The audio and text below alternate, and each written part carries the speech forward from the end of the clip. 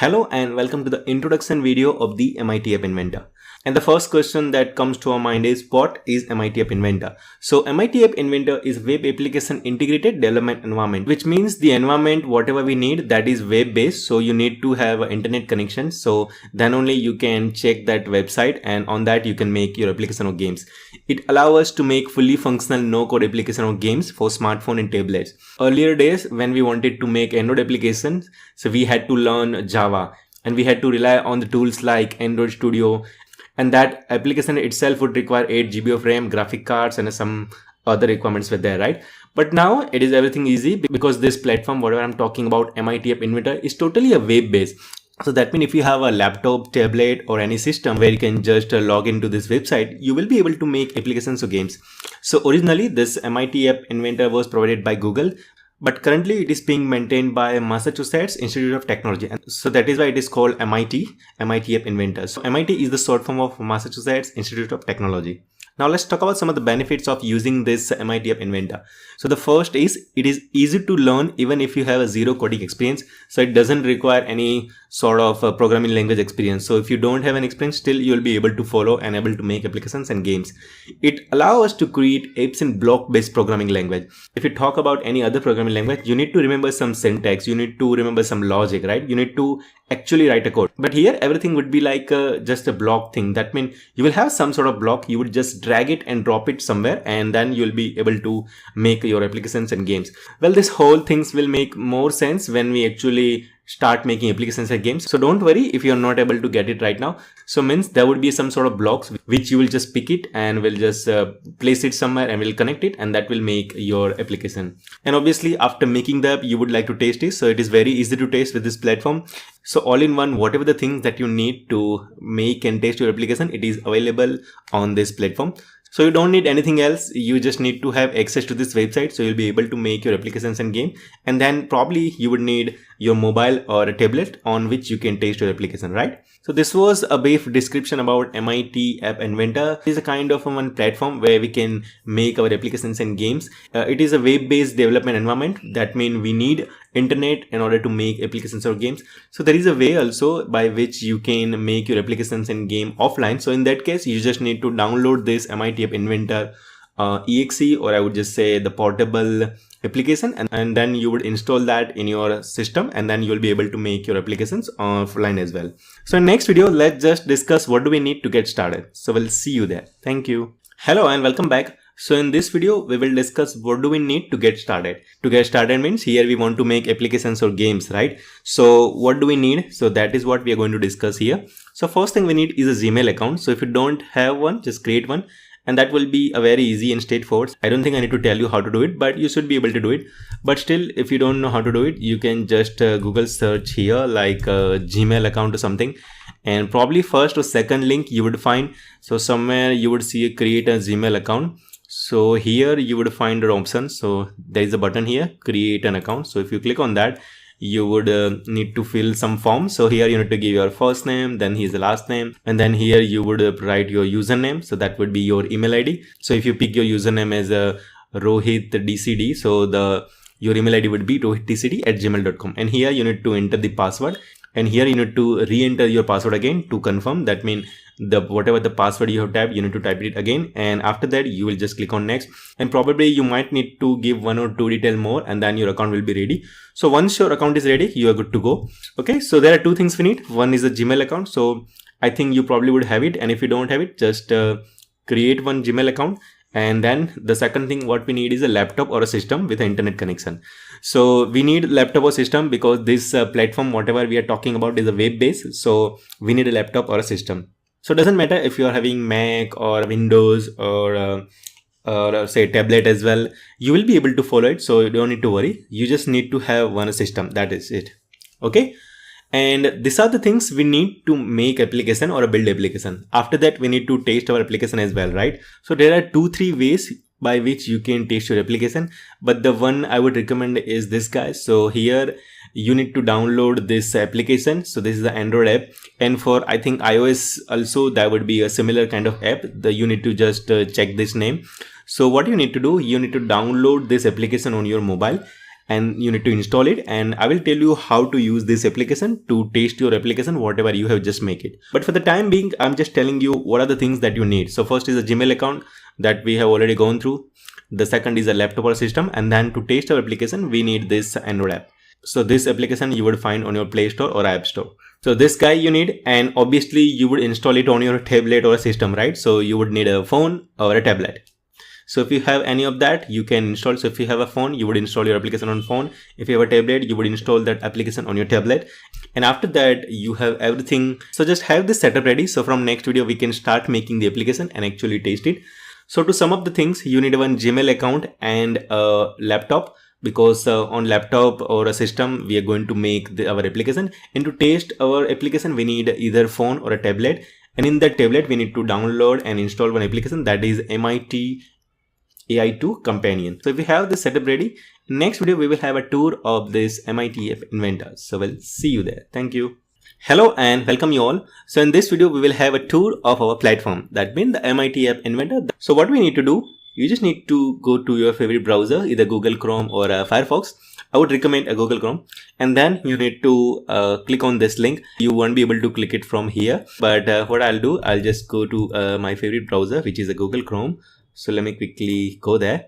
Okay, and here I would just type MIT App Inventor.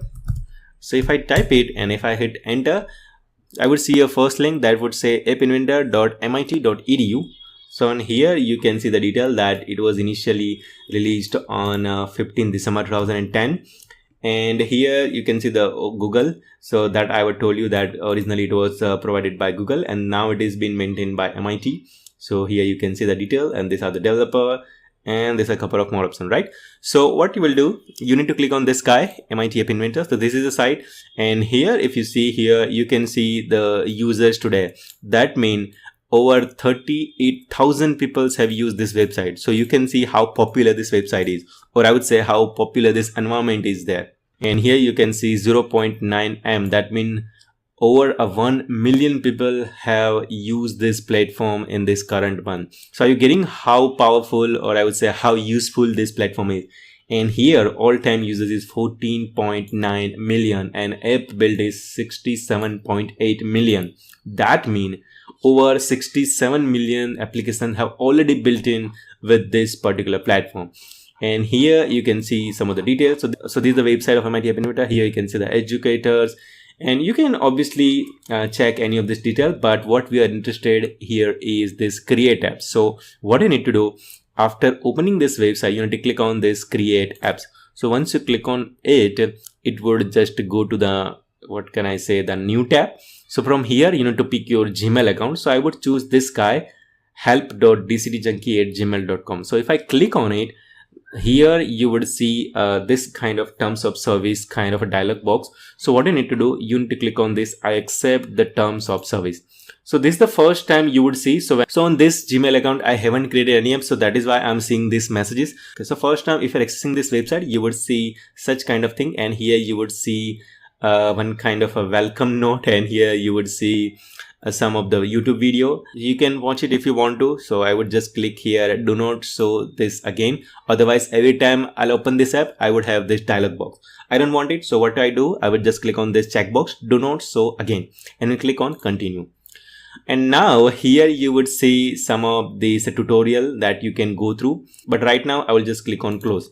So this is the page that we are interested in. And here you can see the projects, and here you can see the connect. And here we have a build, setting, help and all. Okay. So for the time being, let's just click on this start new project. So we want to start new project, and here I would write name as a test. So I would type here TEST and we'll click on Anna. Okay. So once I click on it, it will launch my application, and this is the beauty. And here we can see our application is loaded. And here you would see your phone, and from here you can change the tablet if you are making the application for tablet. And if you want to see how your application would look on a monitor, you can click on this guy. Okay, so I would choose for a phone because right now we will just try to make application on phone. Okay, so this is a guy we have. So what we did, we have just gone to this website, we have signed in with our Gmail account, and now in this platform we have two things, designer and a block. So designer is there to make a UI of a game, and block is there to add a behavior or functionality. Okay, so there are two parts in application, right? The one is design, or I would say how our application would look. That we also call it the UI. And the other part is block. That means once you click on a button or any particular UI or any particular component, what it will do. So this part will be in the behavior. So let me just quickly show you what are there. So here, if you just see here at the right side, you would see there is a designer. This guy is selected, and here there is a block. So if I click on block, so here there is a block section and this is a designer section. Okay. So I was talking about the designer. So we have a palette, viewer, component, media, and a properties. So let me just quickly show you where are this component. So if you're on a blog page, you won't be able to see, but if you are on a designer tab, so you would see this details. And here we have a palette, and here we can see we have the component. We have a UI component as well. Then we have a layout, media, these components are there. So basically this is the palette from where you can pick any element that you want. If I want a label, I can click on here and I can just drag it and can place it here. So I can see my label is here. Okay. So this is the palette. Here is a viewer. So this viewer is there to see how our application would look like, or I would just say, so in runtime, if you want to see how our application would look like, so there you can see from the viewer. So here we have a viewer. Okay, right side to that we have a component. So whatever component we have added, that will list here. So we have a screen. So that is the one main screen. So that means whenever you want to create an application, the first thing what do you want is a screen, right? So that is a screen. And there is the component, a label here. So if I just pick any other component, that means if I want to pick a button, so I can just pick from here. I can just drag it to this phone area, or I would just say phone screen, and I can place it here. So that would have a button. So whatever component I'm putting inside the screen, that I'll be able to see in this component. I can click here to minimize, and I can click this guy to maximize. Okay. And then we have a properties tabs. Okay, so if I click on this label, the labels property would be listed here. And if I click on button, so buttons property would be listed here. Now, there are a couple of things that every object will have some property. So here you can see a background color, and we have a font style. Then we have a font style as well. That means this check would decide whether the font should be bold or not. And this check would decide whether the font should be italic or not. Here is one input field for font size. So that means we can decide what size of font we want. And this is HTML format, this is the haze margin, this is the height of that particular component, there is the width, here the text that what we want to display, and here we have some of the options for text element. We can put text to left align, we can put our text to right align, or we can place our text to center. So these are the section. So this is the component section, and here media section. So let's say you are making an application. On that you want to show some image. So that is considered as a media, right? So that means image, songs, or anything that you want to load in your application that are in media. So from here you can upload that. So from here, if you click on upload button, this dialog box would come up, and here if you click on choose, from this guy you can select any file that you want to load into your application. You can click on cancel, and this is the property section. Okay, so this was about the designer sections. Now let's talk about the block section. So the block section, there are two things, blocks and viewers. So if I just quickly click on this block section, so here you would see a couple of details. So the one is this blocks. So here if you click here control, so you could say that there is a block for if. So till now, whatever the things that you were doing in the code, that everything you can do here, but here you don't need to write a code. You can just pick the block. So that is why it is also called a block based programming as well, right? So if you want to write a if block, you can simply pick here and can place it here. So here we have a if, then we have a logic, true, false, then we have a one comparison kind of thing. So from here you can compare the things, then you have a and, then we have a or, then we have a math. So whatever the math related functions are there, like plus, subtraction, division, multiplication, random number generation, sine, cos, tan, every single thing that you can get it from this math module, or I would just say some math block. Here you have a text. So if you want to work with string, you need to click on this guy text, and from here you can get any component that you want. So don't worry if you're not sure how to use it, because anyhow we are going to use it. This is just a brief overview. So that is why I'm just telling you. And here we have a list. So if you want to make list, you need to use this block. We have a dictionary. So here you would have make a pair of key and value. So you can get it here. We have a color here. So if you want to change the color, you can do from here as well. Then we have a variable, then we have a procedure, that means a function, and this is the screen. So whatever component that you have loaded here, that means the component that you have drag it and put it here on the screen, that you can see in this block section as well, right? So we have a label and we have a button. and this is the thing that you can rename and delete. And here is the any component, so any button and any button. Now don't worry, this any component that I'll explain you maybe some videos back. Basically this will use for when you have more than one button, and for every single button you want to bind some same sort of functionality, so in that case you can use that. Then we have a media here, and at right side you will have one kind of a dustbin. So if you can just pick this guy and if you can place it here, so you would see that the dustbin is open, and if you just unclick the mouse, so that particular item would go in dustbin. So you can do like this. We have a minus and plus, so you can minimize, or I would just say minimize and maximize the thing. So if you have this guy, let me just quickly save the empty screen now. So if you have this guy, so you can do like minus and you can do plus. Okay. Then you have this bag. So in that backpack you can put, so if you just right click on this guy, and here we have a backpack. So if you do this add to backpacks, so item would go inside this backpack. So in the other project you can use it. So this was brief about the overview of this platform. So about each and every component we are going to discuss in detail. We're going to see each of them from next video. So we'll see you there. Thank you. Hello and welcome. So in this video we will be talking about components that MIT App Inventor offers us. Now, why do we need a component? Because anything you want to make, let's say you want to create applications or game, you need some component, right? You want to show some text, you want to have some button, you want to have some text field, you want to have some sensor based settings, you want to have some connectivity functionality. So everything you need is called a component. So for that we need a component. Now component is just one kind of individual entity. With the help of that you can achieve some sort of functionality. So as I said earlier, to make our application we need component. MIT App offers have a different category of components. So first we have a UI component, then we have a layout component, then we have a media component, and then we have a drawing and animation components as well, and then we have a maps, charts, sensor, social and connectivity components as well. Now let me just quickly show you from where you can see what are this component and from where you can take it.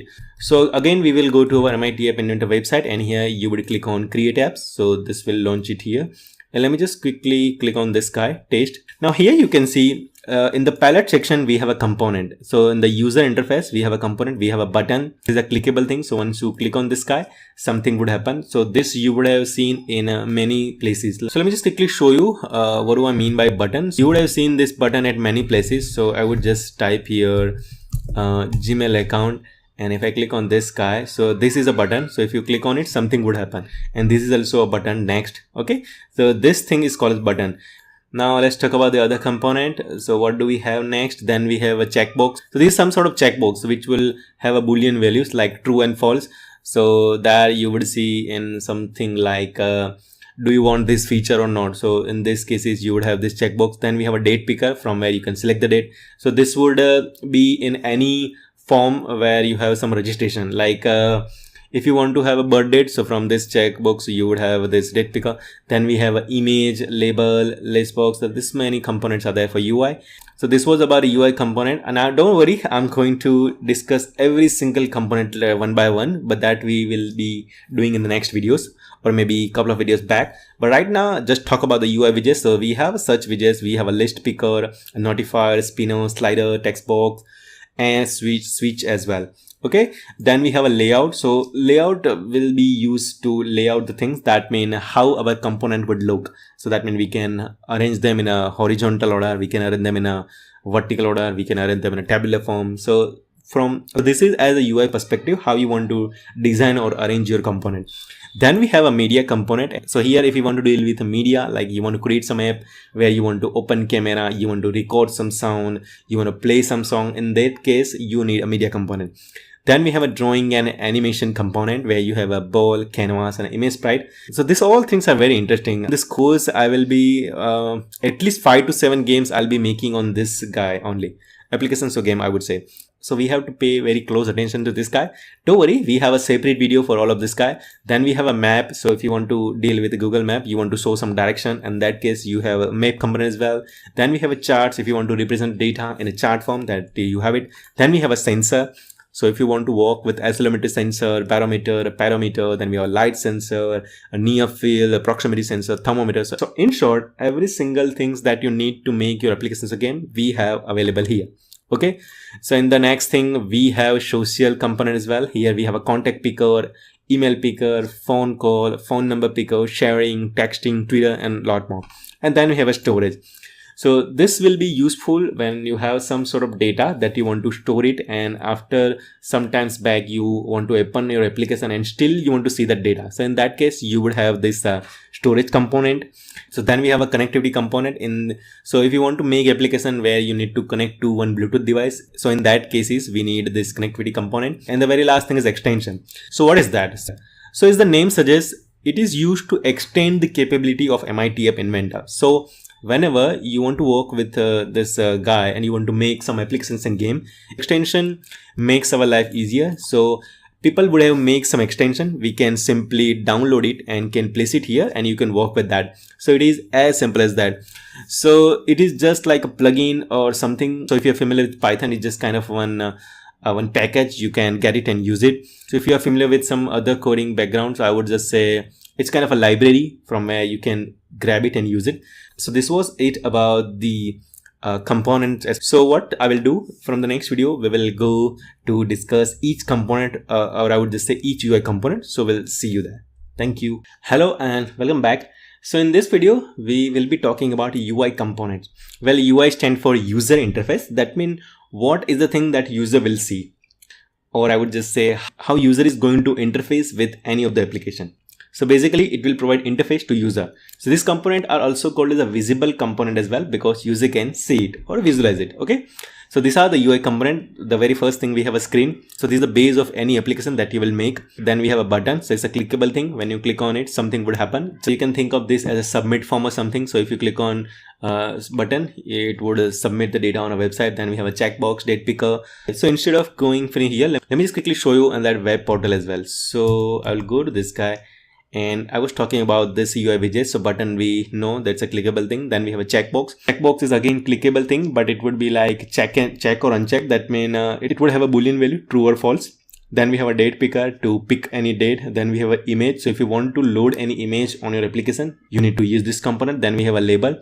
So if you want to display some text or information, you need to use this guy or label component. Then we have a list picker.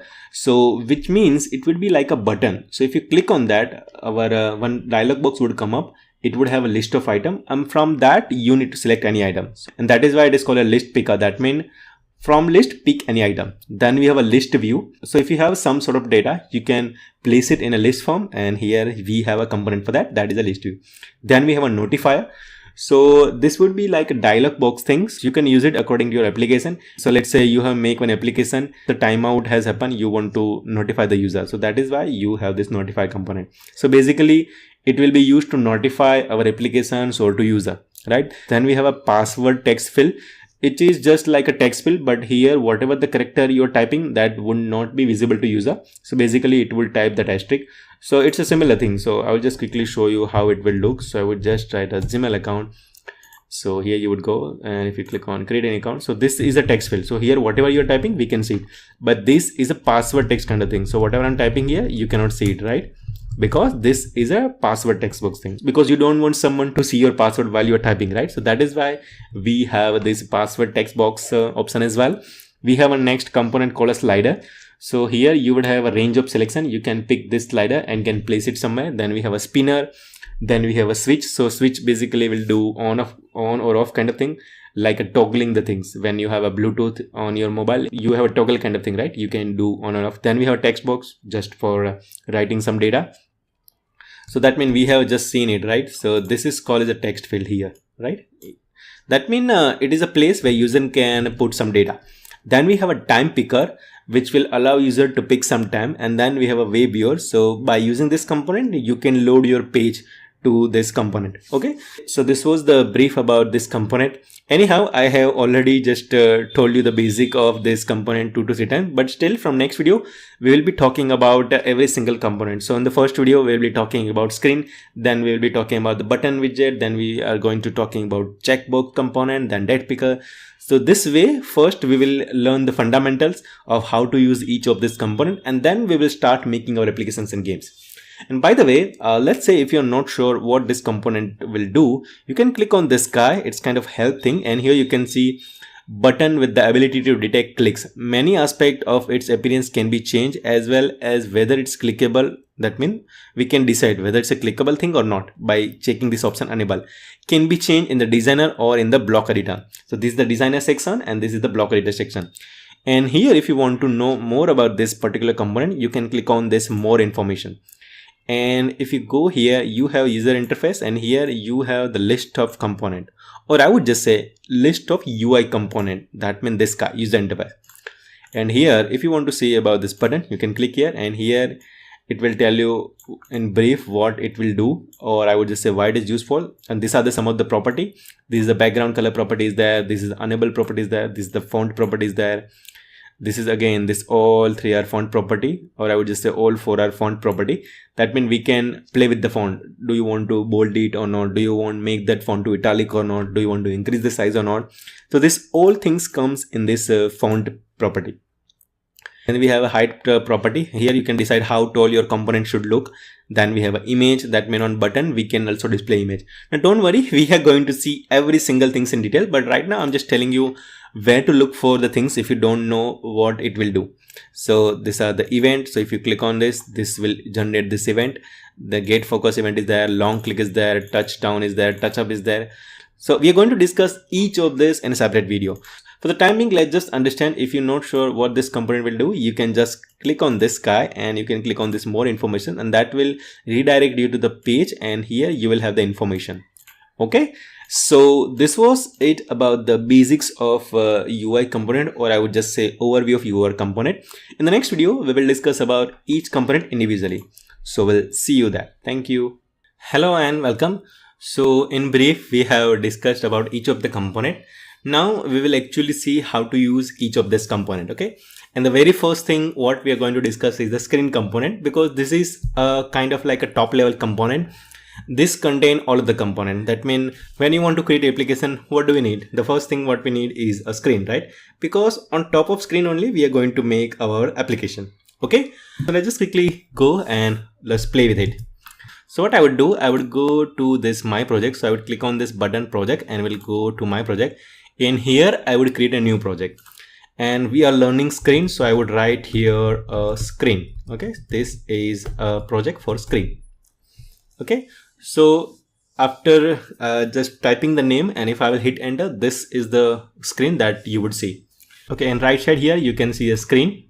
Okay, so basically this is how your application would look like. Currently there is nothing in it, so you would see only a blank screen, and you would see a screen written over there.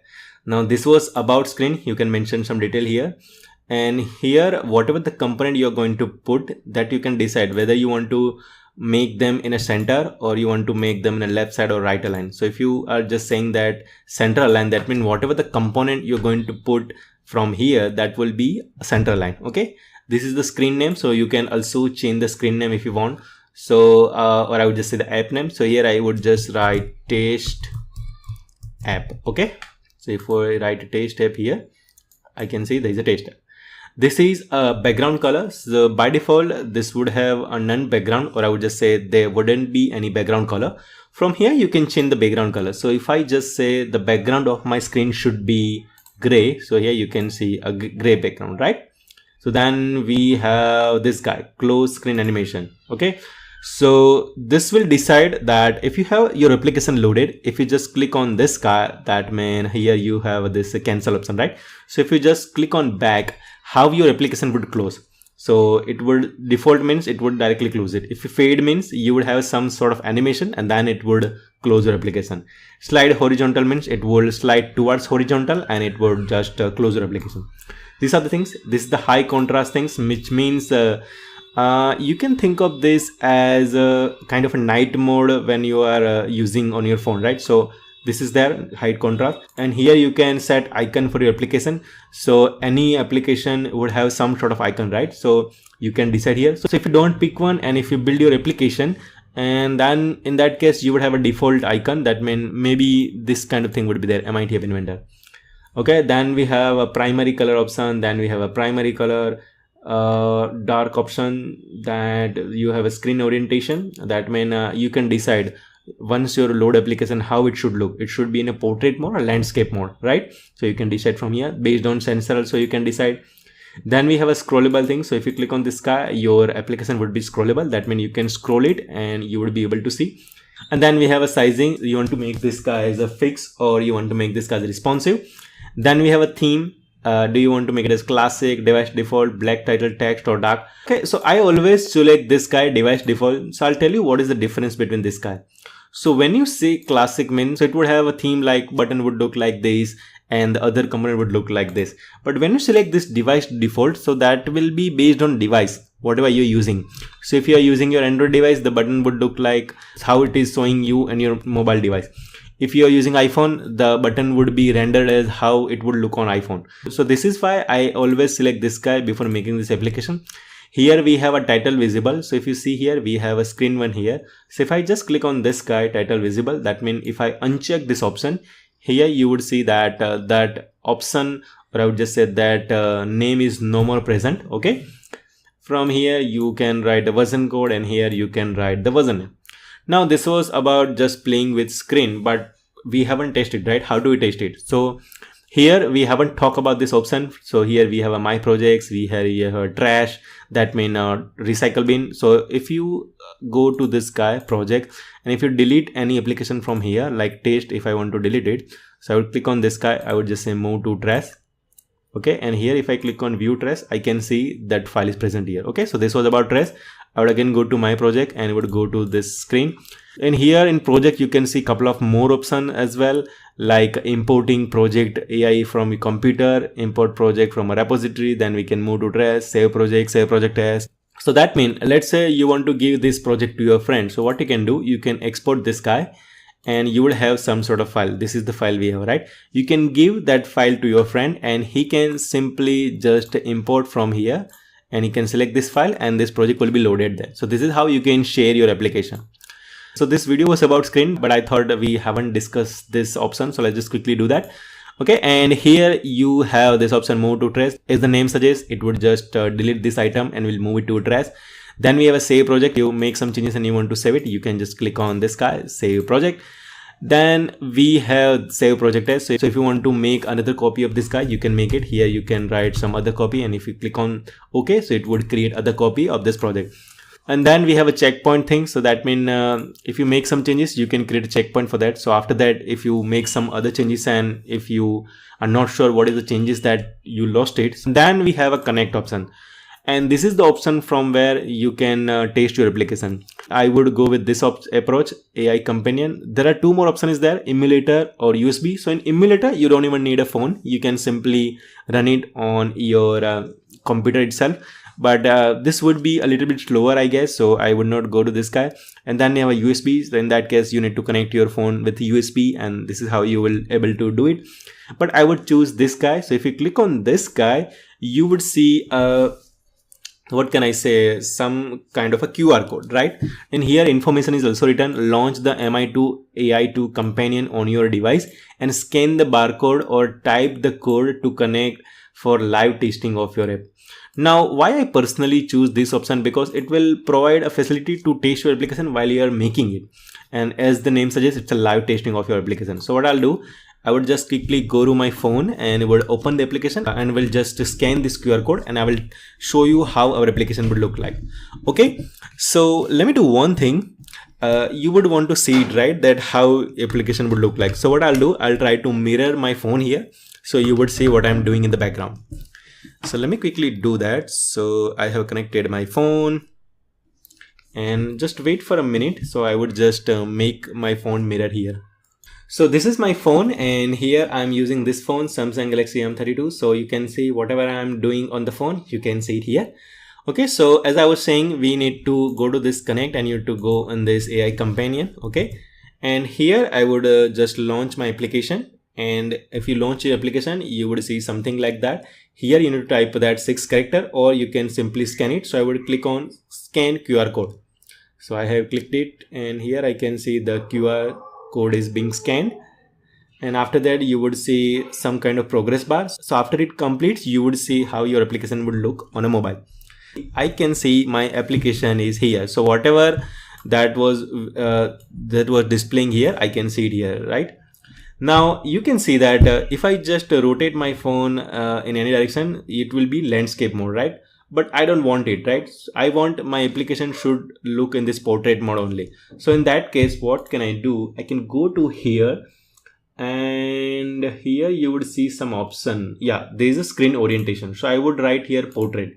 That means all the time my application would be in a portrait mode. So even if I move my phone in other direction, the application would be like this only. Okay. So now if I want to see in live that if I change the background color to, let's say, red, is it changing or not? So I can see my phone's background color is changed. So this is the mirror of my phone. So you will be able to see how the live testing is working.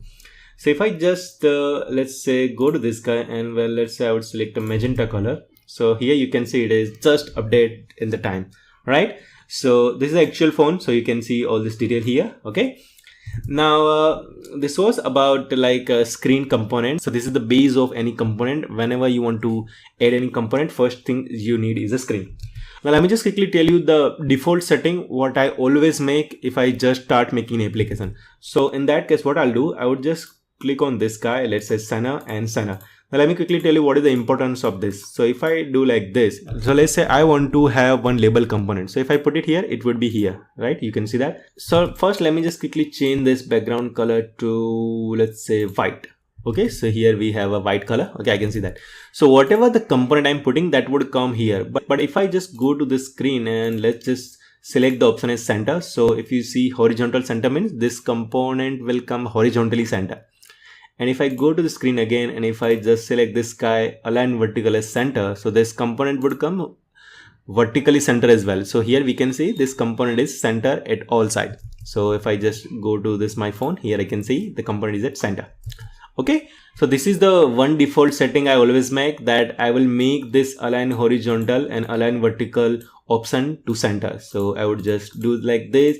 And then the one thing I always do is I would go to this guy as a screen orientation. I always make this guy as a portrait. So I want that my application should be in portrait mode only. So if I just rotate my phone, or I would just say slide my phone in other direction, I don't want it to change. That is why I always put this guy as portrait. Now you can decide if you want your application to go on landscape mode or not. But for the time being, I would just select this guy as a portrait. And the one thing I would always make a theme to device default. And the last thing is title visible to uncheck. Because if I click on this guy, and let me just quickly show you on my phone, here you would see this title and I don't want it, right? So in that case, what can I do? I can simply click on this guy, title visible is not, so I cannot see that. Okay, so these are the default setting I always make if I want to make any application. And why I'm telling you this, because in next videos, if I just do this setting very quickly, I don't want you to be confused. Okay, so that is why I've just told you what are the default setting I always make before I start making any applications or games. So this was about a screen component. So in next video, we will be talking about other component, which will be either button or a label. So we'll see you there. Thank you. Hello and welcome you all. So in this video, we will be talking about other UI component, which will be a label. So very straightforward, it's a visible component and it is used to store text or information, right? So let me just quickly show you how we can use it. So here we would make other project and this would be for label, because right now we want to learn about label component, okay? And as I have told you in the previous video, I would just do the default settings. So would make this screen as center, we'll make this theme as device default, and we'll say the screen orientation would be portrait, and I don't want title to be visible, so click like this. Okay, so now we have our application which is looking like this, simple, right? So we'd go to a label and would just pick it from here and we'll place it here. So here you can see we have a nice label here, right? And let me just quickly do like this thing. You can see both the things side by side, so I'll just place it here. So live we can see that. Okay, so here in the component section you can go and here you can rename the label. So let's say if I have made this label to display let's say your name, so here I can write here a name. So the name of this label is name. Okay, I think okay this is sound confusing, so let me just quickly change the label name. So this I would just say is a username. Okay, so name of this label is username. Okay, now if you see here, I have just renamed it, but it is not displaying here. Why? Because this is the label name. This is not the text that you want to display, right? So if you want to change this text, you need to go to this text guy, and here you need to write anything that you want. So I would just write here username colon space. Now if I click anywhere on this guy, it will be displayed here. So I can see username, and the same time I can see on my phone as well, right? Now let's say currently width is automatic. That means how much width that label require, it would take that much.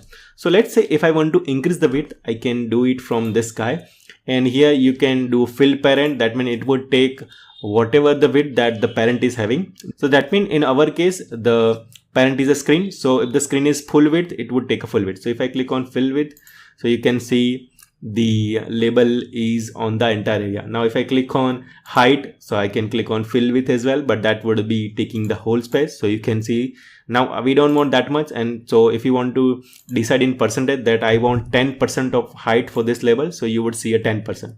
Okay, now in the third case, if you want to say some fixed amount of size, you can decide by pixel. So if I just say here 40 pixels, so the height of this label would be 40 pixel. Okay, now width I want to be, let's say 90%. So you would see 90%. So 5% space is towards left and 5% space is towards right. Now why it is coming like that? Because if you go to screen here, we have mentioned we want our component to be center aligned, right? So if you just uncheck this guy and let's say left, so it would be at the left side. So you can see it's the left side, and that is why I always select this guy as the center, so our component would look nice here. Okay, so this was basic about just mentioning some of the detail.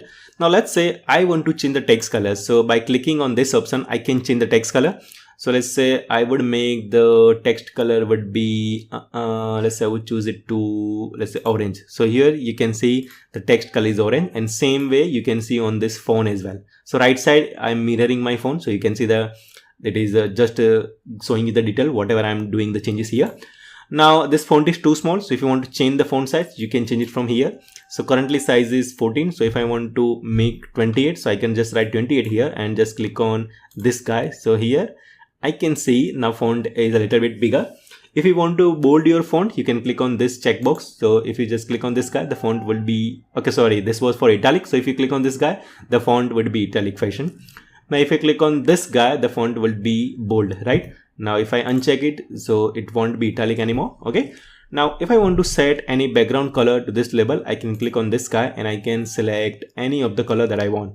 So let's say I want to have this cyan color, so I can do like this, and here I have one nice label. Okay, so it's not that we are limited to only this much color. So if you just click on this guy, you would see you have only this many color. But if you see at the last thing, you have a custom. So if you click on this guy, here you can take any shade of color. So you can simply, let's say I want to have this color. So from this circle, I would pick this circle with mouse and will place it here, and then we'll click on done. So now I can see my label is having this color. Similar for this font color as well. So if I go like this, I can select any font that I want, or I would say any font color that I want. Okay, so this was about label. Now we have in brief discussed about each of this property. Now this was about changing the property from the UI, that means from this field, designer field. Similar things you can change it from a block section as well. So I can go to this guy, and let's say I want to change this font size to be let's say 50. So you can go to this guy, and from here you need to select the label. So remember the label name of our label was username. So you need to go and you need to click on this guy username, and I want to change a height of this particular label. So I need to select this guy, set height to. Now what height I want to set it to? So I want to set it to, let's say 50. So 50 is a number, so you need to go to math, and here you need to take it this guy, and you need to, if you see here, if you just place this guy here, it would be attached to this guy, right? So now these are the join blocks. So if you click from here, you will see that these are the join block. So here you need to click on this guy, and you need to change any value that you want. So if I type here 50, so the size of this font would be 50. Right now you are not seeing any changes because I'm telling that the height of this font should be 50, but I'm not telling when. If you see here, this is a block which is unattached. This has to be attached to somewhere, and here in the warning also it is saying that. And if you click on this guy, they say this block should be connected to an event block or a process function. That means this block should be connected somewhere, otherwise it would not work, right? So in this case, what we can do, we will go to the screen, and here you would have some of the event for the screen. So here we have one event is screen initialize.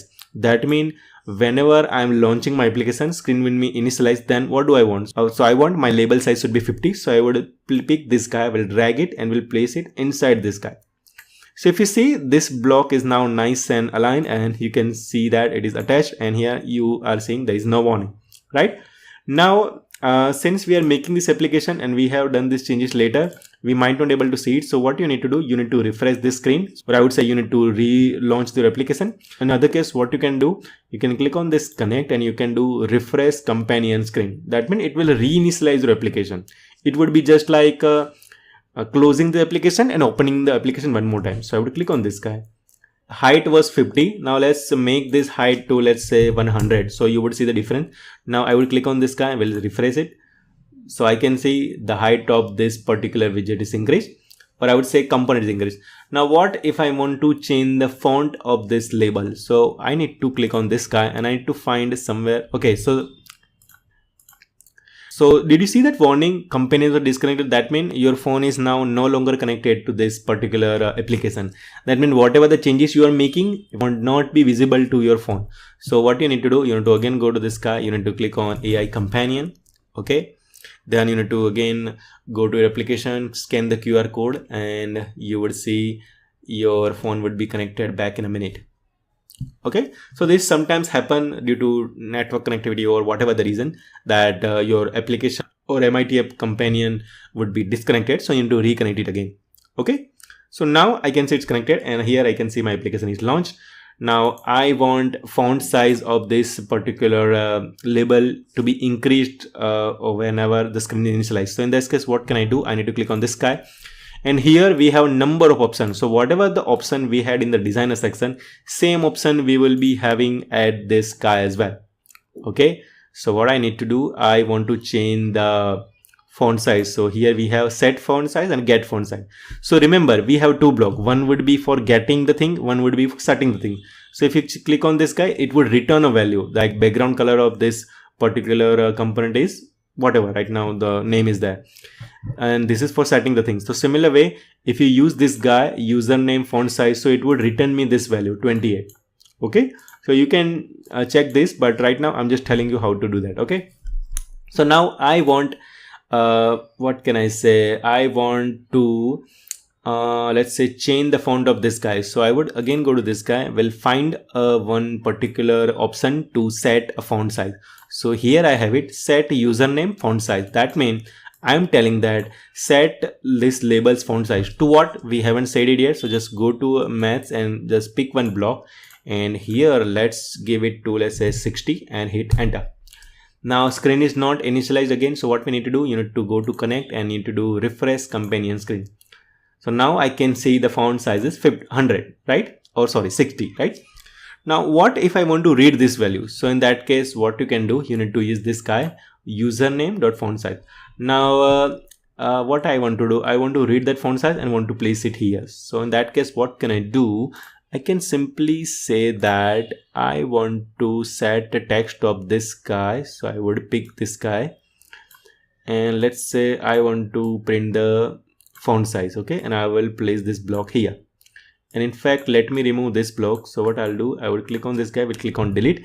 Now I will place this block here.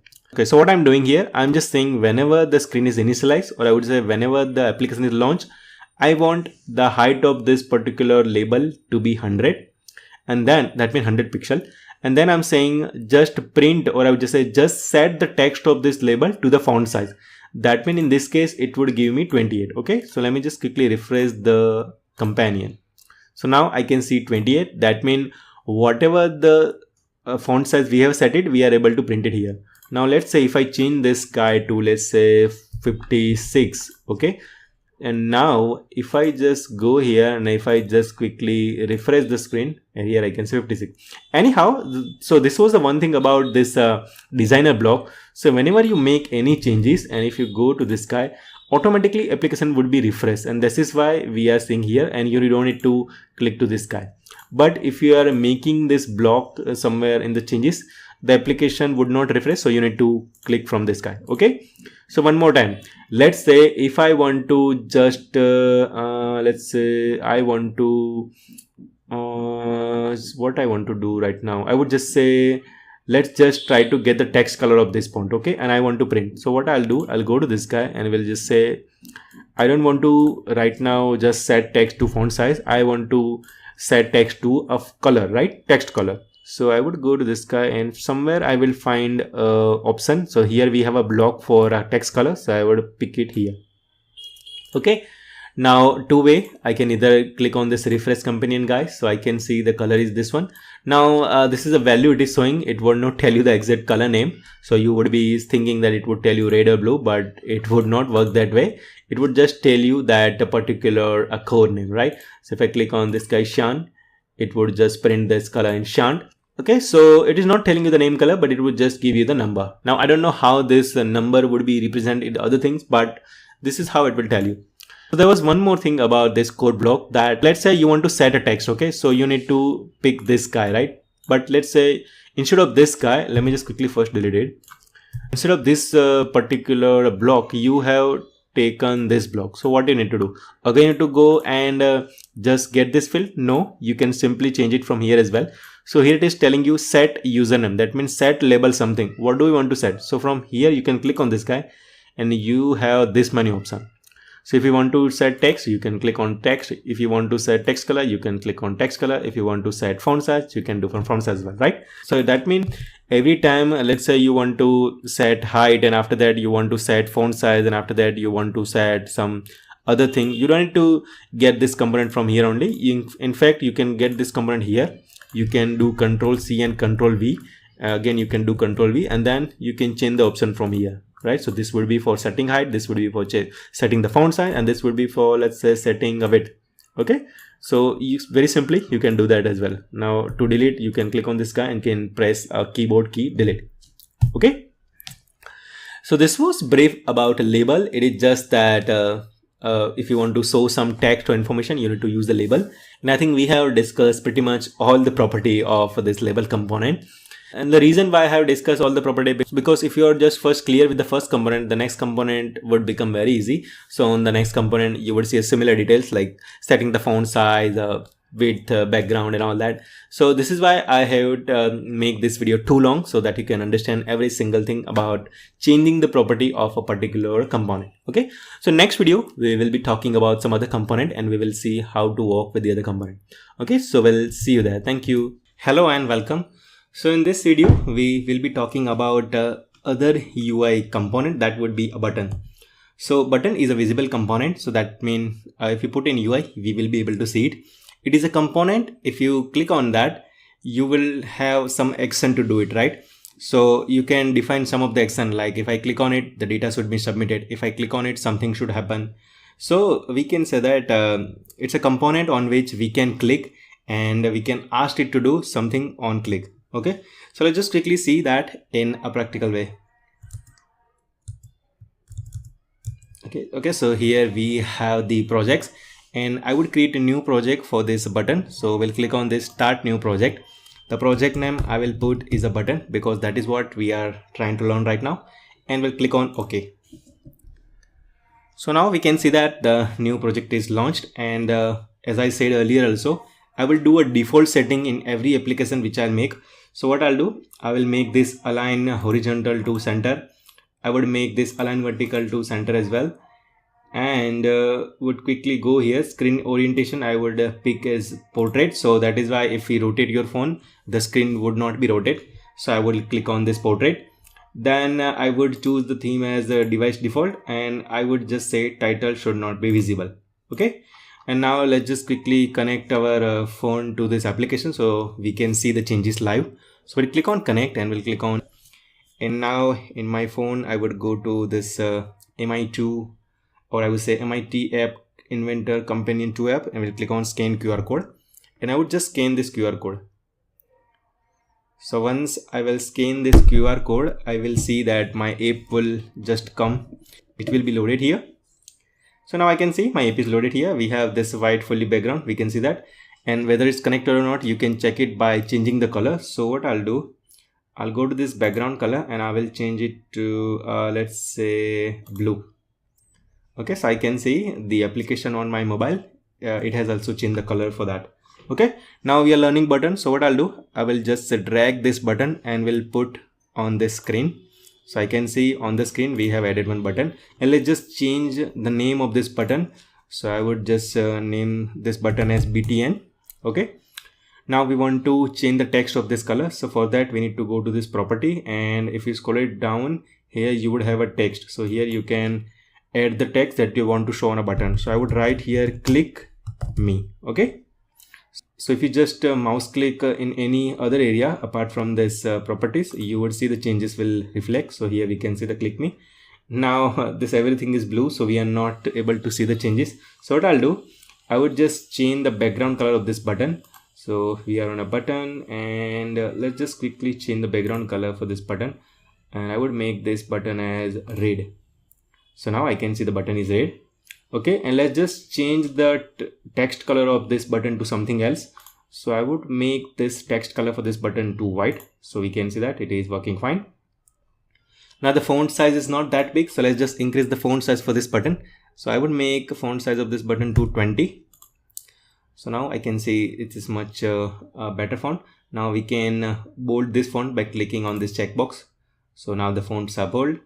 We can make it italic by clicking on this button. So it is now in italic fashion.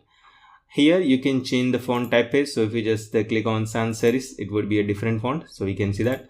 Now there is only minor difference. You might not be able to recognize it, but there is a change. So if you can see right now, it's completely changed. Now I'll choose the default one. Height of this button, let's say I want it to shed to the whole screen area. So I can click on fill parent. So now it is covering the whole screen area. So let's just make this height to, let's say, 10% of the height. Okay, so now it's on 10%. So now if we want to change the width, we can change by this option. So here in this drop down box, I would make a width of this particular button to, let's say, 90%. So if you make this button as 90%, you would see the 5% gap would be at the left side, a 5% gap would be at the right side. So it is exactly at the center, because on screen property, if you see here, we have made the align horizontal to center and align vertical to center as well. Okay, so this was about this button. And what else can we change here? So okay, so here we have a shape of button. So right now if you see, it's just kind of a rounded shape. So if you want to change it to, let's say, rounded, you would see there is just a sharp angle at this area. Now if you want to change it to rectangle, you can change it like this. So now it's a completely rectangle. And if you want to change it to oval, it will be just like a shape of optical or ellipse. So now this way the button would look. So shape, again I will change it to rounded. So now this is a better.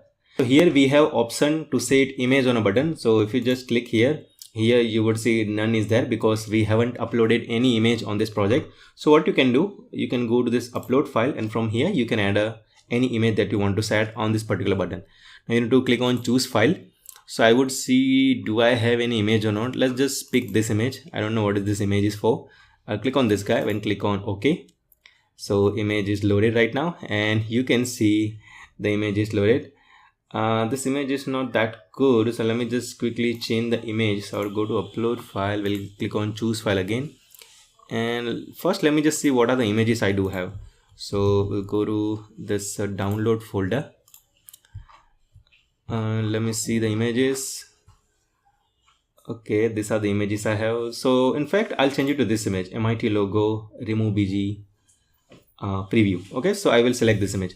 We'll go to choose file and we'll type here MIT. So here we have, I'll click on open, and again I will click on OK. So this image will be loaded here. So now I can see, I can choose any images that I had loaded in this project. So I would select this image. Okay, now since we have added the image, we don't need to have this text. You can have it, but it's better not to have it. So I'll just do like this. Now we have this image, and where is our phone? So here we can see we have a nice button like this. Now let's just increase the height of this particular button. I would increase it to 20%, let's say. Now this looks better. I would change the background color of screen. So I would, let's just change it to let's say white. Okay, so now that looks better. Now it's a still button, it's not an image, because we have selected a button. Now let's just try to bind some functionality to it. That means once you click on it, something should happen. Okay, So as I told you earlier, whenever we want to add any UI, we need to be in the designer section, and whenever you want to add a functionality, you need to go in a block section. So I would go to a block section. So button is a clickable thing, so once you click on it, we can add any functionality. So for that, if you want to add any functionality, you need to go to this block section, and here you need to click on button. So here you would see the number of event that will happen on a button. So you can select this guy, so that will say when button click do. That means when person clicks on button, what do you want it to be?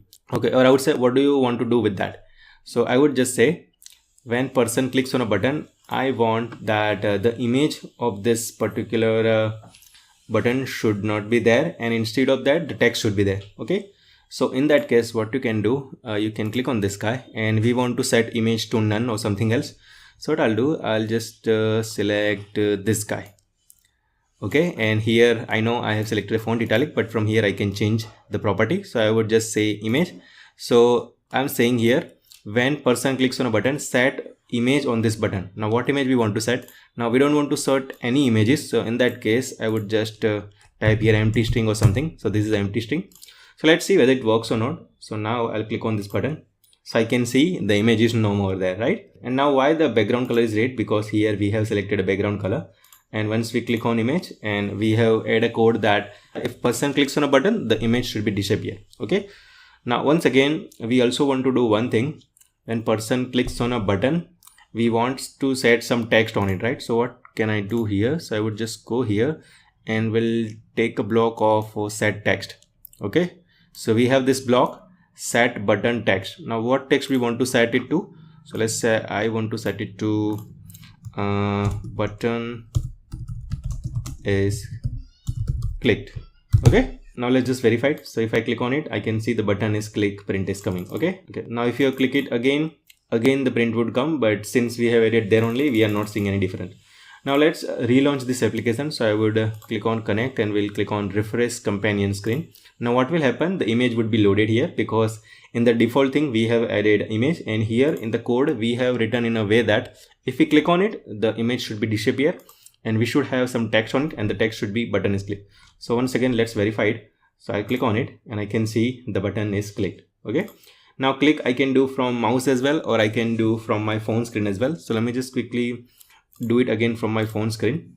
So right now I'm focusing my focus here on the phone. Now I click on it, so I can see the button is click, print is coming. Okay, now every time we click on it, this piece of code will be executed. So to verify that, let's do one thing. We will have one variable, and we will try to increment it every time we click on it. Okay, so for that we need to take one global variable. So we would go to a variable, we would just take this variable, we would just say initialize a global variable, and I would name this variable as counter. Okay, now first we will initialize that value to 0. So from math block we can take this guy 0. So we have connected it. So now we are saying that we have one variable counter that is set to 0. Now when do we want to increment this counter value? So whenever person clicks on a button, we want to increment that.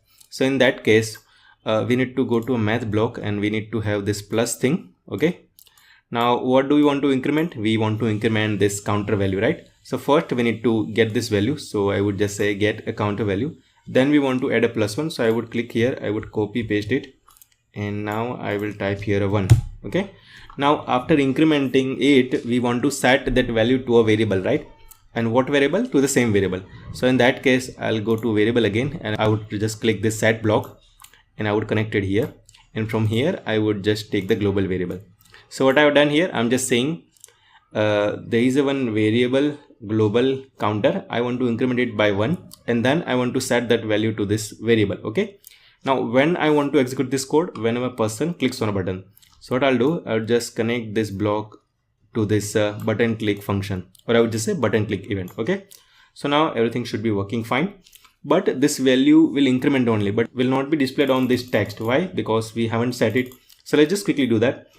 Now I want to just set this text here. So what I can do, I can remove this block, and instead I can go to variable, and I can take this get variable value thing, and from here I can select that variable. Okay, now anytime we click on it, we will have one value on this button, and that would be incremented each time when I click on it. Okay, so let me just quickly click on it. So I can see the value is 14. Now if I click on it, the value is continuously incrementing, right? Now why it has started from 14? Because we just added this code and we had just we were clicking on this button. If you want to see it from 0, you need to relaunch this application. So I would go to connect and we'll just say refresh companion screen. So now we have this image. Now if I click on it, the image would disappear and we will have one value. So that will be incremented by 1. So it will start with 1. Okay, so we have 1. So if I click on it, again the value will increment. So this functionality is working fine, right? Now let's say we want to display this text, but we also want to display some other string as well, right? So in that case, what you can do, we need to use this text option, or I would just say text block, and here you can get this block join. So what it will do, this join will join two string as its name suggests. So what I'll do, I will just say I want to join this number with some text, and the text would be, let's say I would make this text as clicked space. Okay, so I would write clicked colon and space. So I would do like this, and now I will attach this block to this set text property of a button. Now what will happen, every time when I click on it, I would have a string. Okay, let me just correct the spelling. So it should be E here. Okay, now what will happen, every time when I click on this button, I would have a text clicked colon space and then the number of time I have clicked the button. Okay, so let me refresh the screen again, then we will have an image. Now if I click on it, I would have a clicked counter 1, then click 2, click 3, click 4, click 5, everything, right? Now you can change any property that you want. So let's say I want to change the background color as well. So what you can do, you need to go to a button. You will find a property where it will say set background color to. So we have this here, set background color to. Now what color we want to set? So we want to set a color that is different than red. So what you can do, you can click on this colors and here you would find a number of color. So I would click on this pink and we'll select it here. Now let me refresh this application again. So now I have an image. Now if I click on it, the color would be changed and I would have a counter as well, right? So this is working fine. Now it is not that color we can have only a fixed number of color. In fact, we can make a color of a combination of RGB value as well, right? So we can take this guy, we can remove it here. And you would have remembered that any color is being formed with the combination of red, green and blue. So these values are for red, green, and this third value is for blue. So if I just set let's say green value to 255. So this first data is for red. So red is 0, green is 255. So the green is full, that means, and the blue is 0. That means we should have a green color for this button. So let's just verify it. So I will refresh this companion and I'll click on OK. So I can see we have a green color there. Okay, so I think this was pretty much it about the button. I'm sure we have other event as well. So let's just quickly see that. So we have this long click, we have this lost focus, get focus. So this would trigger when we focus on a button. So if you just, if you're working on a computer and if you just by pressing the tab, if you move your focus there, this event would be triggered. And an application, it would be similar if you go with your fingerprint. Okay, let's just try to add one more event that would be on a long click. So I would just go on this long click. So what I want, so whenever I long click or I would just say long press on this button, I want my counter to be reset to 0. So what you can do, you can add this code there. So I will just copy paste this code. Let me just try to do Control C and Control V. Okay, and let me delete this. I will move this code here and this code I will set it to how it was. Okay, now what I want to do, I want to set this counter to 0. So I don't think I need this piece of code. I'll just delete this. I would copy this 0 and we'll put it here. So now what will happen, whenever I click on, or I would just say long press on this button, the counter value will be set to 0. Now after that, I would also like to show this text to this button. So I would just copy the text block and I would paste it here. And let's say I don't want this counter, I just want a string only. So I would write a string here. I would delete this guy and here I would write counter reset to 0. Okay, so let's just verify it. I'll just click on in connect and we'll click on refresh companion screen. Now if I click on it, I can see the counter is incrementing. Now I will do a long press. So I would just say long press and here I can see counter reset to 0. Now again, if I click on it, the counter will be incremented, and if I do a long press on it, the counter will reset to 0. Okay, so this was pretty much it about button. I think we covered almost all the function or property of a button. In next video, we will see some other UI component. So we'll see you there. Thank you.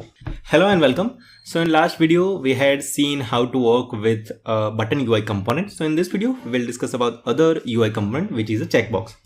So checkbox is a visible component. That means we can see on a UI. So the checkbox state would change once you tap on it. So it will have a boolean value, true and false. So if you check for the first time, it would have true. Then if you check it again, it would have a false. So if you click on this guy again and again, its value will alter. So if it was true, it will change it to false. If it was false, it will change it to true. Now it is used when you want to give choices to the user. Like what OS do you like, Android or iPhone? Like that, some sort of choices you can give. Okay, let's just play with it. So again, I'll go to the MIT App Inventor, and here we have, and let me just quickly show you my phone UI. So we have it here. So this was the previous application which I had made to just show you how we can work with button. So in this video, we will discuss about checkbox. So again, I'll just create a new project for that. So everything will be fresh and we can see how to work with this guy. So I'll click on start new project, and here I would name this project name as checkbox. Okay, so here we have a checkbox and we have launched it here. Okay, now there are default setting I always do, so let me just quickly do that. I'll make this guy as a horizontal and vertically center, and I would just a screen orientation, I want it to be portrait, so I don't want to change the orientation when I rotate the phone. Okay, so that is why I have selected this guy. Now let me just try to increase this guy, okay, a little bit like that. Okay, I want to change the theme to device default, and I don't want text to be visible. So here you are seeing that title is visible here, screen title. I don't want it to visible, so I would just click on this checkbox. By the way, this is the thing we are learning here. So here we are going to learn this checkbox, and this all are checkbox. So if you see it's a boolean value, if I click on it, that means the value is true, and here we are seeing that title, and if I click on this guy, the value would be false, and we are not able to see this guy. Okay, so let's just quickly learn it. I will just pick this guy and we'll drag it and we'll put it here. Okay, so here we have a checkbox, and on the phone we can see it's like that. It's kind of a circle, and I can check and uncheck. Okay, I can check and uncheck from my phone as well, so I'm able to do so. Okay, now let's just change the sum of the property. So very first thing what I do, I always make this guy to have some meaningful name. So I would name this guy as let's say, let me just try to click here, OS selection. Okay, there you are.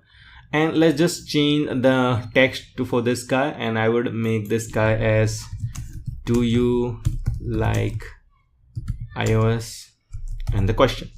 Okay, so if I click on this guy means I like iOS, and if I uncheck this guy, that means I don't like iOS. Okay, so let's just change the height of this guy to let's say right now we will just use the pixel property, and here I would write 100 pixel. Okay, so here we have a 100 pixel gap. Now you are not seeing here because we haven't shared any background color or anything. That is why you are not seeing that 100 what can I say, the pixel block. Let's just change the width of this guy to be let's say 80%. Okay, so we would have a 10% this space towards left and right. Okay, now let's just change the background color of this guy. I would choose the background color as, let's say, orange. So here we have orange background, and we don't have some space here. Can I put it? Let's just try to see it. I don't think there is an option here to put some space here. So in that case, what you can do, you can give some space here like this. Okay, so we will have space between this checkbox and the text. Okay, let's just give only 1 or 2 space. This would be fine. Okay, yeah, this is looking better now. Now if you launch your application and you want this checkbox to be selected, so in that case what you can do, you can click on this check. So now you can say this is a checked item, so it is already selected. Now if you don't want it by default to be selected, you can uncheck this item. So now we have it unchecked. Okay, we have this font bold, so we can make the font to bold, we can make the font to italic, we can increase the font size to whatever we want. So let's just increase its size to, let's say, 18. So now we have font size is 18. Okay, font type face, we can change it to sans serif or any other thing that we can change it from here, and that's pretty much it. Let's just change the text color of this guy to why not we can try red. Okay, so we have a red checkbox item. Okay, Now this is a phone screen, so I'm mirroring my phone. So here you are seeing is on the this platform, and here it's an actual phone. So I can show you this is the actual phone. Okay. Now let's do one thing. Let's just try to play with blocks. So I will click on blocks, and here we have a block section. Now you can click this guy, and from here you can get to know what are the events we have and what are the possibility of changing the properties we have, right? So if you want to change it to background color, you can do by clicking this block, and if you want to know which background color is set, you can read the value of this guy. Okay. If you want to know whether it's checked or not, you can get this block and try to read the value. And if you just want to set that value check or true, you can click on this guy. Okay. Now let's do one thing. What I want to do, I want to have some text here. So if I just say, do you like iOS? I would just type here, okay, you like iOS. And if you just uncheck this guy item, I want to show some other text. So in that case, we want to show some text. So in that case, what you need, we need a label. So let's just quickly add it here. And let's just rename this variable to response or something. Okay.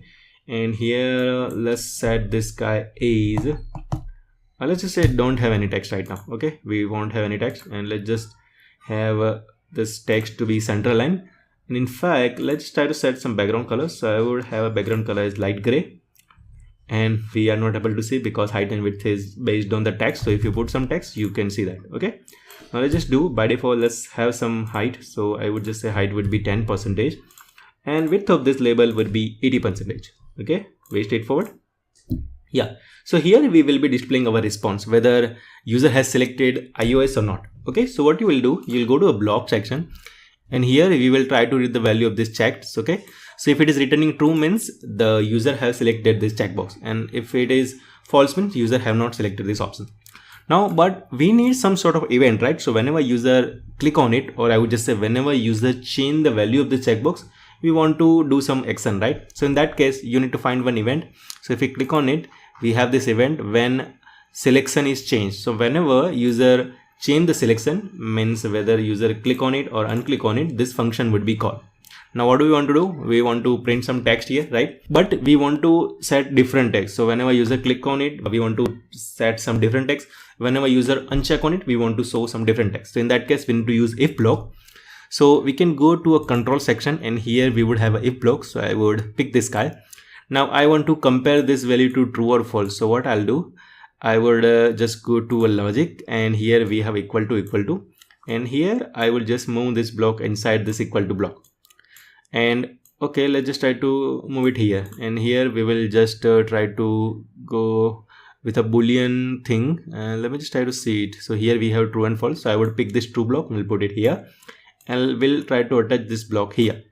Okay, so what I have done here, I have added a condition here that if the checkbox item is selected, that means if this value is true, we want to do something, right? So let's just try to set text to this label. So I would just click this guy, and we'll try to find a text property, or I would just say set text property block. So I will move it here. This piece of code is saying that whenever user change this selection, whether he checked it or unchecked it, every time I need to call this function. Okay. And after that, I need to check one condition, that if this item is checked, that means if it is like this in this fashion, if the item is checked, I want to set some text, and if item is not checked, we want to set some other text, right? So let's just have this guy text. So I want to set some text, and here I would write good, and I will like you like iOS, and I would write like this. Okay.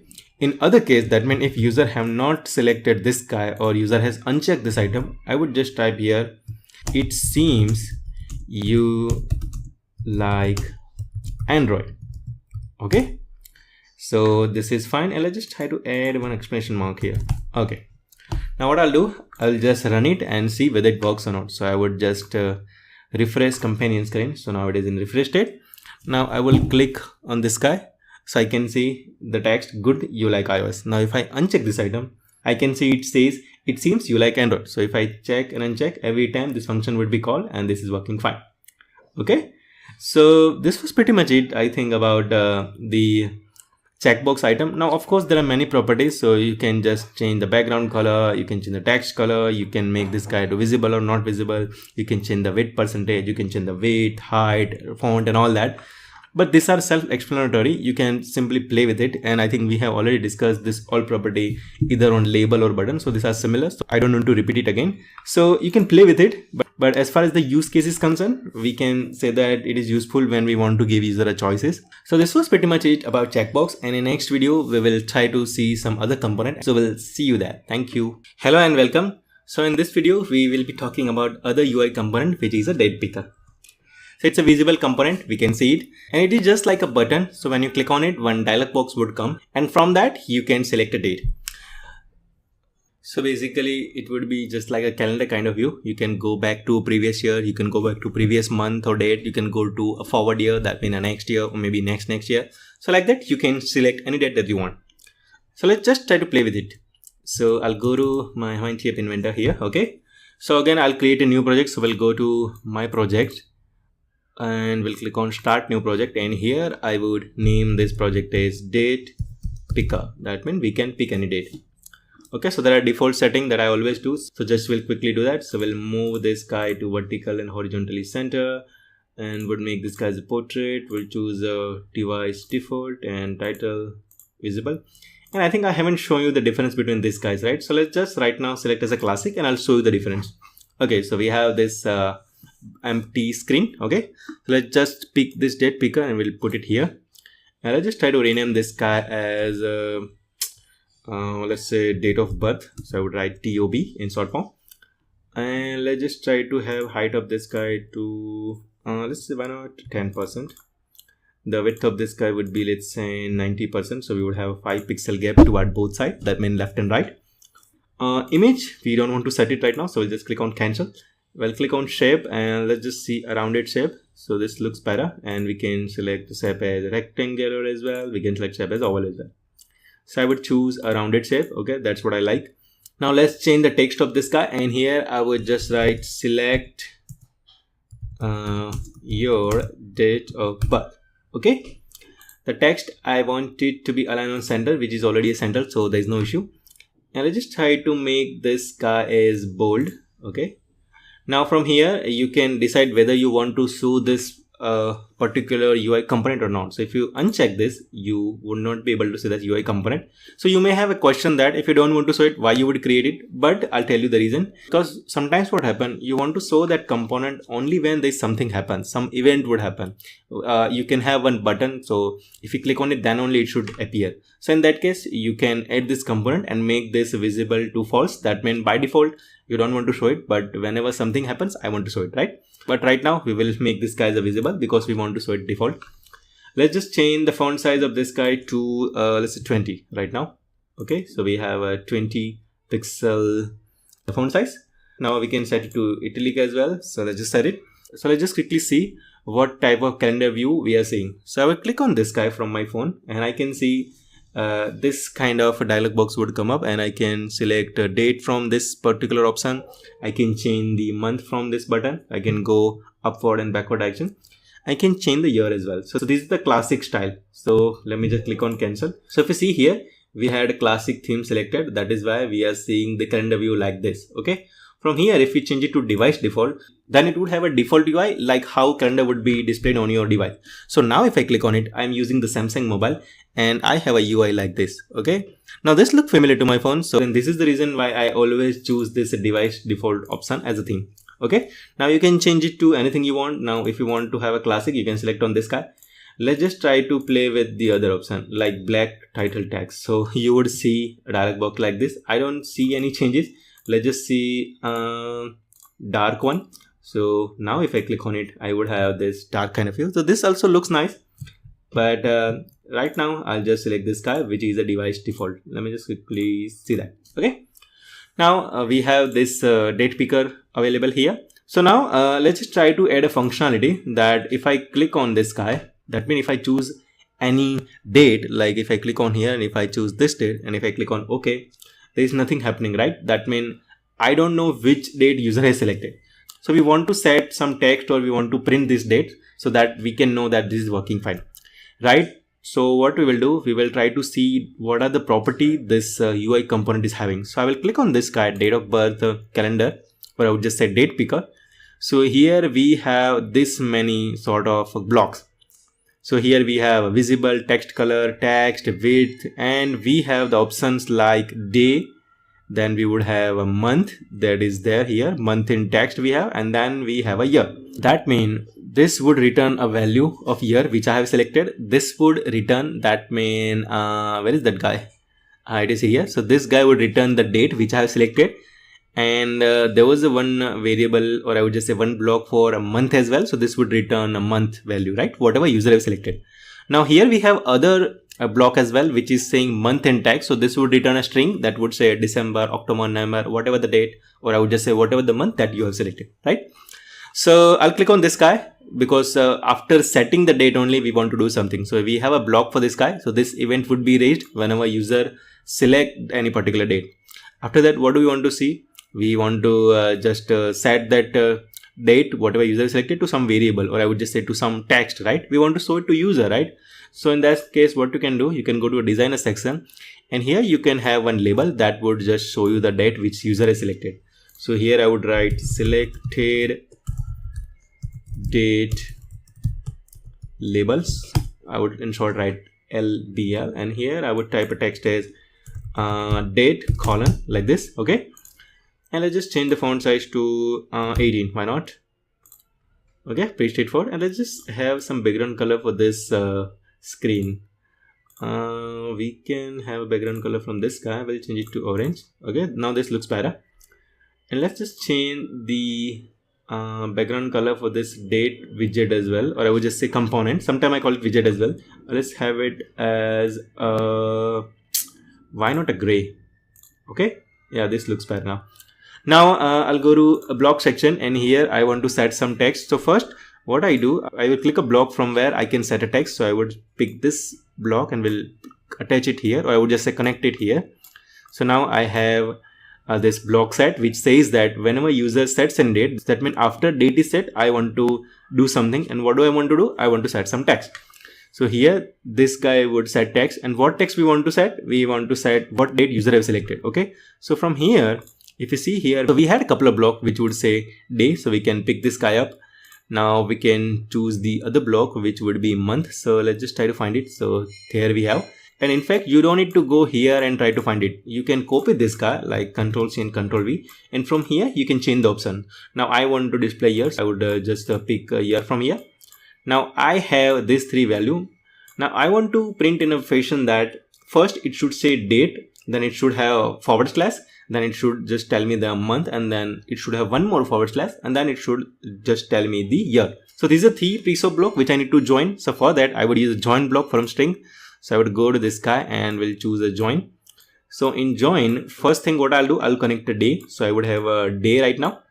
Now I want a month, but before that I want to have a forward slash. So what I'll do, I'll go to a text, and here I would take this empty string, and here I would type a forward slash. Now it will print day and forward slash. Now I want to have two more block, but here if you see we don't have any block to join, right?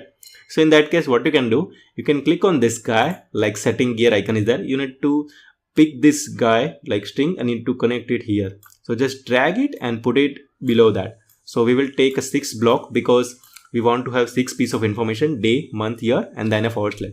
So we'll pick a month here, and then again I will do copy paste and we'll put this forward slash here. Then again I will paste this here.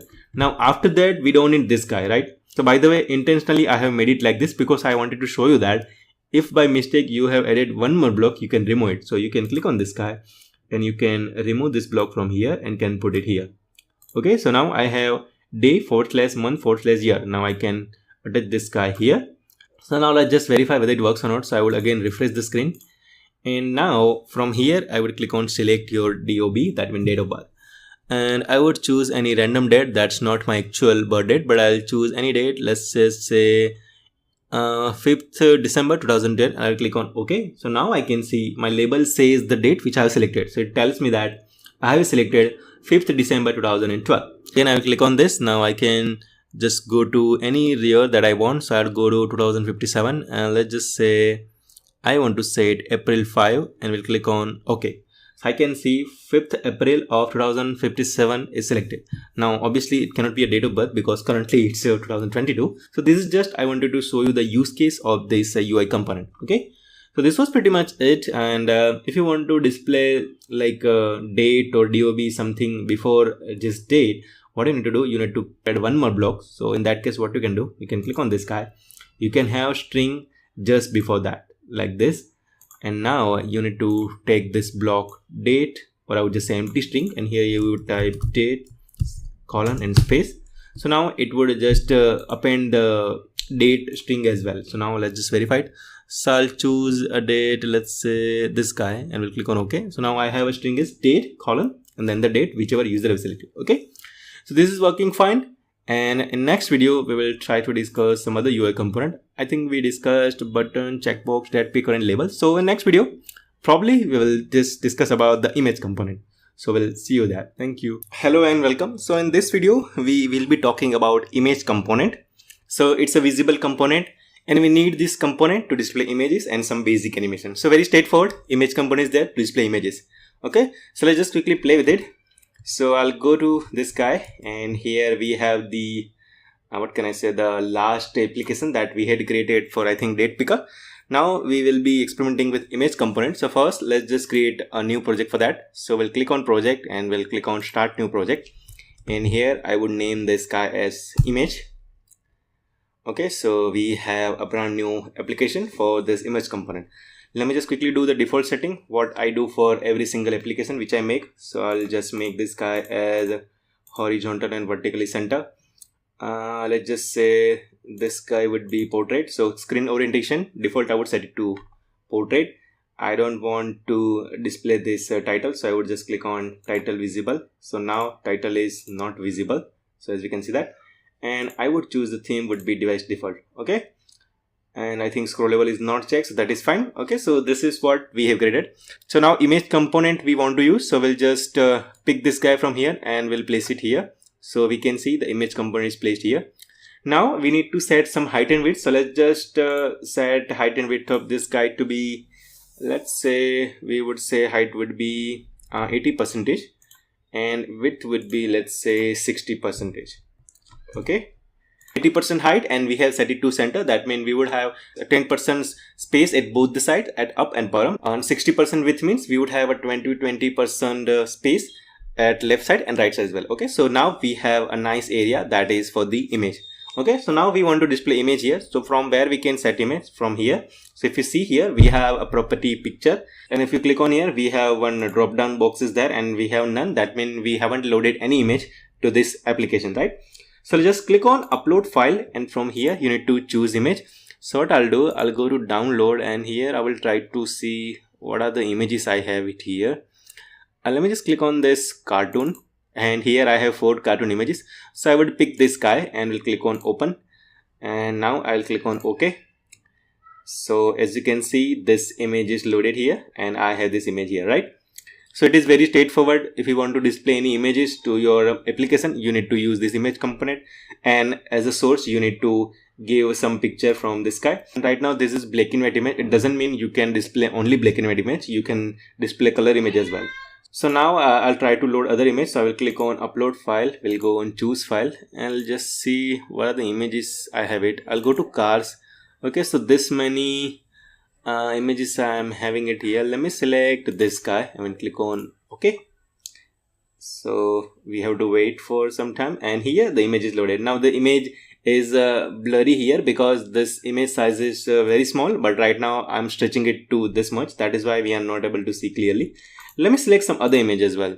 So I'll go to this guy and we'll go to back, and which image I can choose. Let me try to see. In fact, let me first see what are the images I do have. So I'll go to this guy, and these are the images I'm having it, right? So let me choose this guy, number 9. Okay. And by the way, we can load any images. We can load PNG images, we can load JPG images. So this image which I have loaded here, they both are PNG. So if you can see, this is PNG and PNG image, but we can also load JPG image as well, right? So let me just try to use this image. Where is it? This guy. I'll click on OK. We should be able to see this image here. So here we can see that, right? Now these couple of things are there. We have a rotation angle here, so let's just try to play with it. So now I will say 10 and we'll click here. So you can see the image is tilted 10 degree. So you can see it is just 10 degrees shifted. Now let me try to give here angle is 45. So as you can see, it is now just scrolls at the 45 angle. Now if you see here, this viewer section is not reflecting changes, and this is why we should always rely on testing the application actually. So this is why in phone we are able to see this is working, and if you just see here, the angle rotation is not showing here. Let me just try to refresh it. I don't think still it will work. So as you can see, this rotation angle is not working on this application, but if you see in the phone, it is working fine. Okay, let me just set it to 0. Okay, and this is one scale picture to fit. So if you click on this guy, image would be set whatever the height and width is there, right? Now if you uncheck it, so whatever the width and height of this image is there, that much only it will take a space. But if you click on this guy, it would scale to that our area, right? Now the couple of things, we can make this guy as a clickable. If you want your image to be clickable, you can do that. If you don't want, you can uncheck it. There is the alternate text field is there. This alternate text is useful when you try to load an image, and due to some reason, let's say the image cannot be loaded in this application. At that time, the whatever the text you have typed here, that would come here. So if I, let's say, type here, I would just say random character dot let's say PNG or whatever.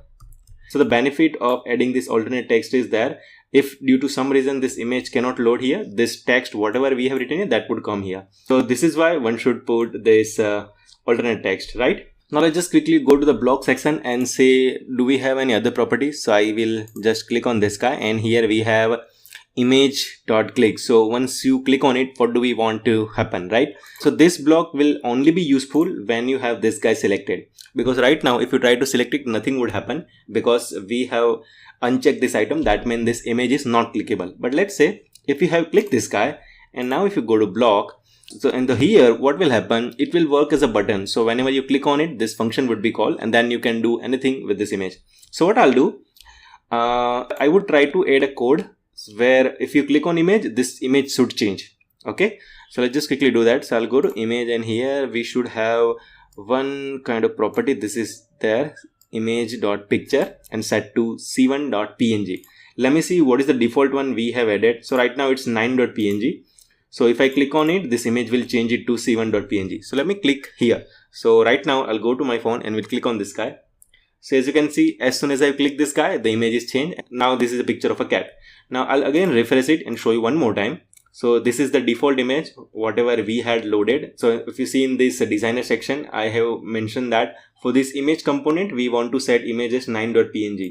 But in block section, I have added a code there that if I click on this image, my image should be changed. And what I want to change it to, I want to change it to c1.png. So if I click on this guy, the image would change. Okay. So there are a couple of more things that you can do. So let me just click on here, and here there would be a one field that would just say animation. This is the guy. From that you can set images. So I would go to this guy and will click here. And image, we need to tell the text, or I would just say string, what kind of animation you want. So I can write here scroll left, and let's just see whether it works or not. And now I will refresh the application, and now this is the default image what I have. Now I click on this guy. So as you can see, the image is changed, and now it is a scroll left thing is working. Okay, so we are saying that the scroll left is working fine. Now one more thing, every time if I want to show you, I don't want to click it here, because if I click here it will work. Now I want to change one thing. I don't want this animation to happen only when I click it. I want this animation should happen as just we start the application. So in that case, what you can do, you can use this screen guy, and here we would have one block called screen initialization. So what will happen whenever the screen is initialized, or I would just say when the app is launched, this piece of code will be executed, and here you can write whatever you want to do. So now what I want, I would just move this block to here, and I would delete this block. And let me just click on delete. So now what will happen, as soon as we launch this application, we would see the scroll left would work. Okay, so let's just verify it. Now we need to refresh the screen. So we'll go to connect and we'll do refresh companion screen. And now you can see scroll left is working fine. Similar to scroll left, we have scroll right as well. So let's just check that as well. So now I'll again do refresh companion screen. So this is scroll right. Now this is a bit slower. We can make it fast by adding one more keyword, that is a fast.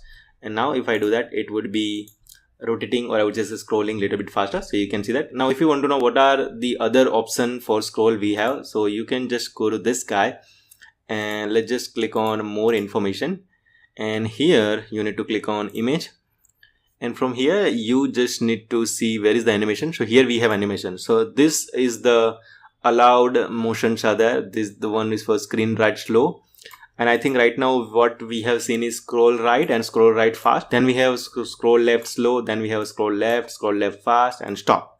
So these are the animation we do have. We can check it if you want.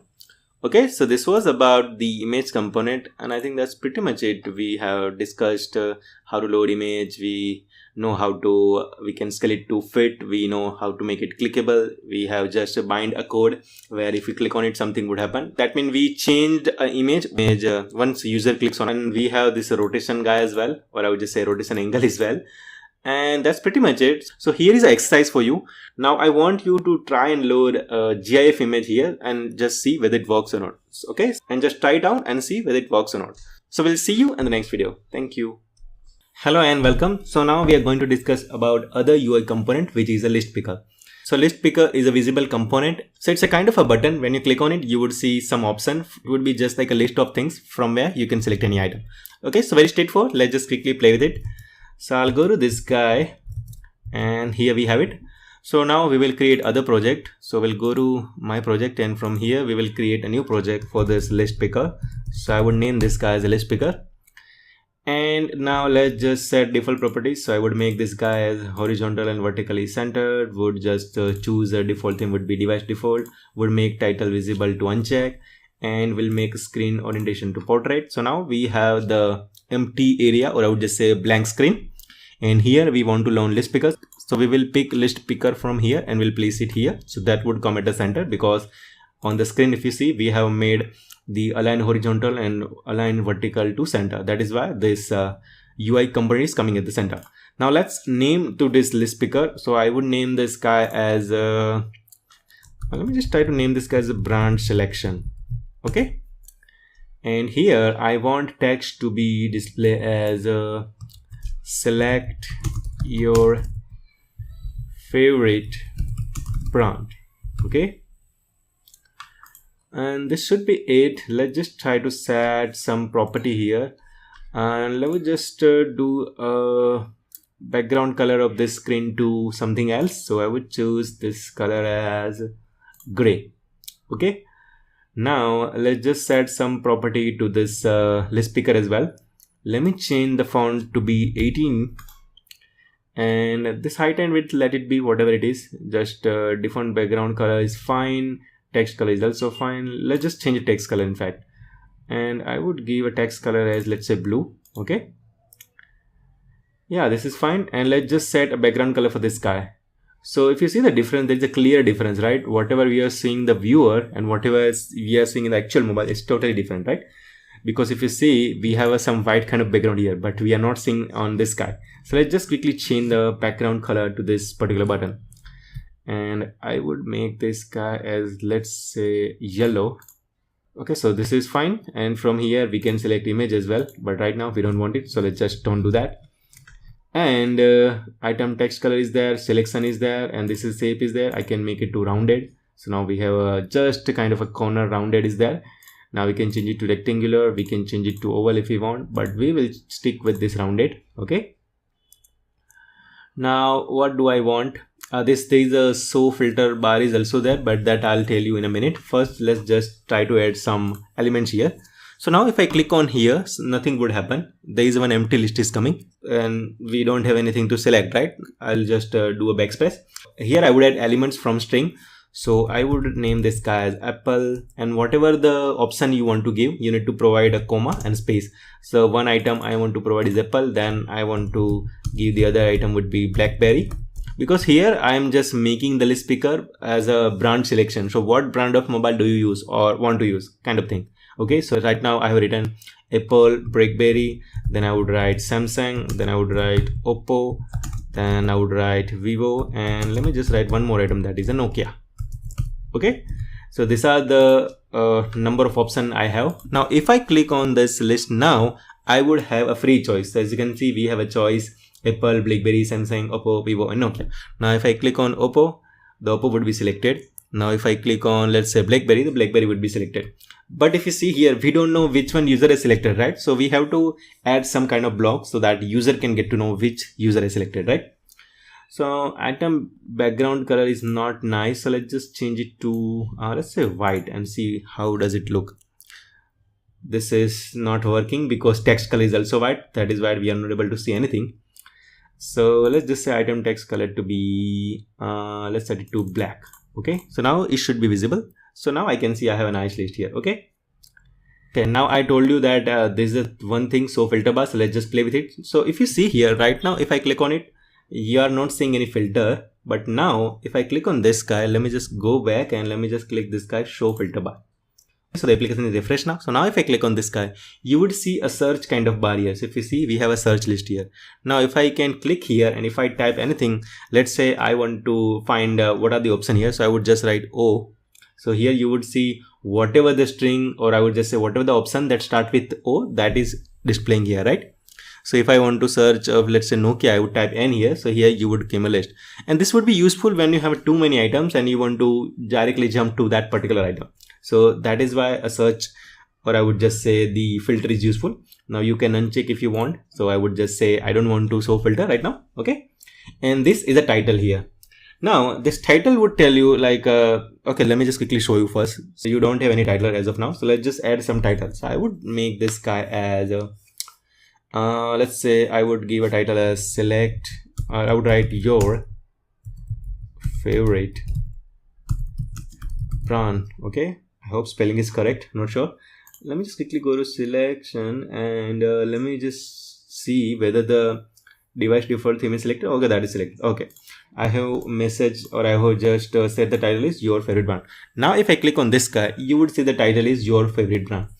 Now let me delete it and let me show you what was the default one. So I will delete this guy, and now if I click on this guy, you would see a default name, that is MIT AI2 companion, right? But if you want to set some other text, we can set it here. And now if you refresh your application, you should be seeing the name, whatever you have set it. So that is your favorite brand. Okay, so this was about it. Now let's just go to the block section and see what we can do with that. Now what do I want? I want that after user have selected any item, I want to print it, or I want to set that guy to somewhere. Either I can take one label, or instead of that, what I'll do. So we have this list picker, right? And we have this text here, select your favorite brand. Now what I'll do, whenever users select on any item, I would set the selected text to here. That means whatever this text is there, select your favorite brand, I will replace it with the one what user has selected. So just quickly do that. So we'll go to a block section, and here I would try to find an event that would be triggered when we just select any items. So for that, we have this block, which is after picking. And now if you want to know, you can just hover your mouse here and you can wait for some second, and here you would see the message. So here it is clearly written that event to be raised after the list picker activity returns its result and the properties have been filled in. That means whenever we click on list picker, that this kind of a dialog box is coming if you see in the right box. Now if you click on any item, this guy would be called. Okay, now I want to set a text, so I would just try to find a property, or I would just say block, which will just say set text. So for that, I would find this guy. So we have it. So this is a set text. So this would say set text for this particular list picker. Now what text I want? I want what user has selected. So for that, if you again click on this guy, you would find a block that would return you the selection text, right? So we'll just try to find it somewhere. And here we have a selection. So now if I just select any item, this name would be replaced here. So let me click it here, and I would just say Oppo. So I can see my text is Oppo here. Now if I again change it to, let's say, Apple, so I can see the text is Apple. Now if I want to change other thing, let's say I would choose Samsung, so the text is Samsung here. Now what do I want? Before I select any item, I want this text should be the default one. That means this guy, which was show your favorite brand. So what I'll do, there would be one other block which would be a before picking. So I can take this guy, and let me just try to have one block, and in fact I'll copy paste this guy here. We'll remove this selection and would add empty string here, and this text I would copy from here. Let me copy it and let me just paste it here. Okay, Now what will happen, let me just refresh this companion screen. So now if I click on this guy, you will see I'm able to select any item. Now again, when I click it, I can see that the text was changed to select your favorite brand. Now it didn't take much time, so let me just quickly show you. So you have to focus here. You would see that select your favorite brand text would come. So let me click it here. So you see it was coming, it was just came, but it has to open this list again. That is why you might not be able to see it clearly, but it was happening. Now let me select Vivo again and let me show you one more time. So this is working fine.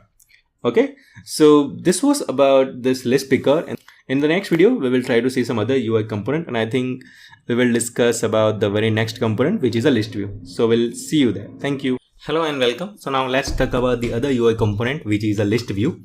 So it's a visible component and it displays a list of text or image element on the screen. So when we want to show user a list, in that case we need to use this component, and as its name says, list view, so it would just show you the list. So I'll just quickly play with it. So I'll go to this guy. Okay, so this was the, I think the older app which we had created for list picker. Let's create a new one for the list view. So I'll go to this project and we'll click on start new project, and here I would name this project as let's say would give the same name, that is of what the component. So I would name this as a list view and we click on OK. So we have this new app. Let me just quickly do the default setting. So would make this guys horizontally and vertically center. The theme I would change is device default. The screen rotation would set it to portrait, and title I don't want it to visible. Okay, so we have the default setting done. Let's just quickly pull this list view here. So this is fine. And now we can change the name of this list view to let's say brands. Okay. Now from here we can give the elements, but right now I won't be giving it here. We will be giving from this guy. Click to add and delete data. Now here there is 3 type of list we can edit here. I'll show you each of them one by one. So first let's just see the first type of list that we can add, that is a main text. So here you can see that this is the kind of a list. So we can have a list as a main text. We can have a list as main text and detailed text, that we can have it on horizontal and vertical as well. And then we have a list as image and main text, and that we can have it in both way, horizontal and vertical. So first let's just play with this guy, main text. So here if you want to add some item, you can click on this guy, and here you can just try to add any data. I'll click to add row data. Okay, so the first data I would add is Apple. The next data I would add is let's say Android. And what other OS we can have it? Let me just try to see a BB, that means a BlackBerry OS. And let me just add one more, which is a Nokia OS. I don't know what OS they are using. We'll click on save. So right now I can see I have a list here, and this network error is there, and that is why this companion has been disconnected. So we need to connect it again. So if that happens to you, that means due to network error, this companion is disconnected. We need to connect it again. Otherwise you won't be able to see the live changes, whatever you're doing it here. So just click on connect, and let's just click on AI companion again, and just try to scan your code again. So I have scanned it again. Now we have to wait for some 10 to 15 seconds, and then the what can I say, the companion would be loaded, and we will be able to see our application launched on our phone. So let's just wait for a couple of seconds, and now we can see it's fully loaded. So if you see here, if I select on this guy, there is a selection color is there, and that you can change it from this guy. So if you want your selection color to let's say orange, you can do like this, and now it would be an orange selection, right? So whatever items I can select it.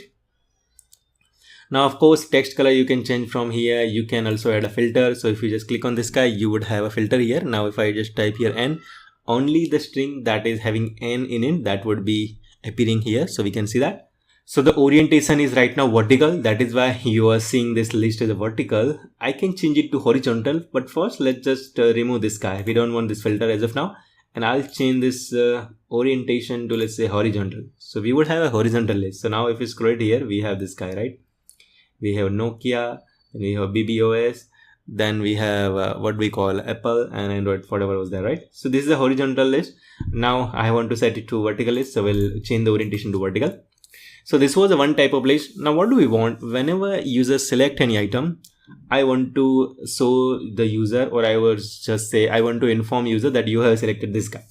So in this case, what we will do, we will have one more label that would tell the user that you have selected this item. Okay, so let's just try to grab one label from here and let's just put it here.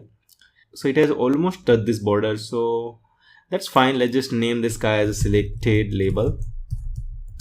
Okay, and let's just change the font size to 18, and here I would set the text as selected.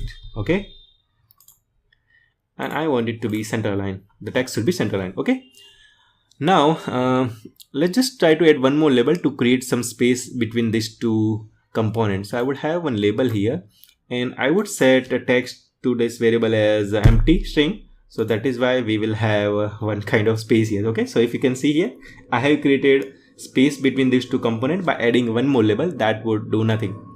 In fact, we can name this variable as space label or something, so that we can get to know what, or I would just say why we have added this label. Okay, now let's just try to go to a block section. In here we will try to find a block that would be called when we pick any item. So similar to that list picker, we have one block that is called after picking. So whenever we pick any item, this guy would be called, and here we can add a code that we want to execute whenever user select any item. So I'll go to this selected label and I would change a text to whatever user have selected, right? Let me just try to add this block here. And now from here, I would try to find a selection. So where do we have a selection? We have it here. So I'll just try to connect this block here. Okay, so we have it ready. And if you just try to connect and if you try to run this application as of now, what will happen? It will just override this string. So let me just quickly show you. So if you can see here, it just tell whatever the item we have selected. But I want here that it should also tell me that selected. That means I want this string as well. Selected colon whatever the item user have selected. So in this case, what I need to do, I need to have one join block. So I would get from here, I would add this block to below, and here I would take a string, and here I would write selected colon and a space, and now I will attach this block here. Now what will happen if I change the selection? It would first say selected colon and it would have the whatever the item which user has selected. Okay, so this is working fine. Now in next video, we will try to play with different type of list, which is, if you see here, what was there? Yeah, it is a main text and a detail text. So let's just try to see that in the next video, because if I try to tell you everything in this video, this would be a too long video. So let's just see that in the next video. So we'll see you there. Thank you. Hello and welcome. So in last video, we had talked about a list view and we have seen what type of list we can add, and we have discussed only the first type of list, which was a main text.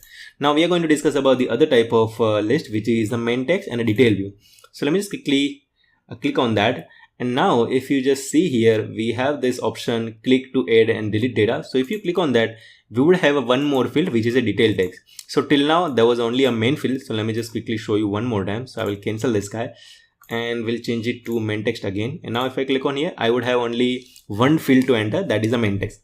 But if I change this selection to the main text and detail text, and if I again click on this guy, we would have a two field to enter. The one would be for the main text and the one would be for the detail text. In detail text, I can add some text, and let me just show you how it will look once you have a detail text kind of a list view. Okay, so here I would name this guy as iPhone 6s. Okay, so from Apple, I would have iPhone 6s. For Android, let me just try to have a Samsung M32. Why not? For BBOS, I would just type a BlackBerry, let's say Z10 or a charcoal. Let's just try to have a Z10 here. And from Nokia, I would have one that is called the Lumia. Okay, now I will click on save, and as soon as I click on save, you would see the detail text would come just below the main text, and that would be a little bit smaller in size. Okay, so this is what we are seeing. And if you see here, whatever the selection, or I would just say whatever the block code we have, that is still working, and we are able to see that user have selected this guy. Now I want to also print that detail text as well. So in that case, what can I do? I can just try to find a block that would just return me the detail text. So we'll try to find it from here. Do I have it or not? So obviously we would have it. We just need to find it. In fact, I'll get this block right now and we'll click here, and then from here you will try to find the block that would just say detail text or something. So here we have a selection detail text. So I can pick this guy, and I want to attach to this string only. So I would click on this gear symbol, or I would just say setting symbol, whatever you call it. And from here I would add one more string. So now this join block can add 3 strings. So the first is selected, the second is the selected main text, and the third would be the selected detailed text, right? And additionally I would like to add one comma or a separator between them. So I would add one more block. So let's just do that, and here I would do like this, and from here we'll try to have one empty string block, and here I would provide comma and a space, and then I would hit enter. Okay, so now if I change the selection, you can see that this guy is saying I have selected Android and Samsung M32. Now if I click on this guy, it would say I have selected Apple and iPhone 6s. Now if I click on the any other item, it would just tell me the main text comma the detailed text. Okay, so this is working fine. And in the next video, we will try to see the other type of this guy, or I would just say the list view. In fact, let's just try to see what will happen if I click on this guy, main text and detailed text in a horizontal. So if you see like this, the only change that it has done is whatever the detailed text was there, it is now at the same line, that means in the horizontal line. But if I change it to vertical, the detailed text would come just below the main text. So this is the only difference these two options are having. Okay, so in the next video we will discuss about the last two options. So we'll see you there. Thank you. Hello and welcome. So in last video we had talked about the other type of list view, which was a main text and a detailed text. So in this video we will try to see the third and the last type of list view, which is image and a text. So let me just quickly click on this guy, image and a main text. So now if I click on this guy, and now I need to add the data. So I would click here, click to add or delete data. So now if you see here, in earlier approach, or I would just say in earlier layout of a list view, we had a two field, which was a main text and a detailed text. But here, since we have this as an image, we would have to select image here, right? So for image, we need to load it. So let's just quickly do that. So right now we won't be able to add an image here because first we need to load it. So in this application, we haven't loaded any image. So first let's just try to add a 4 image here. Okay. So I'll click on upload file, and from here I will choose the image. So one I would choose for Nokia. So it should be listed here. So I can see the Nokia image is loaded here. Let's just quickly add 3 more images. The one was for Samsung. So it is added. The one was for the BlackBerry. So it is added. Now we will add the last image for the Apple, and let's just say it is added. Now this all are JPG image. So earlier when we were talking about the image component, we had loaded PNG image, and right now we are adding the JPG image. Okay. And I think I had asked you to add GIF image as well. So now I'll click on this guy, and for this Apple, I would select the image that is apple.jpg. For Android, I would choose Nokia. Sorry, I need to choose Samsung, and for this BB I would choose BlackBerry, and for Nokia I would choose Nokia.jpg. When click on save, and here my WhatsApp is there. So let me just try to minimize this guy. In fact, let me close it, and here I'll load this. So here we have Apple, Android, Samsung, and BB. Now let me just try to click on it. So you can see the text is showing here. Okay, now we have a comma here because if you recall the last video, we had added these 2 strings. The one was selection text detail and the one was comma. Now we don't have it, so we can remove these blocks, and we need to remove this 2 block from here as well. Okay, so now it should show only the guy which we have selected. Okay, so this is working fine. Okay, so right now we have a loaded image as well as the text. Now there is no space between this image and this guy. So what you can do, you can go to this guy and just try to put a space here. So let's see whether it works or not. So here I would add some space for each of this item.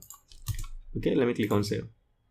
So now I can see one space is added, and that looks nice. Okay, now we can just try to play with this guy, and here we have one more option that was vertical. So let's just see. So we have it here, and if we just click on this guy to image and main text, I don't see any changes. I don't know why there are 2 options. Let me just try to play it one more time. So if I click on horizontal, what would happen? So this would come in a horizontal. So this is fine. But I wanted to see something else. Means I wanted to see what is the difference between this guy. So we have it here and we have it here. Let me just try to click vertical. So if I select this guy, I can see the items like that. And now if I select this guy, okay, I'm not seeing any difference. So maybe you can try it. What is the difference? I'm not getting it. Okay. So this was about list view component, and we had divided this component in 3 videos. So hopefully you would have get the idea where we use the list view. So in next video, we will try about the other UI component, which is a notifier. So we'll see you there. Thank you. Hello and welcome. So in this video, we will be talking about other UI component, which is a notifier. So notifier is useful to display some sort of alert messages or some sort of dialogue. And it is also useful to add some log entry as well. So let me just quickly show you how we can use it. So this is the component we have, and this is the mobile screen. So we'll just create a new project for this guy, and we'll click on start new project. And here I will name this project as notifier. Okay, notifier. So again, I'll do the default setting. So I have made this guy as horizontal and vertical line to center, and let's just quickly make screen rotation to portrait. Let's just choose the theme as device default and make this title as not visible. So now we have the default setting. So let's just first pick this notifier component. So if you see here, this is not displaying here. Why? Because it is non-visible component, and that is why you won't be able to see this component on the screen, right? But if it is non-visible, how can we see it? Well, that we will see. So notifier length, let's just put it as short, and these are fine, and I'll tell you how we can use it. So notifier, we want to show it only when something is happening. This component will be useful when you want to say, or I would just say notify user to something. Let's say user has typed something and you want to say this is not allowed, so you can notify him. When user has done something which is not allowed, you can just tell something in a message that you should not do that. When user is doing something and you want to inform that this progress is done, then also you can use the notifier. So let's just try to play with each type of notifier. So first I will just try to use one button, and that would just be like when I click on this guy, that should show the notification. Okay, so let's just name this button as I would name this guy as a notify button. Okay, and let's just change the text of this button to let me just try to say show notification or something. So I would write show notification. Okay, so this is fine, this button is fine. And let me just change this shape of this button to rounded. I always select this one, I don't know why. Now I'll go to block section, and we'll just try to bind a code when user clicks on this button. Okay, now let's just see what are the possible notification that we can send it. So we'll click on this block, and here we have this many block. Okay, so we'll try to use the very first type of thing, which is a show choose dialog box. So let me just try to pick it here. And here we need to give a couple of options. One is message, one is text, then there are button. Okay, so I'll type here a text, and let me just try to put a text here. So this is a message. What do you want to display as a part of a dialog box? So here I would write do you like MIT App Inventor? Okay, a question. Now title, what do you want? So I would just say question. Why not? Because so here we are asking user, do you like this MIT app or not? And let's just give some option here. So I would give option here. The first one would be yes, I like it. It should be yes, not YD. Let me just type yes. And the second option would be, let's just say no, I don't think so. The second option would be no. But why would anyone not like this platform? Because this is so cool, we can make application without any coding. So I would just change this option to, let's say 100%. So you have only two options, you like it, or you would just say 100%, that means I like it. Okay, so now we'll just try to see how this dialog box would look. Now this cancelable option is true, that means okay, first let's just see if it is by default true, what we will get. Now I'll click on this notification. So you will see such kind of dialog box that would say a question, this was the title, and here you see the message that is saying, do you like this MIT App Inventor or not? Here we have option yes, no, and 100%. Now this is the cancel button because we have selected this guy as a true. Now if you click on 100%, nothing would happen, the dialog box would just go away. If you click on this cancel, nothing would happen, the dialog box would go away, and same for this yes option as well. Now we can just print this selection if you want to set it.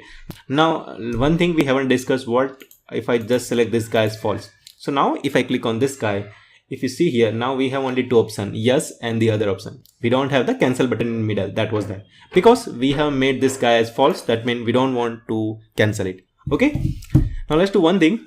let's just try to get the response. That means if I just show this notification and if I click on this 100%, I should know that what user is selected, right?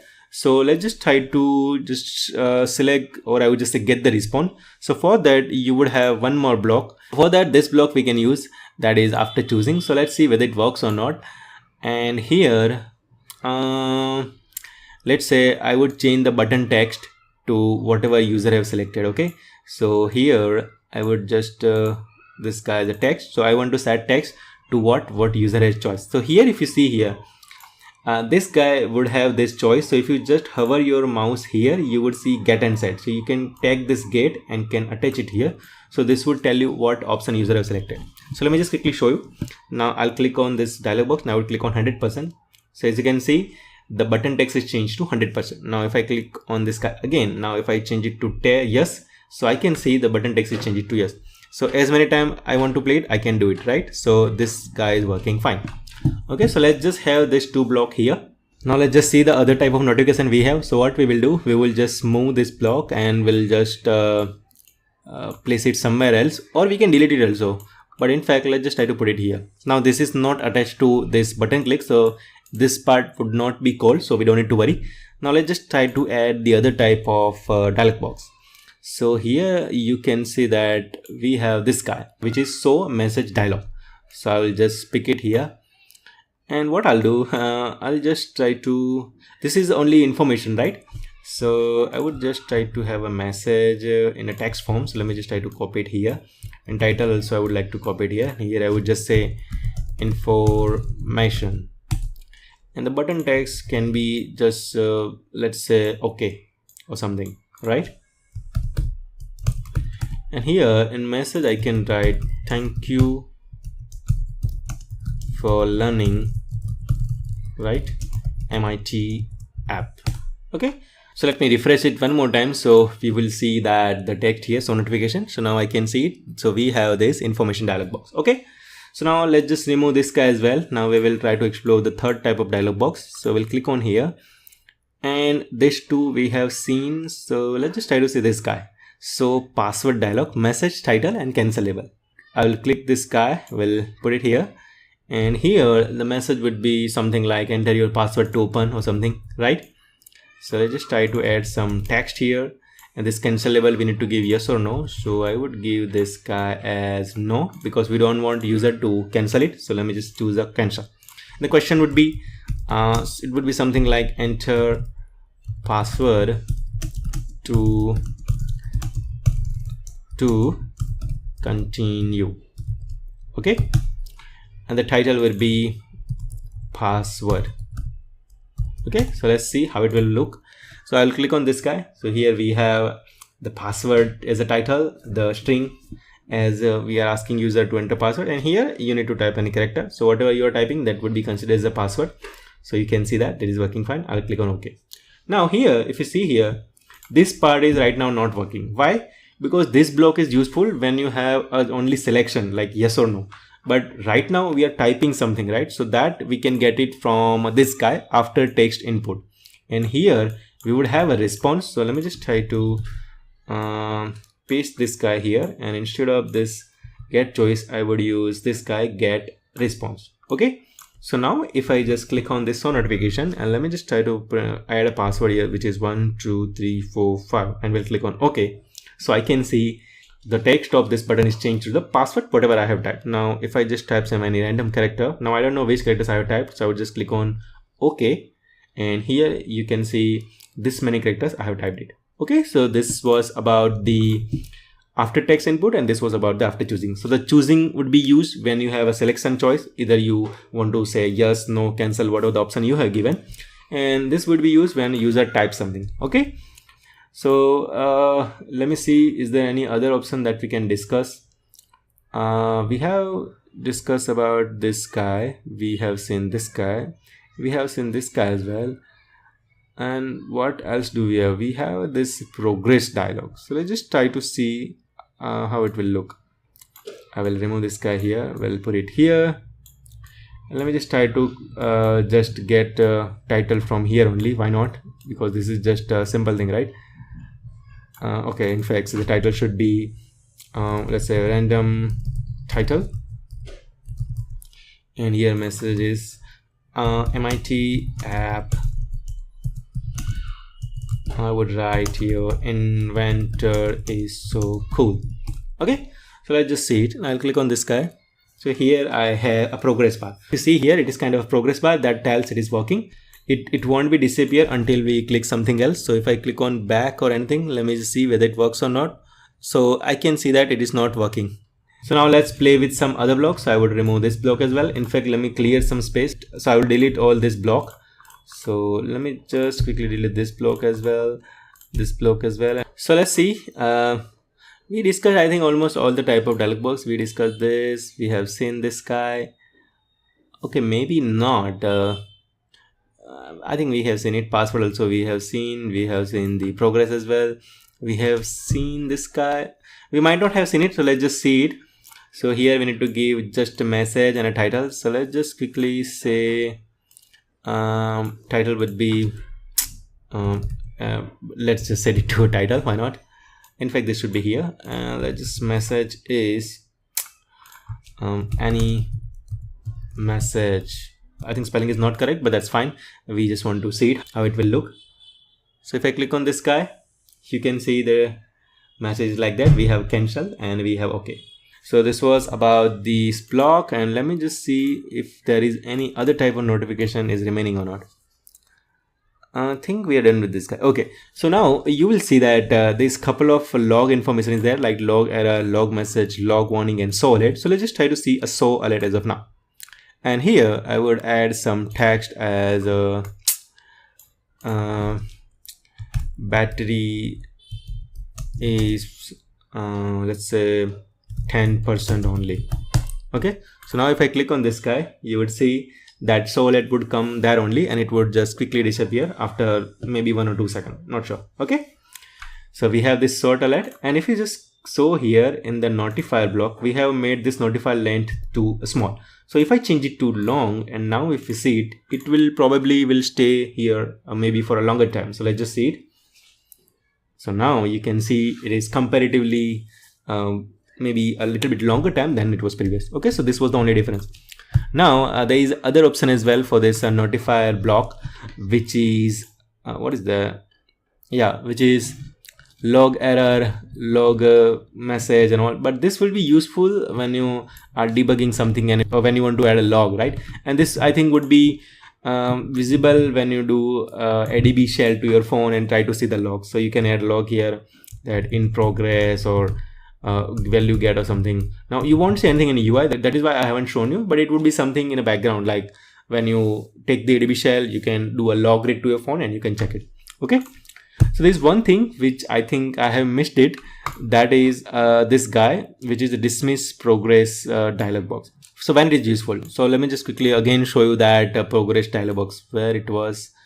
It is here. Okay, so this was that progress bar would come, and let me just try to add some message here, and let's just have some title here. The message would be progress, and in fact the title should be progress, and the message, let's set it to running or something. Now if you click on this guy, this progress bar would come, but it would not stop automatically. We need to call this guy, then only it would stop, and that is why you are saying this is not disappearing. So in this case, what you can do, if you see here, this is a call thing, right? So we need to attach this block to somewhere. This block we can edit here only. So what it will do, it will just show that progress bar and will quickly disappear it. So let's see whether it works or not. So it is just disappearing in a second, so we are not able to see it. But what I'll do, when we will actually start making application, I would make one application where we would try to load some data, and in that time we would show this progress bar, and whenever the data is loaded, we will call this guy dismiss progress dialog box, so that progress bar would go away. So for the time being, you can get to know that this would just launch a dialog box where you would see some sort of a progress bar. So let me just quickly show you. So this kind of progress bar, so this would go away only when we will call this guy. Okay, so this was about a notifier block, and in the next video we will try to discuss about this password text box UI component. Okay, so we'll see you there. Thank you. Hello and welcome. So in this video we will be talking about other UI component, which is the password text box. So it's a visible component. this component is useful when user want to type a password, and the type text will be hidden. Now obviously the type text would be hidden, otherwise there is no point of adding this widget, because otherwise it would be like a normal label, right? Or it could be like a text box. So let's just try to play with it. And I don't know why I have just added tab here, so I will just correct it. Now we'll go to this guy, we'll create a new project obviously, and we'll just say the new project could be for password. Let me just quickly write a password text box. We'll hit enter, and we'll just set some default property for screen. So we'll make the alignment to center for both horizontal and vertical. Now we'll just say screen rotation would be portrait, the theme would be device default, and the title I don't want it to be visible. Okay, so this default setting is done. We'll just drag the password box from here, we'll put it here, and now it would not say anything. First let's just set some default property to this guy. So the background color, I want this guy to be, let's say white maybe. I mean this is white only, how can we just set white? Let's just try to set orange. So this is fine now. And this font size, let's just change it to maybe 20, why not? This is fine now. And the height of this component, let's set it to maybe 8%. And width of this guy, let's set it to maybe 90, why not? Okay, so we have a nice password widget here, and hint here you can give it. So that mean here you will see what type of message here. So let me just try to type like this, and here you will see this text. So here you can give information like enter password to unlock. Unlock should not be unblock. Okay, so from this option you can decide whether user can add only numbers or not. So let me just try to click right now here. So here I can see I can add numbers and alphabet as well. So if I choose this guy, which is numbers only, so now user can add only a number. So if you can see that this is only a number. Okay, so let's just select number as of now only, and here the text we can display here. So I would write here something, but that would come as a, what can I say, the password, because this is the text for what user have typed it. So obviously we don't want to type anything, so I would just remove this guy. Text element I would set it to, let's say, center, and yeah, pretty much it. And I want this component to be visible. If I just uncheck it, you won't see anything here, right? So let's just make this guy visible. And in fact let's just have one label here somewhere here, and here I would name this label as let's say password label, and here I would just say enter password.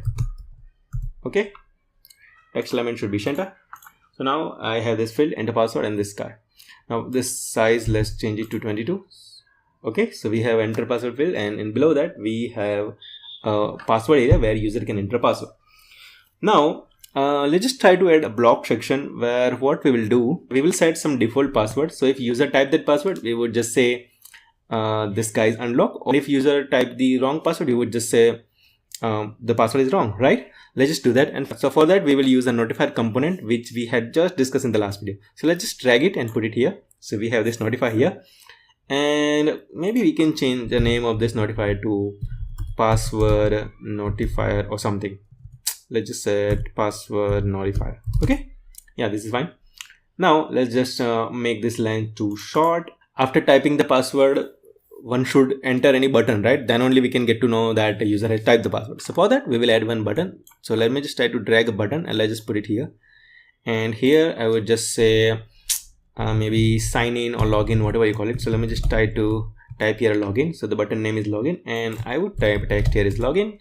Let's just change the shape of this ball to rounded. Let's just set font size to be 16, and there is no space between these two guys. That means a password text box and a button. So let's just try to have one label, and between these two components we will put it, and just will remove the text. That is why it will create some space between these two components. Okay, and in fact we can add the same component between these two components as well, and remove the text, and that would create a space between these two as well. Okay, so this is fine now. Now the login button width is too small, so let's just change it So we'll go to this guy, and width I will change it to maybe 60%. Yeah, this is fine now. Okay, so now in fact we can make the font to bold. So this is nice now. Okay, now we'll go to this block edit section, and here we want to perform some action whenever user clicks on this button. So just go to a login button and just try to find a block that would just say click. That means whenever user clicks on this button, we want to check the password what user has typed it, and after that if user has typed the correct password, we want to say congratulations or something like you have logged in, or in the wrong password we want to say your password is wrong or something. Okay, so let's just do that. So here first we need to grab the password whatever user have typed it. So we'll go to a password text box, and here we will try to find the text what user typed it. So from here we can get it. Okay, now we want to compare it, so we have to use if and else block. So let's just try to get this block from control, and here we have if block. So we need to compare this block to some default password. So what I'll do, I would have a default password, or I would just say the correct password will be 12345. So let's just set it, or in fact let's just don't set it and let's just directly compare it. So we'll go to this guy on math, and we'll try to get this what can I say, the equal to operator thing. And now I will compare this guy with a text which would be 1 2 3 4 5. Let me just try to type 5 here. Okay, and I will move this block inside the if section, and I would move this if block inside the button click. So now what I'm doing here, I'm just comparing the text whatever user have typed it with 1 2 3 4. If the comparison matches, that means if user has typed this text 1 2 3 4 5, that means the password is correct. So in that case I want to notify user that your password is correct or something. So I would have one dialog box, and this time I would have the dialog box that would be this one, message dialog box. Okay, and let's just try to add some string here. So let me just try to say like this, and I would just say like this, and the message would be something like correct password. Okay, the title would be let's say password checker. The button text would be okay. Okay, in the else block we can copy paste the same dialog box, but we would just change the text, and the text would be, let's say it would be wrong password, and here we would just say yeah, okay, it's fine, I think. Yeah, okay, let's just verify it. So now again I'll go to this guy, we'll type some wrong password. So I have typed some random password. We'll click on login, and now I'll click on login. Okay, so it is not working. The reason is this call part, or I would just say the wrong password part, I have put inside the same if condition. I have put inside the correct condition only. I need to put inside the negative condition, means at the else block. So now we have a correct thing. So whenever user type the password which is 1 2 3 4, so it should say this dialog box. If the password is not correct, it should say the other dialog box. Okay, so let's just refresh the companion screen and try it one more time. Now I will type some wrong password. Now I'll click on login. So I can see we have this dialog box which says wrong password. That means the password is not correct. Now I'll try to enter the correct password, which is 1 2 3 4 5. Let me quickly type the correct password again because I had mistyped it. Now I'll click on login. So here you can see password checker says that's the correct password, and we can click on OK. Okay, so this was it about the password text box component. You can use it whenever you want to make some login kind of form where you want user to type some password. So you can use these blocks. So we will discuss about next component in the next video. So we'll see you there. Thank you. Hello and welcome. So in last video, we had talked about this password text box, and I realized that I can give you one exercise to practice yourself. So just try to have one application in which you will add this password text box and a login button. So now what do I want? So I want that if you click on this button and if you type the wrong password, it should try to have one counter that should be incremented each time. So that means if user types this wrong password 3 times, it should just block this sections. That means it should not allow us to type password again. And I'll give you the hint. You need to use this enable block. So if you just let me just go to this guy, and if you just uncheck this item, so now I have deselect this item, so I cannot type anything here. Okay, now if I check this guy again, I can type anything here, right? So I hope you would have got the idea what I want you to do. It's just a simple app you need to make, in which you will ask user to enter a password. So if user enter wrong password 3 times, you should block everything. That means he should not be able to click this button, he should not be able to enter this password. And one more thing, if let's say first time user typed the wrong password and in the second attempt he typed the correct password, then you should again show this message, which was this guy, correct password and the password generator, and the counter should reset to 0. So that means if user typed the wrong password for the first time, then if he typed the correct password, again the counter should be reset to 0. That means after that he should have a 3 more try to enter the password, because he has entered the correct password. Right now you need to do it again. Okay, so this kind of simple app I want, so I hope you'll be able to do it. So just try to do it by yourself. And so if you cannot do, just follow me in the next video where I'll just do a code walkthrough of this particular app, right? So we'll see you there. Thank you. Hello and welcome. So in last video I had given you an exercise. So it was just that you should allow user to type wrong password only 3 times. If he entered the wrong password 3 times, in the third attempt you should block this thing. That means you should make this guy as disable, or I would just say not enable. So that means he cannot type the password again. Okay, so this was the simple thing I wanted from you. I hope you would be able to do it by yourself, and if not, let's just try to do this in this video. Okay, so we will go to the block section because this part will remain as it is. We don't need to touch it. So we'll go to a block section. Okay, now first we need to have one counter, because then only we can increment it whenever user types a wrong password. Okay, so let's have this variable from this variable block, and here I would name this variable as counter, and then I would set this value to 0 initially. Okay, very straightforward. What we need to do, we need to first check the password is correct or not. So this part will be called when the password is correct, and this part would be called when the password is not correct. That means when user is typed the wrong password. Okay, so now we need to increment the counter whenever user types a wrong password. So we will go to this variable block and we will get this set value. Okay, and we will just try to increment this value by 1. So let me just try to do math, and let me just try to get a block for plus. And what value we want to increment? We want to increment the same variable. So we would take the get block of this particular variable, and here I would use this guy as +1. Okay, so now whenever user types a wrong password, this block, or I would just say this variable, would be incremented by 1. Okay, now we want to just check if the value is not 3, right? If it is 3 means we have reached the maximum limit. We don't want to allow user to type password again, right? So what I'll do, I would have one if block inside this else case. So I'll go this guy from control, and let's just take this block. Okay, the comparison I need to do, so I'll take this equal to. Now I want to compare this variable, so we'll take a get of this particular variable. We'll compare it with 3. So we'll just take this guy and we'll add here a 3. Now this is a condition that will check if the variable value is 3 or not. If 3 means we have reached the maximum limit, we don't want to allow user to type password again. So in that case, what you can do, we can just use this enable option to false. So for that, I would just pick this guy, and here I would just try to get this block, which will just say enable to. Now what we want to enable it to, we want to enable it to false. So from logic, we will get a false here. Okay, so this is fine. This would work.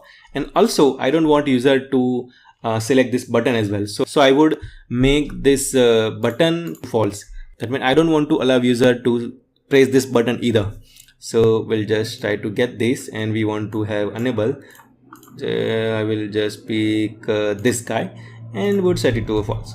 Increment part would be should be here. Okay, first we will increment it, then we will check if it is equal to 3 or not.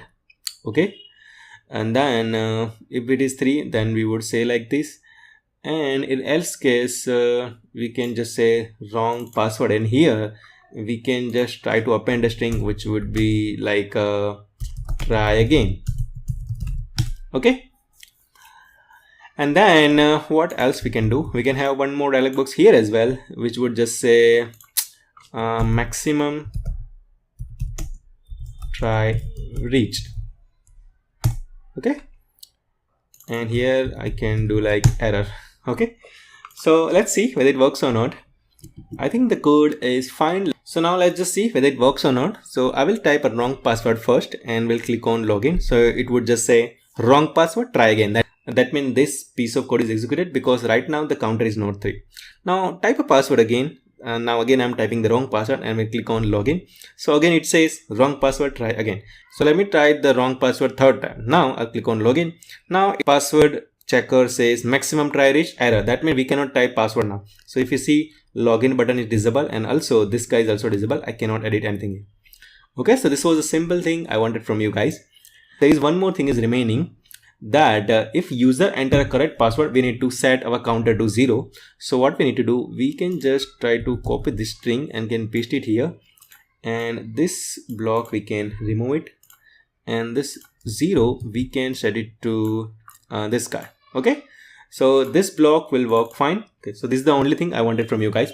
Now obviously you can add some more thing to this block as well. For example, you can just tell user like this much tries left. In fact, let me just show you right now.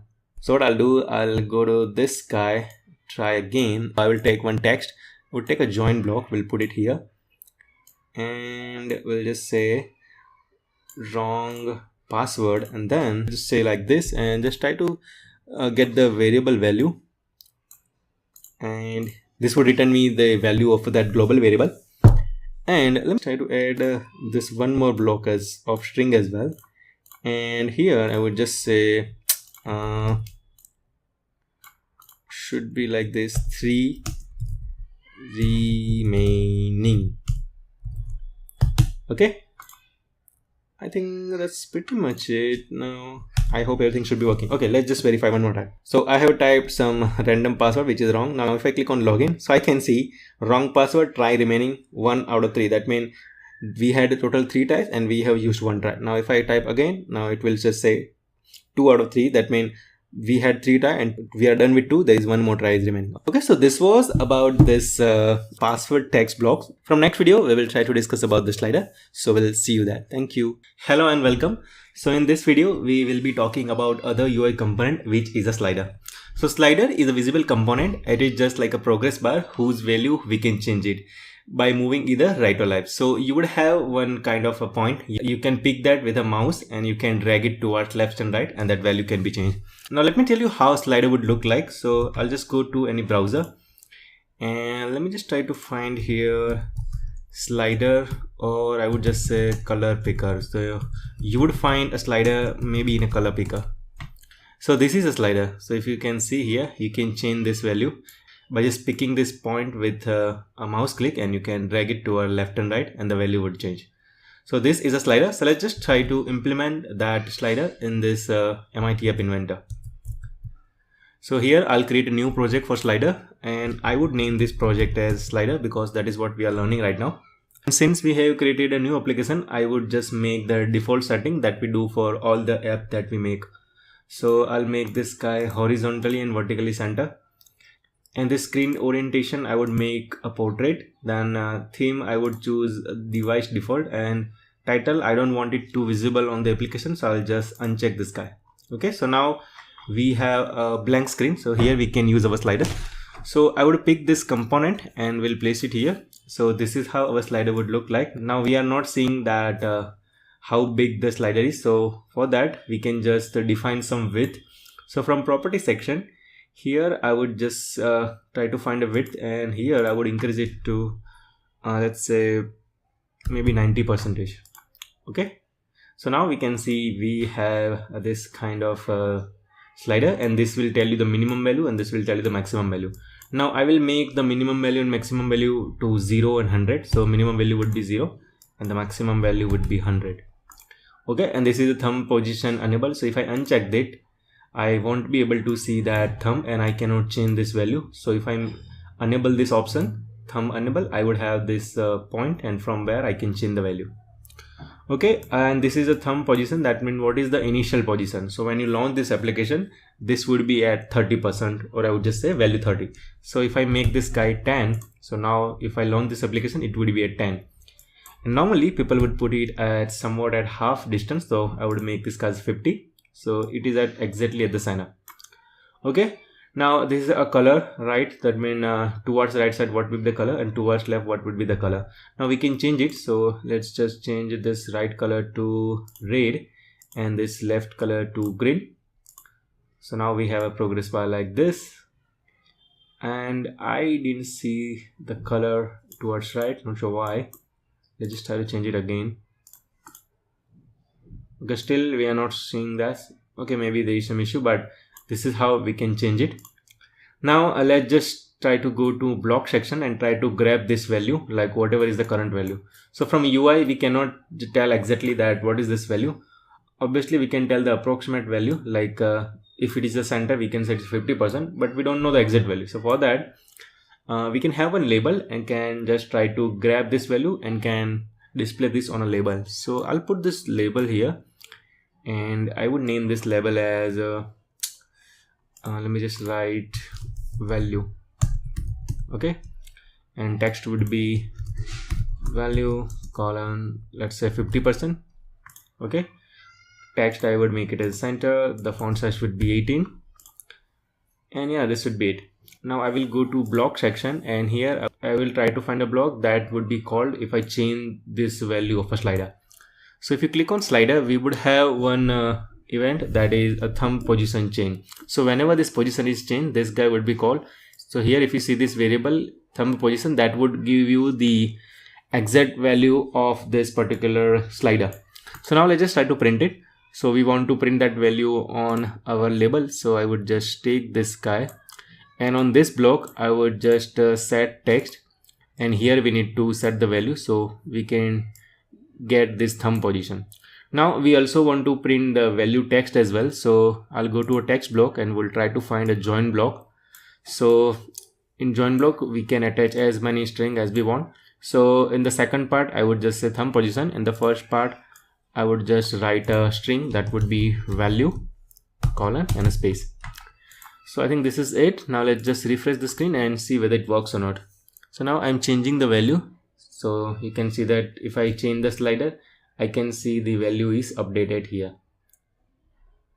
Okay, so very straightforward, nothing else.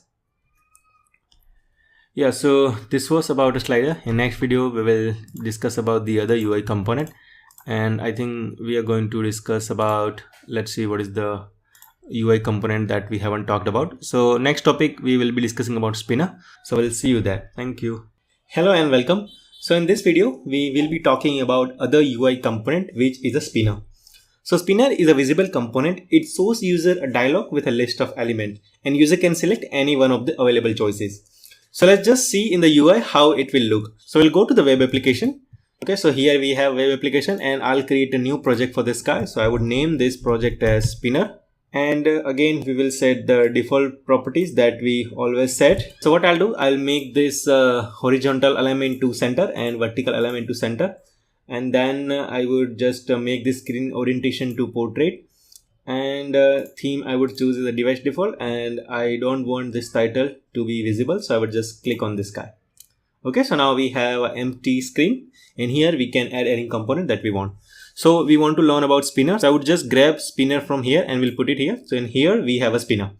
So here we can see that there is a spinner, but we can't see anything because we don't have any item in it. So let's just put some item here. So I would put the one would be apple.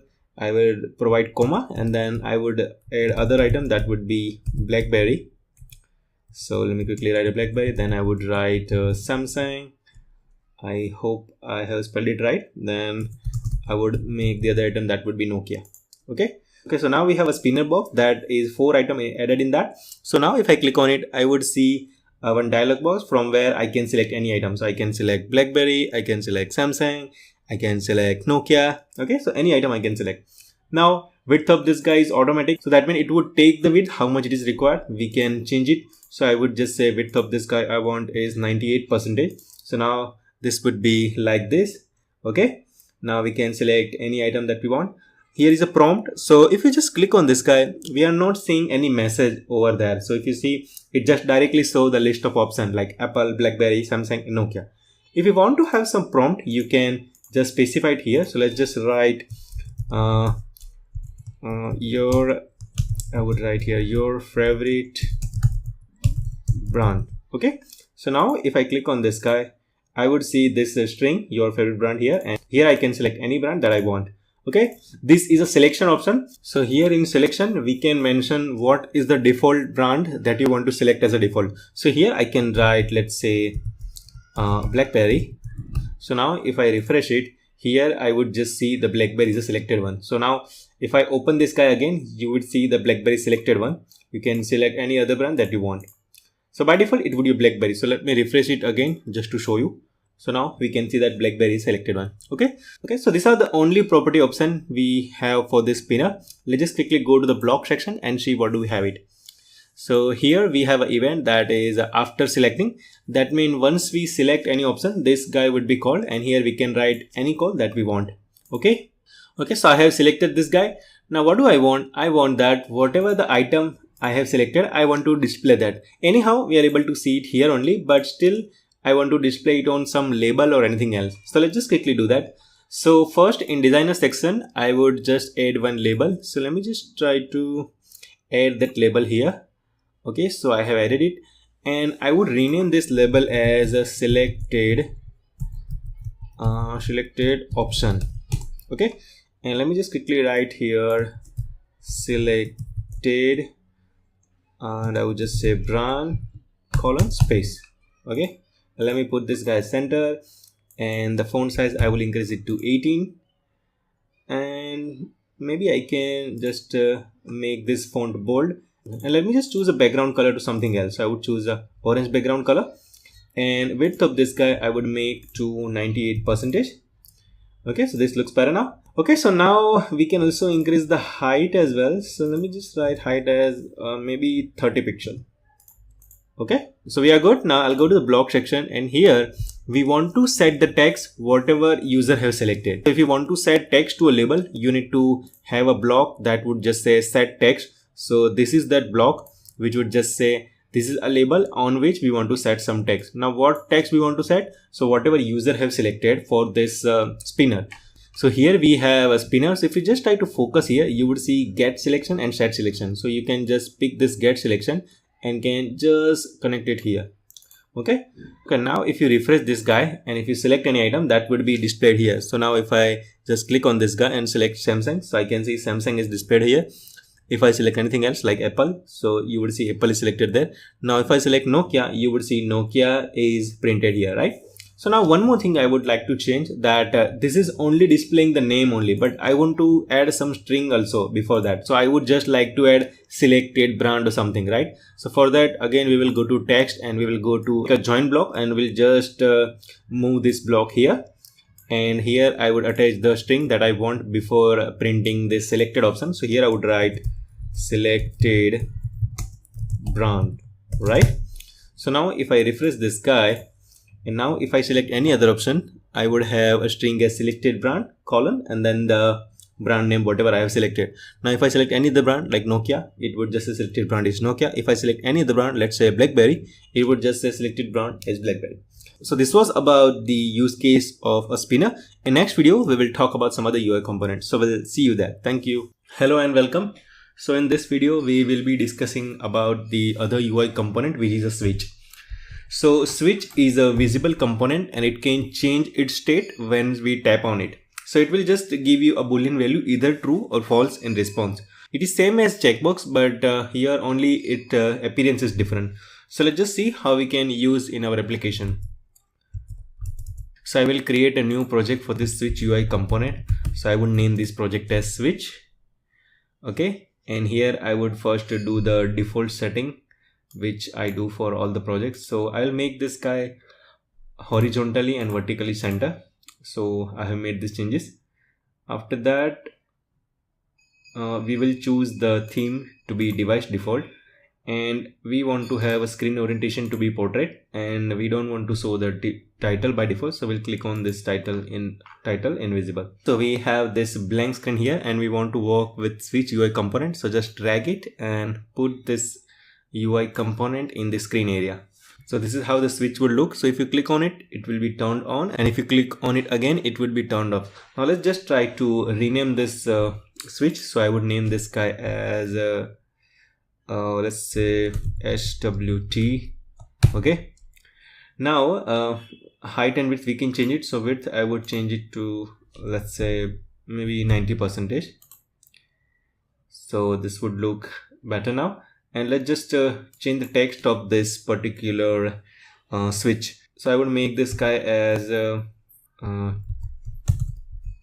let's just say Bluetooth. Okay, so I'm just saying that this guy will represent the Bluetooth set. So if you click on it, the Bluetooth will be turned on, and if you click on it again, Bluetooth will be turned off. Okay, very straightforward. And let's just increase the font size of this component. We'll make this font as 20. Okay, and now we can change the text color and background color. And here we have a background color, and I think this color are track color active. So once you press on it, that means it's activated, you can change the color to active. In the inactive state, we can change the color. So I would make this guy's red. So that means if I make it active, the color would be green, and if I inactivate it, that means if I tap it again, it will be turned off, and that time the color would be red. These two colors we can see it from UI. Now let's just have a background color for this component, and I would make the background color to be orange. So now we can see that. And let's just increase the height of this component to maybe, let's say 16%. Okay, so this is how this will look. So here there is no space in between, so we can try to add space before this text, so that will create a space on this component. Now we can bind some functionality. Now let's just add a label, so that would tell you whether this button is clicked or not, or I would just say whether the switch position is on or not. So for that we will add one label, and we would name this label as state. Okay, and here we would put a text as let's say Bluetooth.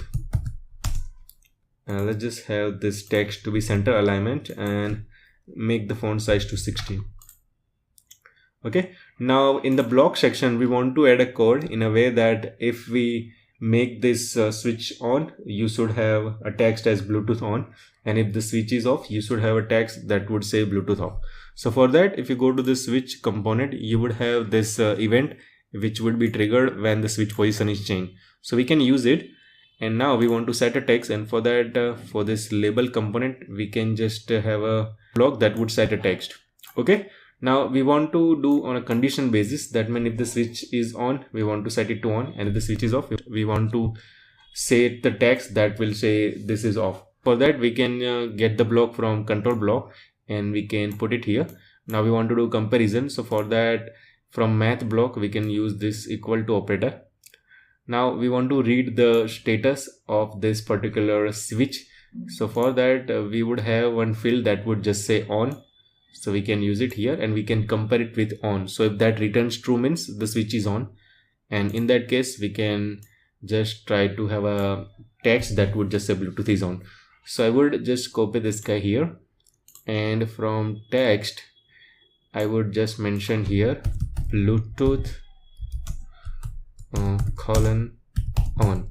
And in else case I can just write the similar text, but the only thing that will change is the text. So here I would mention Bluetooth off. Okay, so now let's just see whether it works or not. So if I click on it, it would just say Bluetooth on, and if I click on it again, it would just say Bluetooth off. So this functionality is bind, and now it is working fine.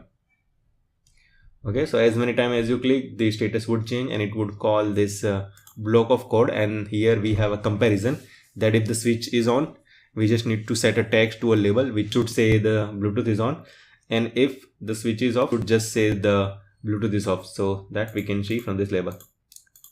So this was it about the switch component, and in next video we will discuss the other UI component, which is a text box. So we'll see you there. Thank you. Hello and welcome. So in this video we will be talking about other UI component, which is a text box. So it's a visible component. So this component is useful to get text from user. That means it will allow user to input some text. So let's just quickly play with it. For this component also, I will create a new project. So we'll go to project and we'll click on start new project, and I would name this project as text box. Okay, because this is the component that we are learning. So now again I'll do the default setting that I do for all the project that I create. I would make this guy as horizontally and vertically center. Then I would just make the screen orientation to portrait. In the theme I would like to change it to device default, and I don't want this title to be visible on the screen, so I would uncheck this option.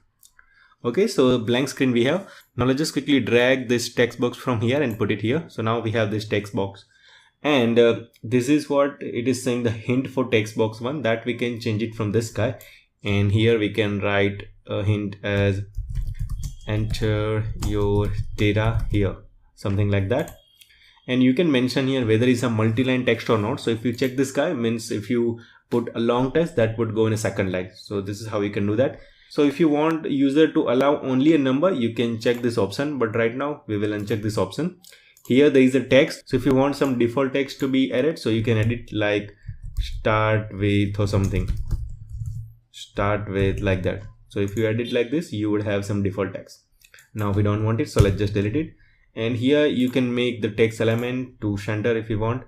Here you can change the text color, so let's just set it to black. From this option you can change the background color, so let's change the background color to green.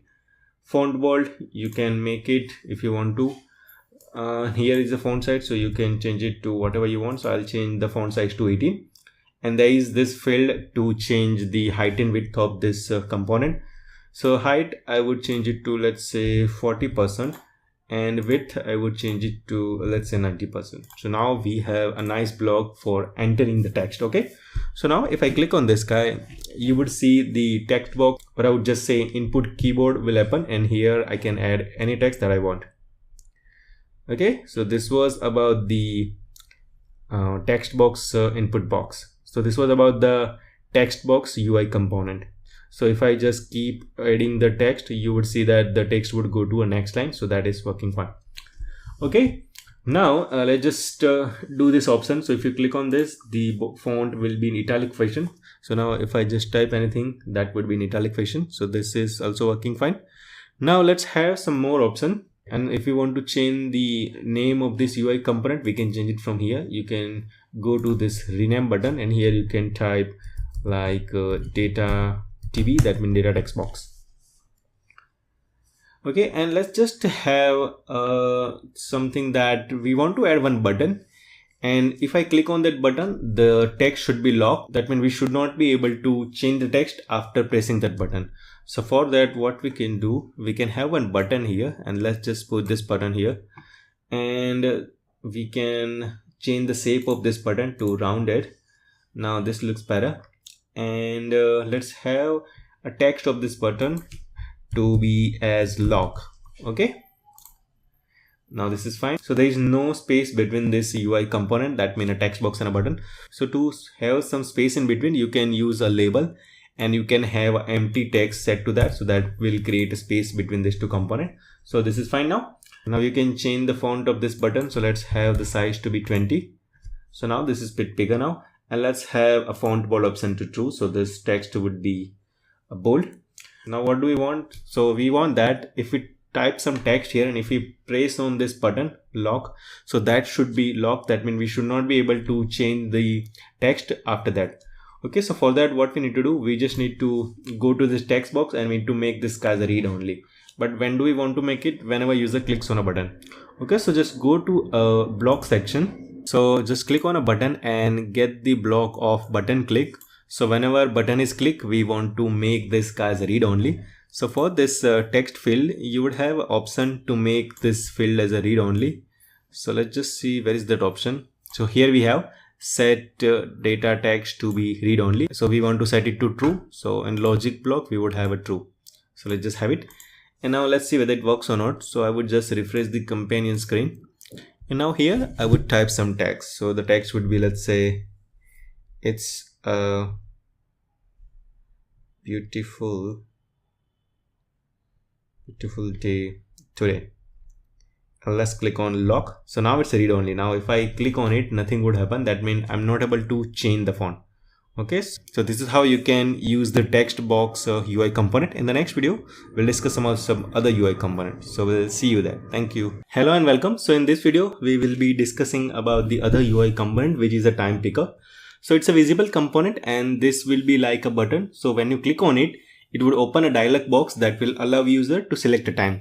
So this will be useful when you are making some registration form and you want to record users, let's say a date of birth time or something. Okay, so let's just try to play with it. So I'll go to our application, and here I will create a new project for this time picker. So we'll click on project, and I will click on start new project, and here I would name this project as time picker. Okay, So this app is launched, and now I would change the default property of the screen. So let's say align horizontal, I would make to this center, align vertical, I would make it to center, and screen orientation, I would make it to portrait. The theme I would set to device default, and I don't want this title to visible here, so I would just uncheck this option. And let's have a background color for this screen, and I would make the screen as orange. Okay, so we have a nice and clean screen, and here I would just put the time picker option, or I would just say time picker component, and here I would name this component as let's say select time time picker. Okay, let's name this guy select underscore time underscore tp. Now I want to change the text to this component, so that we can change it from this text option, and here I would change the text to let's say choose time. Now let's change the text color, so I would change the text color to white, and I would increase the font size to 20, and I would also change the background color of this component, and I would change it to let's say red. Okay, now I want to increase the height of this component, so that I can do from this height property, and I would set this height to let's say 14%, and width I would change it to maybe 98%. Okay, so now if I click on it, it would launch this time picker, and from here I can pick any time. So let's say if I want to pick the time as 10:30, so I can do like this. So now the time is 10:30, and I can press OK. So the chosen time is right now 10:30. Now let's say I want to change the time is 12:30, so I would click here and I would go to 12, and I want to now select the minute, so I would do like this and will select the 30. So here the chosen time is 12:30 now. So I don't know which time user has chosen it, so for that I can have one label, so that would just tell me which time user has chosen. Okay, so for that let's have one label. So I would drag label from here and we'll put it here, and let's say I would name this label as selected time, and here the text would be let's say selected time is colon and space. Okay, and here I can make the text to be center aligned.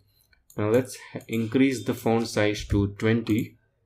So there is no space between these two UI component, and to add a space we can use one empty label, but I would just say have a label and just set empty text to it, so that would create a space between these two component. Okay, so now we have a nice space between these two component. So I'll go to the block section, and here I would just try to grab the value from this time and we'll set that value to this label. Okay, so for that I'll first see whether is there any block that would be triggered when we choose a time. So I will choose this guy, and here I would have this block that would just say after set. So I can pick this guy and can use it. And what I want to do after just getting the time, I want to set that to this text, but I would just say to this labels text. So I would pick this block. So now if you go to this time picker block, and here you would see some of the values like instant, minute, hour, show feedback. So I just want to print hour and minute, so I can get this two block, like one is hour and the one would be minute. Okay, so what I can do, I can use the join block to join these two values and also the text. So from text block I can get this join block. So let's just have it. So text block, and there's a join block, and the first thing I want to print is selected time is, so that is a string. So I would attach this guy here and would type here selected time is colon and a space. After that I want to print hour, so let's just have this hour block connected here. So after that I just want to add colon, so I would add two more strings, one would be for colon and one would be for minute. Okay, so now we have two more block connected to this guy. So to add a colon, I would again take this empty string block and would provide a colon here, and then I would just connect this minute block to this last join block. Okay, so now if I choose any time, let's say I have chosen 11 and let's say minute would be 40. So if I click on OK, so here I can say the selected time is 11:41. Now again, if I make some other choice, let's say I would be selecting time as, let's say, 9 and 30. So currently I have selected 9, and let me just select the minute is 30. So now if I click on OK, I can see the selected time is 30. Okay, so this is how you can use this time picker block. So in next video, we will talk about the other UI component. So we will see that in next video. So we'll see you there. Thank you. Hello and welcome. So now let's just discuss about the last UI component, which is a web viewer. So it's a visible component, and this component is useful for viewing the web pages. That means we can load any website in this UI component. So let's just go to the application and let's play with it. So here I would create a new application for this last UI component, which is a web viewer. So I'll click on this projects and we'll just say start new project, and I would name this project as web viewer. Very straightforward. Whatever the name of component, that is what I give as a project name. Now let's just set some default properties to this screen. So we'll make this guy as horizontally and vertically center, and I would just choose the theme to device default. I would make the screen orientation to portrait, and I don't want to display this title when I launch my application or when my application is running. So we'll just click on title visible. So that would make this guy as not to be appeared on the screen. Right, so now we want to display this web viewer, so we'll pick it and we'll place it here. So there are only this much property we need to set. So let's just change the height. So height I would make it to, let's say, 90, and width I would make it to, let's say, 98. Okay, so we have this much big web viewer, and here we need to load a website. So there are a couple of ways to initialize this web URL. The one would be putting it here, so we can enter any URL here. So I would put the URL of a website. That would be, let's say, google.com. So now if I just run this guy, you can see the Google is launched here. Now you can mention any other site as well. So I would just change this URL and I would type here youtube.com. It should be com, not con. So I would write youtube.com. So now I can see the YouTube is also launched. Okay. Now, if you don't want to specify URL here, that is fine. So you can do in the blog section as well. So just don't specify it from here. Now let's just go to the blog section and add a blog that would mention what type of URL or what website you want to open. Okay, so we'll just click on this guy, web viewer, and here we would have something called go to URL. So this block we need to use, and here you need to provide a URL. So I would take one text block, so that would allow me to type any URL. So I would type here https:// I would write google.com. Okay, now this is the unattached block, so we need to attach it somewhere. So I will attach this block whenever the screen is initialized. So if you click on screen, you would have a block that would just say screen initialize. So I'm just saying that whenever the screen is initialized, just call this web browser go to URL, and the URL for that should be google.com. Okay, so now if I refresh the screen by going it to connect and refresh companion screen, that should launch Google. So this is working fine. So now let's see what are the other block this web viewer is having. So if you click on it, we have the block like web view string change, dot page loaded, error occurred before page load. And we have a couple of options, like we can call this can go back, can go forward. We have go back, go forward. So there are a lot many. I'll just try to use this guy, go back, and we want to attach it somewhere. So what we can do, we can have one button, and if you click on it, you should go back. So if you just hover here, it is mentioned that go back to the previous page in the history list. Does nothing if there is no previous page. Okay, so that means if we load the website and if you go somewhere, let's say I would click this guy. So after that, if I call this function, it would just go back. Okay, so let's just try to bind this call to some button. So for that, we'll go to a designer block and we'll add one button here, and I would name this button as back. So let me just type a name of this button as back button, and the text of this button should be like back, and let's just have the font size of this button to some bigger one. So I would change the font size to 19. The font I want is bold, and I want width to cover exactly 98%, whatever this web viewer is having. So now we have this much big size button, and let's just change the background color for this button. So I'll go to this background color, I will change it to orange. Okay, And also we can change the shape of this button to rounded. Yeah, so this is nice.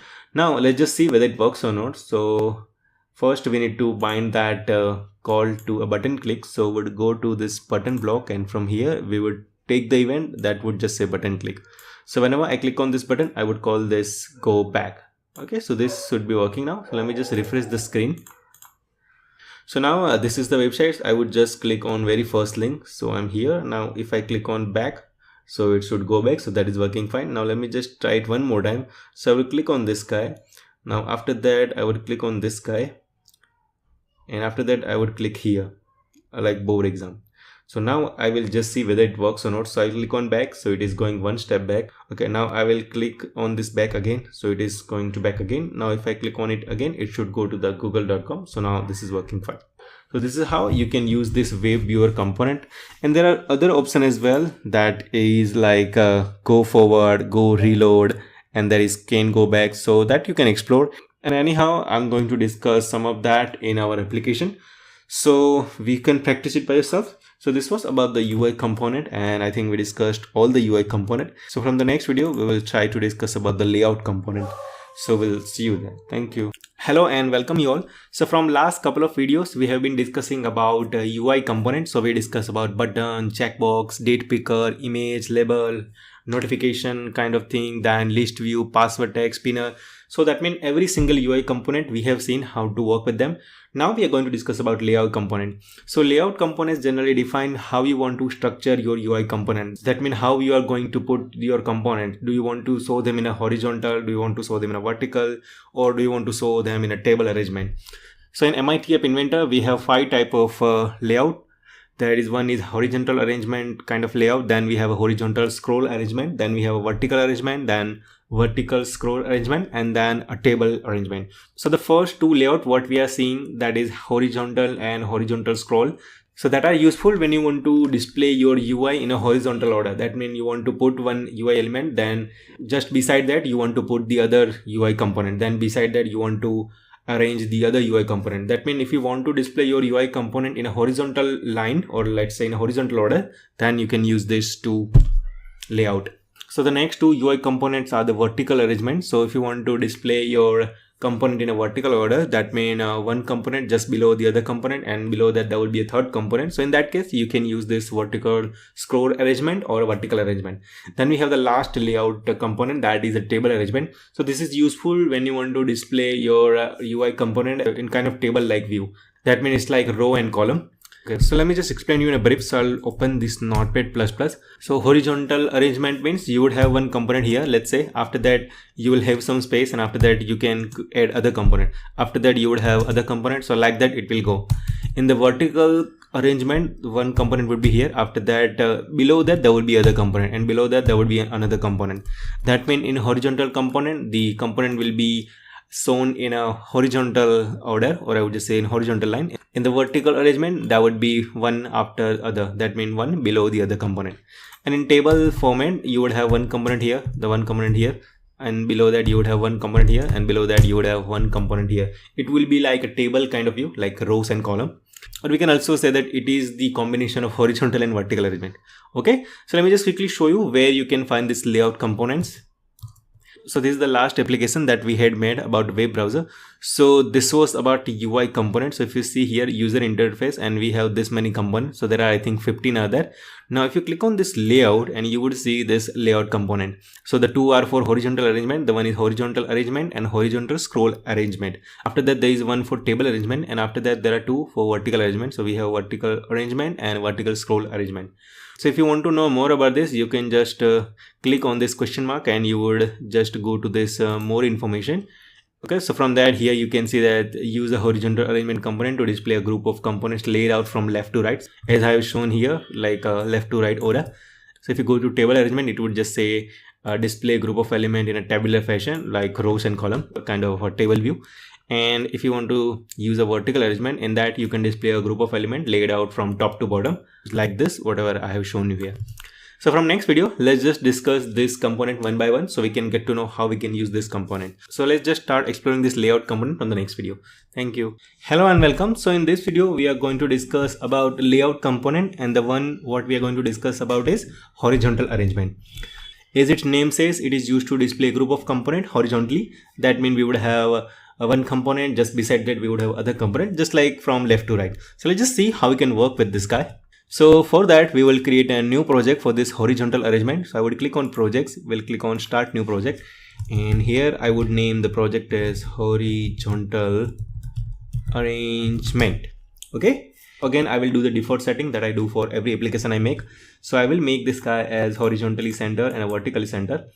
So remember, whatever setting I'm doing is for the screen component, and I would make this guy to choose the device default theme, and screen rotation would be portrait, and I don't want to show this title, so I would uncheck this option. Okay, so now we have a blank screen. Here first we need to take the layout component, so we can just pick this horizontal component and can place it here. There are a couple of properties that we can set it to. So the height, we can set it to whatever we want. So I would set height of this component, let's say it would be 30%, and width I would like to set it to 98%. So there will be only 1% gap to both sides, that means at left and right. Okay, so we have a nice layout here. We can also attach a background image if you want to, but I don't want it right now, so we'll just click on cancel. So I'm just showing you the options. So if you want to set a background image, you can go to this guy, you can upload an image from here, and if you press on OK, then your image will be visible here. Okay, here you can see the align horizontal. So inside that, if you input any component, that would be aligned left. So if you put center, that would be at the center. Similar for vertical arrangement, if you pick top, the component whatever you're putting, that would be at top. If you just put a center, the component would be at vertically center, and if you put this guy as a bottom, so the component would be at vertically bottom. So let me just try to add one component, and then I can show you how we can do that. So till now, whatever component we were picking, and we were just putting it on the screen, but right now we want to use the layout. So what we will do, we will just drag this component and we'll put inside this horizontal layout. Okay, so if you put like this, you will see that it is at the top left corner. And here if you go to horizontal arrangement, it is mentioned that left, that is why it is at left, and here it is mentioned that it is at the vertical top, so that is why it is at top. Now if I click on this guy center, so this would be horizontally center, and if I click on this right, it would be at right. So I would choose the default thing, that would be left. Okay, now if I want this guy to be vertically center, I can do like this. If I want it to bottom, I can click like this. Now I want to have this guy at center, so let me just click at the center. Now there's a background color also that we can set it. So I would just set it as a gray color so that we can set it. Okay, so remember, this part is only layout. Here there is no layout. So if I take any button, I can put like this. Now if I take any other button, and if I want to place just side to it, I cannot put it. If you see here, I'm trying to put this button just beside that, but I cannot put it because there is no layout here. And the default thing that will work is you can place the component just below the other component. And that is why we have to use layout if you want to arrange your component. So now if I just take this component, or I would just say button, and if I put it here, it will work. So now I can see I have two buttons just side by side. Okay, this UI color is confusing. So let me just try to change the UI color of this guy to, let's say, maybe orange. Okay, and yeah, this is fine. And in fact, we can change the color of this button if you want. So let me just set the color of this first button to maybe green, and color of this button to, let's say, red. Okay, so now we have two buttons just side by side because we are using the horizontal layout. Now I can put the third button as well. So let me just try to put it. So here I have the third button. Now remember, it is not fitting to the screen. That is why we are seeing this text is just going to the next line. Now if I try to add one more button, that would not be possible because there is no space here. It has added, but it might overlap the things, because here if you see, there is a button 4 and button 4. So on the top of button 4 we have a button 5. That is why the text we are seeing is for the button 5, and button 4 is behind it, so we cannot even see that. So let's just say if I try to put this button here, I cannot put it. So now this button 6 is placed on top of 2. Okay, so this is not possible because we are using only horizontal layout. If we would have used horizontal scroll layout, in that case we would have option to scroll from left to right or right to left. Okay, so this was about the horizontal layout thing. That means we can align or arrange the component in a horizontal order. And we are not limited to put only buttons. We can put a checkbox here as well. If we want to put some other component like, let's say, image, label, anything, we can put it here. Okay. It is just that whatever component you are putting, that will be in the horizontal order. That is the only thing that horizontal layout takes care of. Okay. So this was about horizontal layout. In next video, we will see the horizontal scroll arrangement. So there is only minor difference. So I'm going to tell you that in the next video. So we'll see you there. Thank you. Hello and welcome. So in this video, we will talk about horizontal scroll arrangement kind of layout. So in previous video, we had seen this layout, that means a horizontal layout we had seen. And here we were able to put any component in a horizontal order.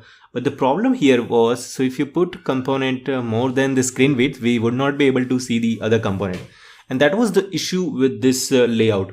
So in that case, what we can do, we can use this horizontal scroll arrangement. Okay. So let me just try to use it and show you the difference between these two layout. So right now here I have put the horizontal scroll arrangement layout. Okay. So again, I will make this align vertical to center on this horizontal scroll arrangement. Okay. Now what I'll do, like whatever the component I have added in this horizontal arrangement, that means I have added 1, 2, 3, 4, 5, 6, 7, 8 component, and I was able to see only 3 because width of this component was too much and that was not fitting in this area. So in that case, we can use scroll arrangement, and I'll show you what is the benefit of having this. So now what I'll do, I'll put one button here. So I can see one button is added inside this guy. I can put one other button as well, but first let's just try to increase the width of this layout so we can at least see what is the layout area and all that, right? Again, I would make this guy as height would be 30%, whatever that was there for this horizontal layout. So height is same now, and the width I would set it to 98%. So that would be only 1% gap to both sides, that means left and right. So now we have a similar size of layout, and let's just change the background color of this guy. So I would make the background color is, let's say, pink. Okay. Now let me just try to put some other components. So I have added 2 buttons. Now I'll put 3rd button. So right now I have 3 buttons inside this horizontal scroll layout. Okay. Now what I'll try to do, I would just try to add one label between these 2 buttons. So I'm able to add it, and I would also like to add let's say one image component between these 2 guys. So I have added that guy too. I would also add one slider between these 2 guys, and now we have this many component. That means in this scroll layout we have one button, one slider, one label, one image, and there are 2 more buttons. But the benefit of using this horizontal scroll layout is, so with your fingertip, you can see the other component. So if I just scroll like this, I can see other component as well. That means whatever the component we had, so we had one button, then we had one scroll bar kind of thing, then we have one label, then we have one image component. We haven't loaded image, that is why we are not able to see it. And then we have 2 more buttons. And also we can increase the width of this guy. So let's say this is a slider and this width is not that much, so we are not able to see it. But if I say the width of this guy, let's say it would be 200 pixel. And now if I press OK, so now if you see here we have a button, here I have a scroll bar, so I can change this value. Now if I go like this, here I would have one label, then I have 2 buttons. So that is the only difference between the horizontal arrangement and horizontal scroll arrangement. So here if I just try to go like this, I cannot go, but in this horizontal scroll arrangement I can go like this. Okay. So in next video we will talk about vertical arrangement. So we'll see you there. Thank you. Hello and welcome. So in this video we will be talking about vertical arrangement. So it is used to display group of component in a vertical order. That means we would have one component, and below that we would have another component, and below that we would have a other component. So like that it will work. It is just like seeing the component from top to bottom. So let me just show you an application how we can use it. So here we have the example of the horizontal arrangement. So let me just try to create a new project for this vertical arrangement. So I would just click on projects and we'll click on start new project, and I would name this project as vertical arrangement. Okay. And again, I would do the default screen setting that I do for every single app that I make. I will make this guy horizontally and vertically center. The theme would be device default, and I want screen orientation to be at portrait. And let's just hide this title. Okay. Yeah, now we want to play with vertical arrangement. So I would go to layout and we'll take this vertical arrangement thing. Okay. So now we have this vertical arrangement. And here I can add any component that I want. So let's just say height of this guy would be 90%, and width of guide, this would be let's say, why not to have only 40%. Okay, now we can try to add components. So we have a button one here. I can add the other components that would go just below that. So we have it. If I just edit like this, I can add as many components as I want. Okay, so we have a label, then we have let's say a password text fill, then we have a slider, then we have a spinner. Any component that we want to have, we can have it here. Then we have a switch. So this would go like this, and here we can edit. So I can see that these are the component. Okay, now if you just say we don't have this guy, that means this layout, still we are able to add the component in a vertical order, right? So I can add like this, I can add like this. But the benefit of having this is we have grouped the component in one layout, so that looks much cleaner now. So that means we can say that inside this layout, whatever the component we have, that we are having it. Now let's see if I just try to add a few more components. So I would just add one more button, and let's just say height of this button, that would be something let's say 50%. That is too big button. Okay, so here we have button, and here we have this many component. So if I try to add a few more component like this, and let's just say I would increase this guy height to be 50%. So again we would have an issue that we cannot see the button which was just added after that switch, right? We cannot see it, right? Because the height is too much, and that is utilizing the full height of this mobile, right? And that is why we are not able to see it. So similar to the horizontal arrangement, we have issue in vertical arrangement as well, and to resolve this issue we would use a vertical scroll arrangement. Okay, so in next video let's just discuss about the vertical scroll arrangement. So we'll see you there. Thank you. Hello and welcome. So now let's talk about vertical scroll arrangement. So it is also used to display a group of component in a vertical order. That means looking at from top to bottom. It is same as vertical arrangement. The only difference is it is scrollable. That means if we have too much component and that is utilizing the full height of the screen, so still we can scroll it and we can see the component that is added just below the other component. So let me just quickly show you how we can use it. Okay, so here we had the example of the vertical layout thing. So now if you see, this is the layout, and inside that we have this many components. So let me just try to see what happens if I try to delete this layout. So if I click on delete and if I click on OK, you would see that all the component would go away. Why? Because that was the parent of all component. That means our layout, whatever we had used, so we had used this layout, vertical layout, and whatever the component were there, it was inside that. So if you remove the parent, all the child component would also go away. So this was one thing about the layout. Now let me talk about this vertical scroll layout. Okay, right now let's say I won't be using the 90% height. I would be just using just 50% height, just to show you how it will show the scroll bar thing. Okay, now I will try to add the components. I would add one button, then I would have other button, then I would have one more button. Let me add one more button, and after that let me try to add a label. After that I would just add one slider. Okay, and what I'll do, I would have some background color for this layout, so we can know that this is the range. So I would just say this is the limit of this vertical scroll arrangement layout. I would make this guy's green. Okay, so we have utilized the full height. Now if I try to add one more button, I can see that I'm able to edit. Now I'll try to add one more. After that I would try to add one checkbox. After that I would try to add one button. So now you can see that I'm able to add as many components as I want. But in earlier approach, like if we use this vertical layout, we were not able to see the component which were added after this guy. But here, since we have used the scroll bar, we can scroll it and see the other component if we have any. Now in this case, we have only this much component and we are able to see whole component. But if I try to add few more, let's say I would add this guy, then I would add this guy, and let me try to add this guy button.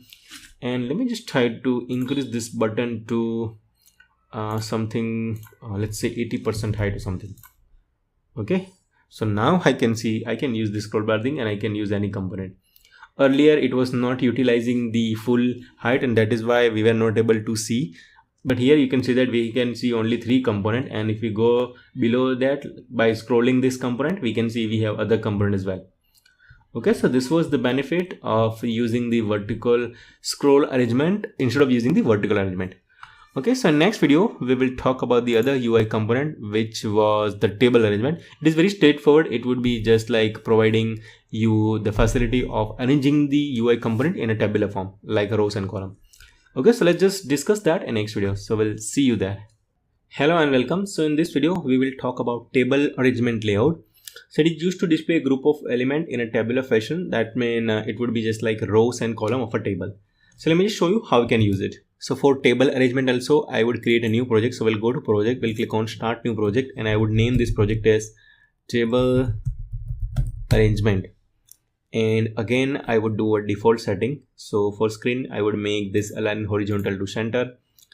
I would also make this align vertical to center as well, and would just say screen rotation would be portrait, and let's say title I don't want to visible, and theme would be device default. Okay, now let's take a table layout here, or I would just say table arrangement layout, and I would have height of this guy to be let's say 60%, and width also I would like to make this guy to 60.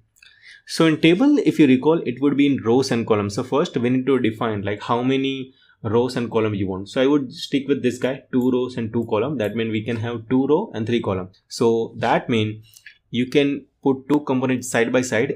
It would allow us for 2. That means we would have a 4 component total, 2 rows and 2 column.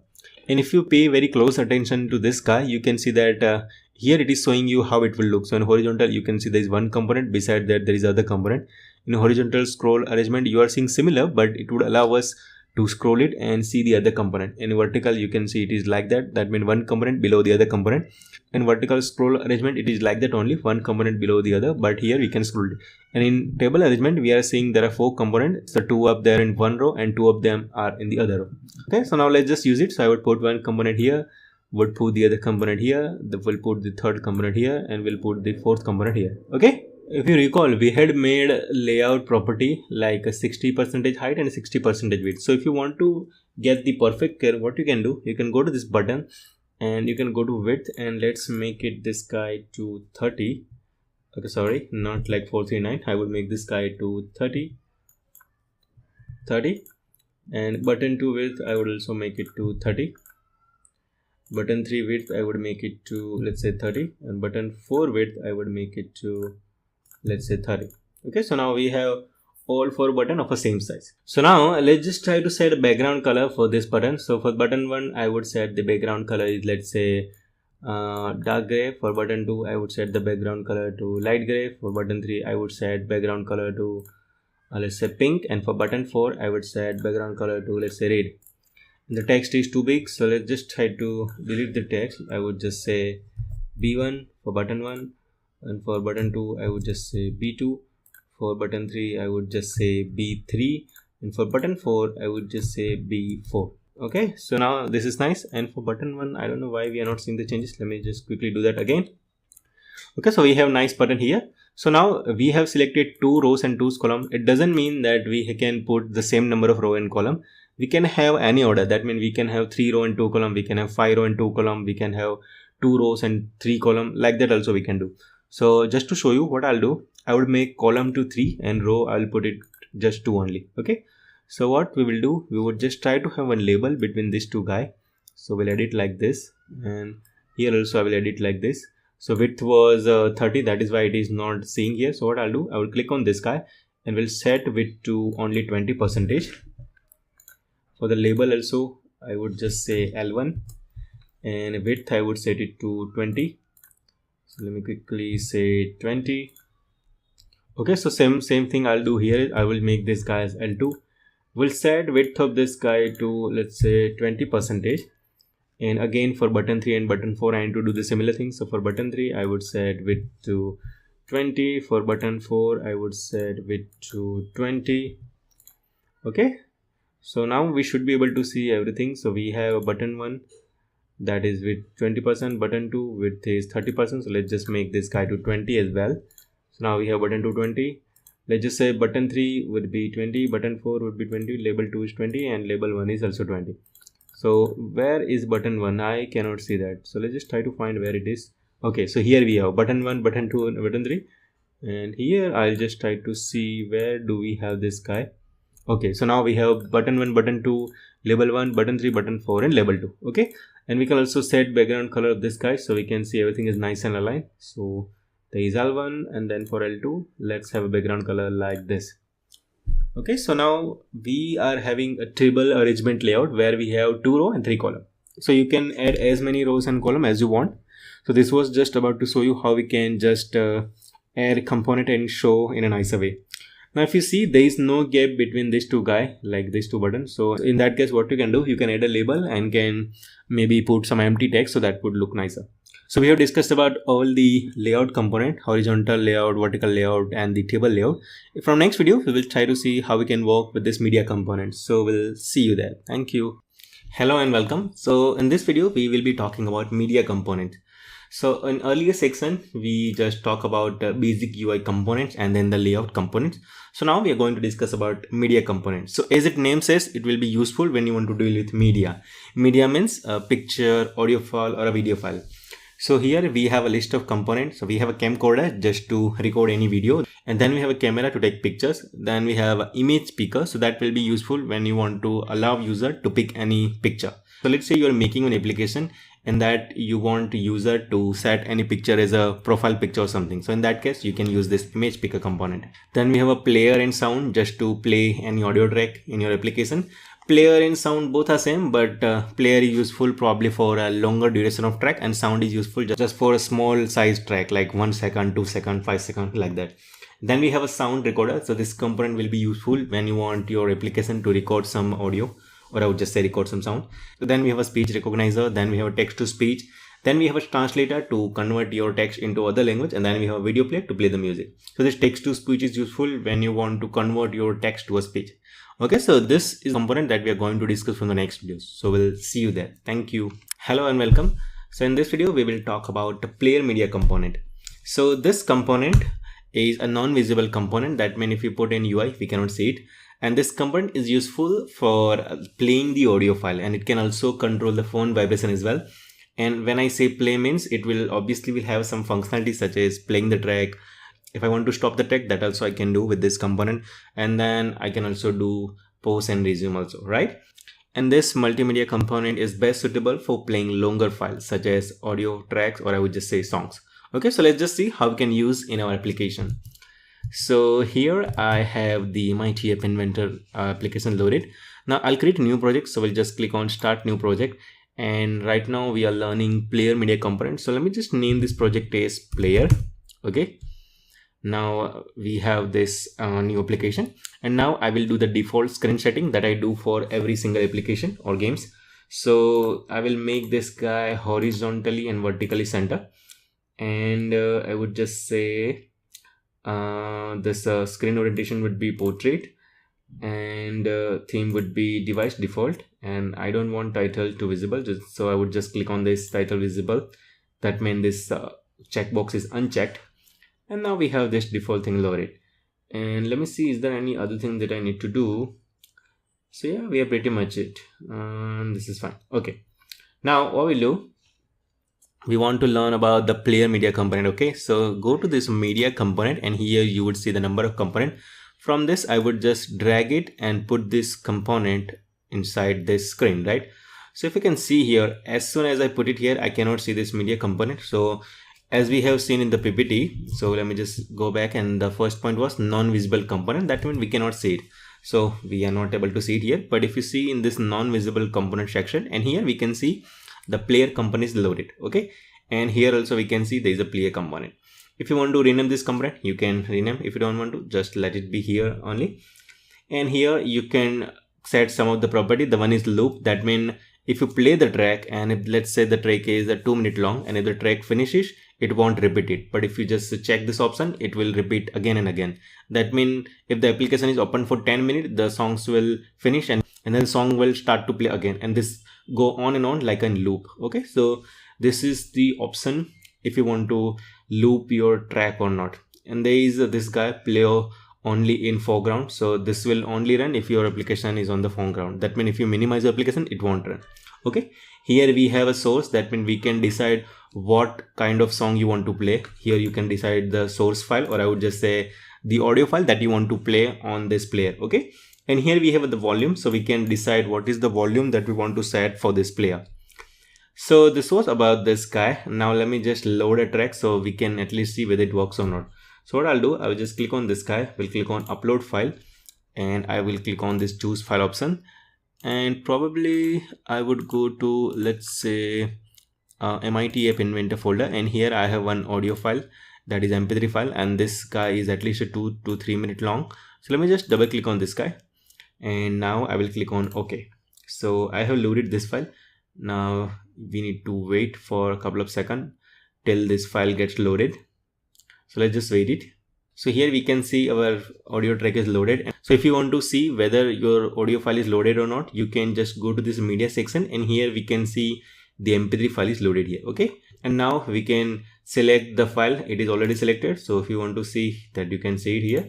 Now this file is selected. Okay, so now we are in the design section. Let me go to the block section, and here we can set some property of this particular media component. So if you click on this player component, and here you will see there are the blocks are there. The one is for pause. That means if you want to pause your track, we can do with this guy. If you want to play the track, you can just click on this guy, that is a player.start, and if you want to pause it, you can do by this guy. Okay, so these are the couple of options. So okay, suppose we have loaded 2 times. Now let me just see whether the option for stop is there. So yes, so this is the guy if you want to stop your track. So let me just delete this guy. So these are called, right? So that means these are unattached block. We need to attach it somewhere, right? So what we will do in our application here, let's say I will just try to add 3 buttons. So if I click on one button, it should start to play the music. That means whatever the audio song I have loaded. If I click on other button, it should stop the music. And if I click on the third button, it should pause the music, right? So let's just try to add this kind of functionality to this project, or I would just say this application. Okay, and just we got to know that we need 3 buttons, one for play, one for stop, and one for pause. So we can add 3 buttons, but now since we have already discussed about layout, I will just add one layout component. It would be a horizontal layout, and in that I will just try to add 3 buttons just side by side. And for that purpose, we are going to use a horizontal component. So let me just quickly drag horizontal component, and let me just put it here. Now I would put this guy in the center only, but width I would make to let's say 90%. So now we have 90% width, and let's say height we don't want to change it. And now inside that I want to put some buttons. So let me just drag one button, and I would name this button as play button. Okay, and for this button I would set the text as play. Okay, and let's say width we can set to 30%, because remember the parent width of this horizontal arrangement layout is 90%. So we can divide this 90 into 3 pieces, 30, 30, 30, and we can set it to 3 buttons, one for play, one for stop, and one for play. Okay, so now this is the one button we have play. Similar way I would add one more button that would be for pause or stop. So I would name this guy as pause button, and let me add a text here as pause. Okay, and width of this guy I would also make this guy to 30%. Okay, and I would add one more button. This would be for stop. That means if I click on this button, the audio should be stopped, or I would just say the music or the track, whatever I'm playing, should be stopped. So I would name this guy stop button, and the text of this button would be stop, that means stop. Okay, so our UI is ready. We have 3 buttons, one for play, one for pause, and one for stop. And again, width of this guy is not changed. So let me just make this guy as 30% width. Okay, so now we have 3 buttons, and these are looking nice. So now let me just try to show you how it will look on our application. So let me just try to minimize this guy. So I would just say like this.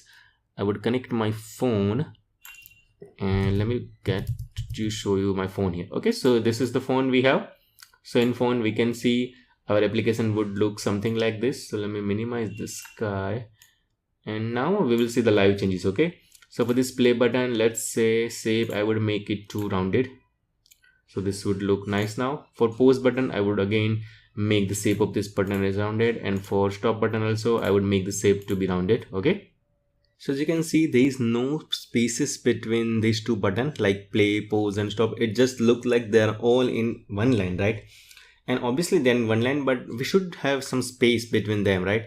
And now again the companion screen got disconnected. So first let's just try to add this button, and then we will check how it will look. So what I'll do, in between these 2 buttons, I will just try to add one label so we can have some space between these 2 buttons. Okay, so I'll grab one label from here, and we'll just try to put between these 2 components, and would set empty text so we don't see any text, right? So let's just delete the text because we just want to add space between these two buttons, right? We actually don't need this label. So that is why I'm just adding a label and not setting any text, so we can see there is some space between these two buttons. Okay, now let me just try to add one more label between the button pause and stop, and again we will set empty text, so we will have space between these two buttons. Okay, now I have added this label between these two buttons, but here we are not seeing because remember our companion screen is disconnected, so we need to connect it again to see the change, right? So let me just try to close this application. Let me just try to launch this AI component. Let me just try to scan this QR code again to see how the changes would look like. Okay, so let's see.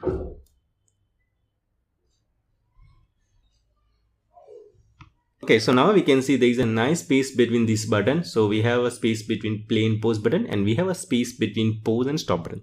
Okay, so we are done with the UI section, or I would just say the designer section. Now we will go to the block section and we'll try to edit the code.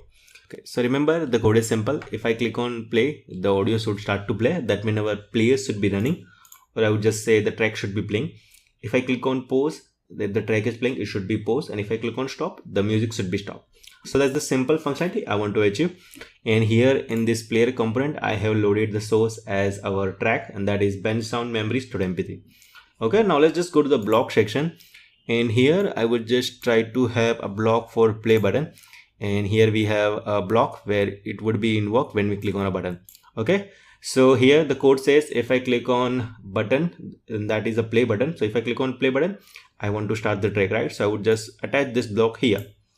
Okay, and similar for pause button, I would grab a block that would just say when I click on button, what I want to do, I want to pause the track. So I would just drag this component and we'll put it here, or I would just say drag this block, not a component. Okay, and similar for stop, I would have a block that would just say what you want to do when you just click on this stop button. So if I click on this stop button, I want my music to be stopped, so I would just attach this block here. And now we want to check this functionality. So first let's just refresh this companion screen. It is not needed, but let me just do that. And now I would just make sure the volume is full, and now I will click on play. So here we can see our track is playing. If I click on pause, the music is paused. Let me just click on play again. Okay, so it has played from that duration only. And now if I click on stop, the track is stopped. Now if I click on play again, the music will start to play. Okay, so we can see it is playing. Pause, play, and stop. So this functionality is working fine. So we are able to use this component, that means a player component. In next video we will try to discuss the other components, so we'll see you there. Thank you. Hello and welcome. So in this video we will talk about other media component, that is a sound. So sound is also a non-visible component. It is a multimedia component that can play sound files and it can control the phone vibration. That means we can also vibrate our phone with this component. It is best suitable for short duration files such as sound effect and tones. So let's just quickly play with it. So then I will go to the MIT App Inventor and we'll just try to create a new project. Okay, so I will click on project and we'll click on start new project, and the name of this project would be sound. Okay, now let me just set default properties. So align horizontal would be center, align vertical would be center, the screen orientation would be portrait, and let's just uncheck the sky, title not visible, and the theme would be device default. Okay, so basic default setting are done. Now we want to learn about sound component, right? So let's just drag the sound component in here, and it's a non-visible component, so we can see it here. And similar to the player component, we would have a option to play the sound effect, or I would just say sound file, to stop it, resume it, and pause it. Okay, so these are the only functionality we would have, and here we can select any sound file. So let me just try to download one 2 to 3 second file and let me place it, and we'll load this guy here. So now we will load on soundtrack, or I would just say sound file here. So we'll click on this sound, we'll click on upload file, and I will click on this choose file, and here we would select this guy, and this is very a short duration sound file. So I will click on open and we'll click on OK. So this would be loaded immediately because there is only 2 to 3 second track. So we have loaded this guy here. And now we'll go to this block section. And similar to the player component, we would try to add a couple of buttons, and that would be just like play, pause and stop, or maybe let's just try to add 3 buttons. One would be for play, one would be for stop, and one would be for vibrate. Okay, so let me just quickly do that. And again, we want to arrange this guy in some order. So in previous video, we had used the horizontal arrangement layout. In this video, we will try to use the vertical arrangement layout. Okay, so let me just drag it here. And let's say width is fine and height we won't set it to, let's say, 80%. Okay, and now let's just quickly add buttons one by one. So one would be button like this, and this would be for play. I would name this guy as play button, and let's say text of this button is play. Okay, and shape would be, let's say, rounded. Yeah, that's fine. So now if you want to have the similar button, we can just click here and we can do Ctrl C and Ctrl V. So now we have a similar button here. I would just rename this guy to, let's say, it would be stop button. And let me set the text here is stop stop.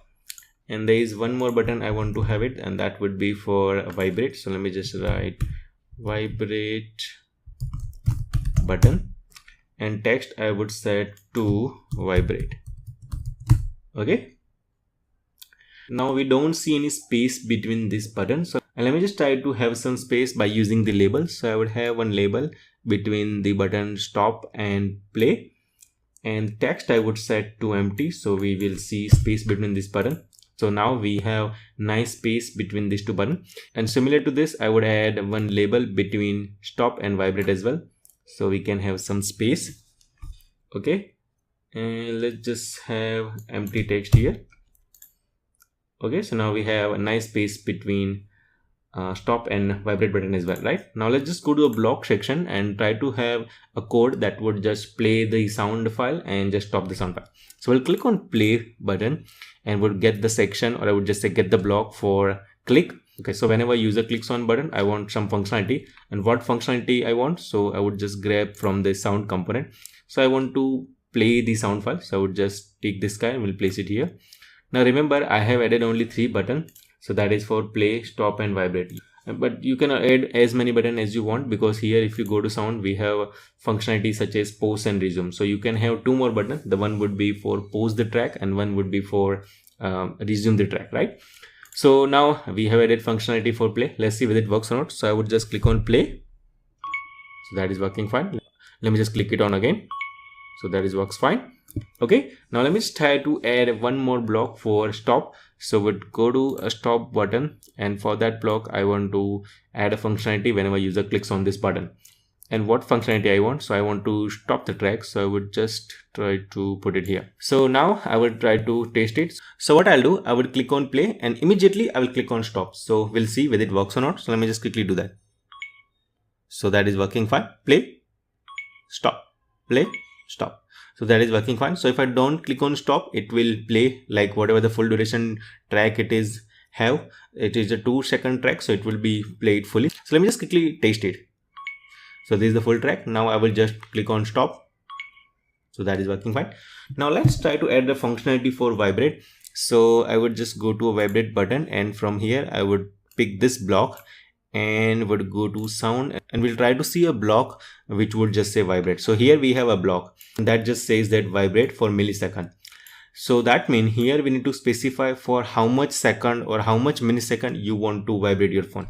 So I would go to a math block and we'll just try to pick one block here, and remember it is milliseconds. And so if you want to vibrate your phone for 1 second, you need to give value is 1000.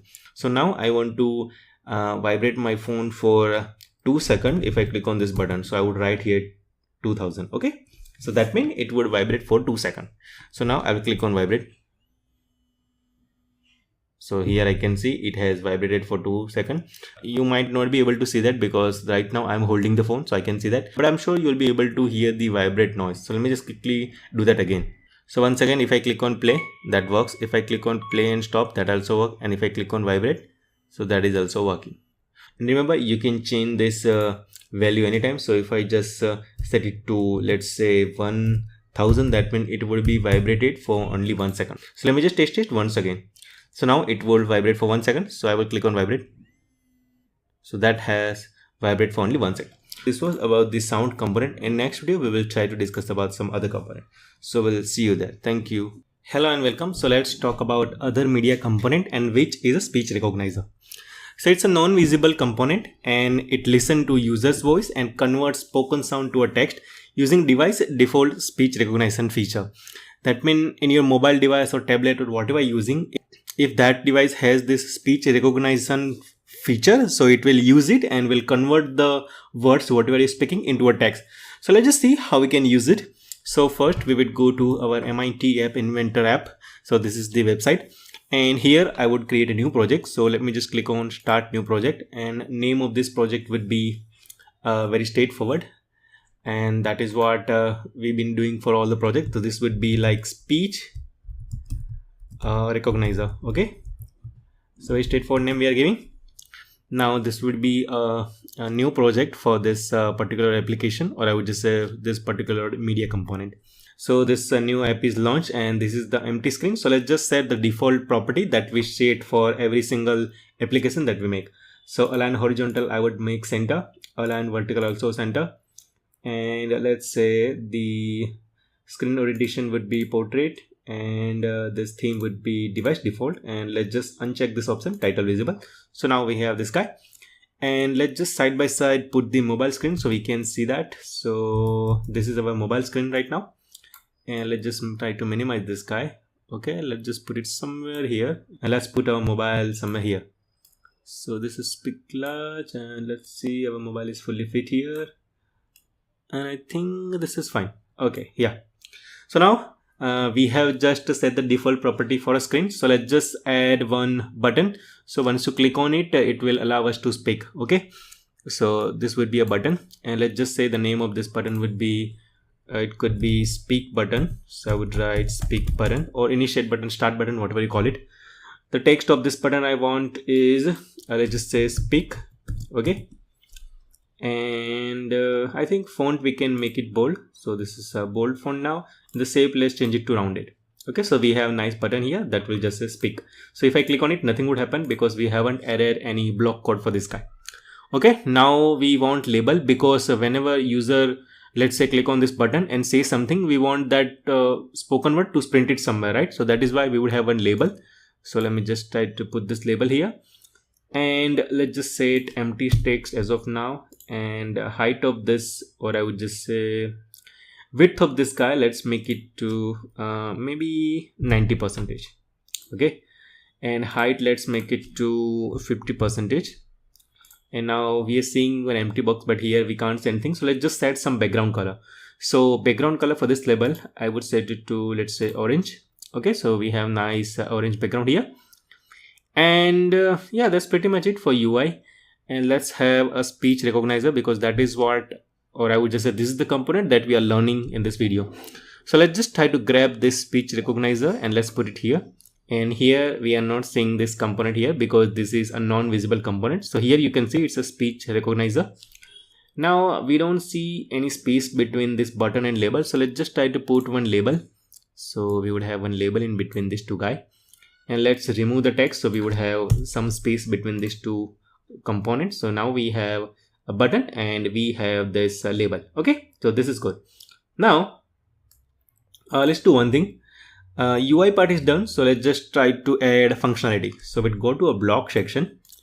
Now if you just click on this speech recognizer, you would have a number of blocks. The one is like after getting text, the other one is like before getting text, then we have a get text. Okay, so what we want to do, so whenever user clicks on a button, we want to call this guy get text. So that means it will wait till user says something. Okay, so let's just go to a button, and let's just try to have a block that would just say dot click. That means whenever person clicks on a button, we want to do something. Now what we want to do, so that whatever we want to do, we need to put inside this block. So from speech recognizer, I would get this block get text and we'll put it here.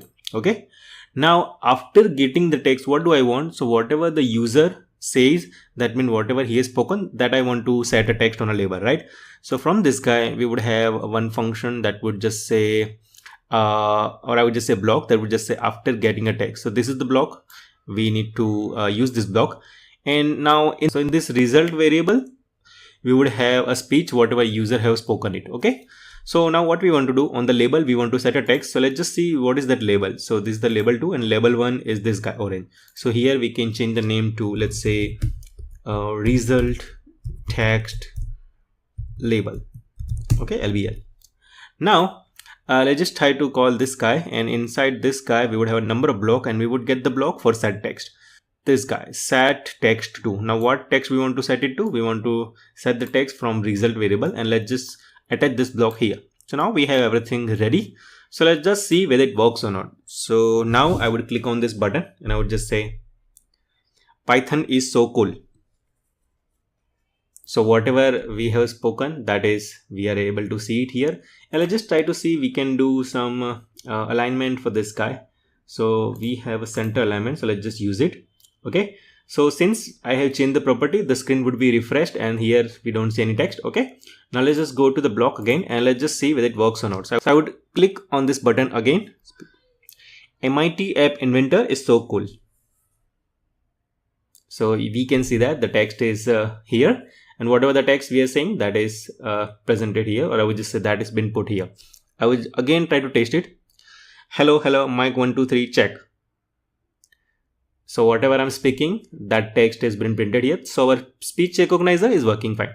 So if you go to this guy and we have one more block that is called before getting text. So that means once you click on a button, until the text we have set it, and for until that time we can have this block. So in that case, what we can do, we can have one block like set text to, and instead of result we can set some text like we are listening or something. Okay, so let me just try to set it here. Let's say listening, and in fact let's just try to change the font size of this label, and let's just change it to, let's say, 18, and let's make font is bold.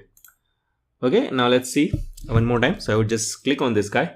So you can see as soon as I click on that guy, there was listening text was shown here. And here we can see whatever we are speaking, that has been text here. So just focus on this guy, I mean this text area. So now if I just click on speak, it would just say listening. So pay very close attention to this guy. So you can see listening was printed there. And now whatever we are speaking, that is being printed here. So our speech recognizer is working fine. So next video, we will see some other component. So we'll see you there. Thank you. Hello and welcome. So let's just talk about other media component, that is the text to speech. So text to speech is again a non-visible component, and it converts text to a speech. That means whatever we are typing, that will convert it into one speech and we can listen to that. It speaks a given text aloud, that means we can listen simply. So let's just see how we can play with this component. So again, I'll go to MIT App Inventor platform, and here we have our phone. So this is the last component that we had learned, and this was just like a speech recognizer. So now let's create a new project for this guy, and name of this project would be text to speech, because that is the component name that we are trying to learn. Okay, so I would write here text to speech, and let me hit enter. And again, the fresh application is loaded, and now we need to set some default property that we set for every application we make. So let's just set horizontal and vertically center. Then the screen orientation would be portrait, the theme would be device default, and let's just say title not visible. And I think that's the pretty much all the setting that we do. And let me just try to minimize this guy. So now we want to learn text to speech. That means we would have one field on which we can enter a text. So text to speech means we should have some text that we can ask our application to speak up. So basically we need one empty area or one text field where we can enter our text. So for that purpose, we know we have a UI component that is a text field. So let's just try to use it. So this is a text box component that I will try to put it here, and this is the component where we can enter some text. So let's just set some height and width property of this guy. So height, let's just set it to maybe 60% would be fine, and width of this guy, let's say 90%. Okay, now it is covering the area but we don't see anything. So let's just try to first remove this hint, and let's just set some background. So background color, I would set it to orange. So now this is the area where we can enter some text. Okay, now let's have one button that we can click on. So once we click on that button, we would request our application to speak up that text, right? So let's just have this button here, and let me just try to name this button as speak button.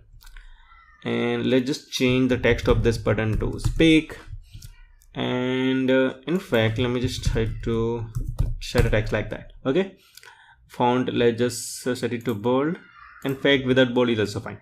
And let's just change the shape to rounded, and we don't see any space between this text box and a button, so let's just try to have an empty label there. So we will have one label, and let's just set empty text there. So now we will have some space between this component. Okay, now we want to run text to speech, so go to a media, and this media section we would try to grab this text to speech component. Now this is a non-visible component, so we won't see in our UI, but we would see it here. Okay, now this is fine, and let me just try to see is there any other property we need to set. So we don't need to set, and here we have a country, so which country's speech recognizer we want to use. So let's just try to select a USA as of now. So I would select USA, and the language I would set it to English, so we would just set EN.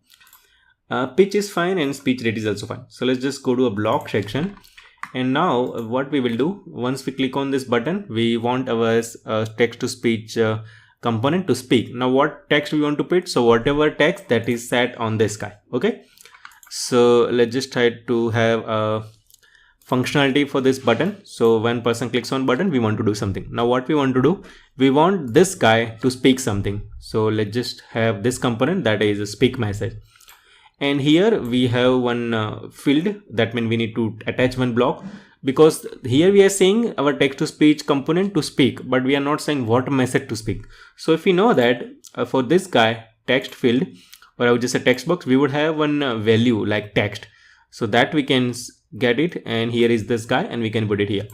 Now whatever the content, or I would just say text, that text field is having, so that would be spoken by this text to speech feature, right? Or I would just say text to speech component of a mobile.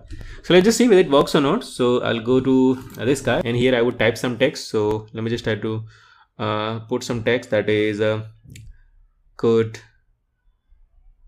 morning, and let me just click on speak. Good morning. So I think you should be able to hear that. Now let me repeat it again. Good morning. Good morning. Okay, so this is working fine. And let's just try to have some more text. Let's just say it is a very beautiful day today. Let me just try to click on speak. It is a very beautiful day today. Okay, so this is working fine. Now we can also set some default text on this component. So let me just try to go to this guy, and here let's just try to set some default text. So whenever this application is loaded, it will just say welcome or something. So I would write welcome to text to speech component. Okay, and we can also give some message that it is made on MIT App Inventor, or I would just say this app is, instead of it is, I just say this app is made on MIT App Inventor. Okay, so let's see. So we have set some default text, so this has been printed here, and let's just try to have a center alignment. Okay, and now we are seeing the message is going beyond the screen, so in that case we can use this multi-line guy. So if we check this option, whatever the text that is not fitting in this area would go to a second line. Okay, now let's just see. I would just click on speak. Welcome to text to speech component. This app is made on MIT App Inventor. Okay, so this is working fine. So now if I want to change the text, I can simply change the text like good evening, and let me just click on speak. Good evening. So this is working fine. So in next video, we will just try to learn about some other components. So we'll see you there. Thank you. Hello and welcome. So let's talk about translator media component. So this component is also a non-visible component, and it is used to translate words or statements, or I would just sentences, between different languages. So it's a simple component. We would have input in one language and we would have output in another language. So that means we can call this component, and whatever the text you have in one language, that we can convert it to a different language. So we would have a choice of number of languages, and it supports many languages. So let's just see how we can use this component in our application. So this is the old project that we had learned for text to speech. So we'll go to projects and we'll create a new project for our this translator component. So I would write here translator. Okay, I think I misspelled it, but that's fine. We can change it from here as well. So here we can change this guy to translator. Okay. Now let's just set some properties. So for the screen, we would make this guy horizontally and vertically center. Then we would make the screen orientation to portrait. The theme, we would choose it to device default, and let's just uncheck this guy so we don't need to see title, okay, on this screen. Okay, so this is a translator. That means we need to give some input, and for that guy we need a text field. So let's just try to have a text box from here, and let's just say width of this guy would be 90%, and height of this guy, let's set it to maybe a 60 this time. Okay, so we have this much big size text box, so here we can add text. So let's just remove hint here. Now let's have one button that would just say translate or something. So we'll put one button here. Let's change this button name to translate button, and here we can set a text to translate, and let's just change the shape to rounded. Okay, so this is fine now. Let's just see what other property we can set.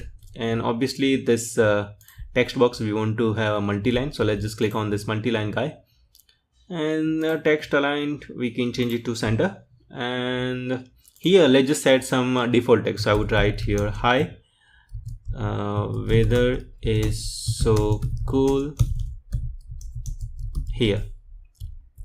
Okay, that's fine. Let's just try to have a capital I. Okay, so this is the default text. So here we would have it, hi, weather is so cool here.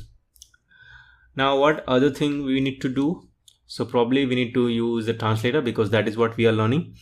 And let's just have one label here, and this label is the result label. So let's just try to have a name of this label as result label. Okay, and again we can remove the text, and let's just have text element to center. The height of this guy would be 20%, and width of this guy would be 90%. Okay, so we have a nice output result label here. And let's just try to have some space between these two components, that mean a text box and a translate button. So we would have one label between these two guys, and let's just have empty text so we can see some space between these two guys. Okay, so this is fine.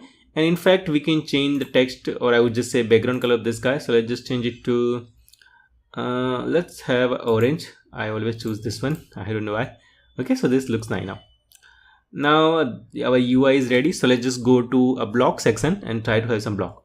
So I would go to a block section, and here we need to use this translate block. So now once we click on button, then only we want to translate. So let's just try to have a block that would just say click.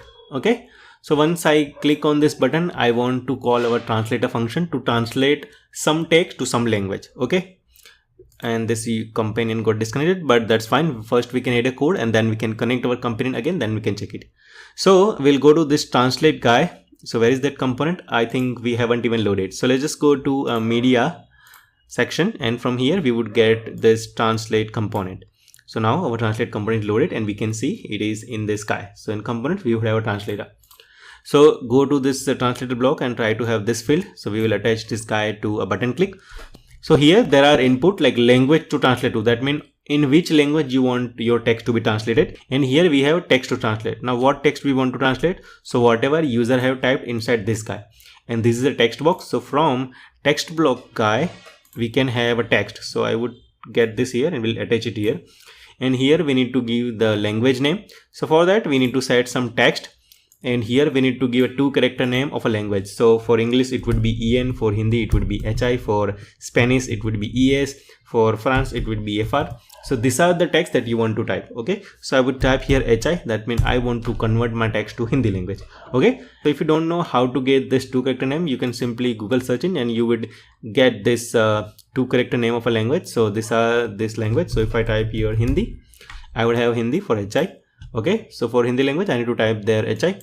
If I let's just type a Spanish, so let me just type Spanish. Okay, so for Spanish I need to type ES. Okay, so let's just go to this guy again. So this is the one block that we translate to, but we want to set the text to our block, right? Because this is the result block, or I would just say result label, and here we want to print our translated string, right? So what we will do, we will again go to this block, and here we would have a block that would be called whenever the translation is done. Okay, so this is the guy that will translate our component or text to some language, and this is the guy that would be called whenever our translation is done. Okay, so what we want to do after setting the translation, we want to set this translation text to this result label. So for that, we would try to have a block that would just say set result label and text. Now what text we want to set? We want to set it to this translation. So let's just click on here and get this translation, and let's just attach it here.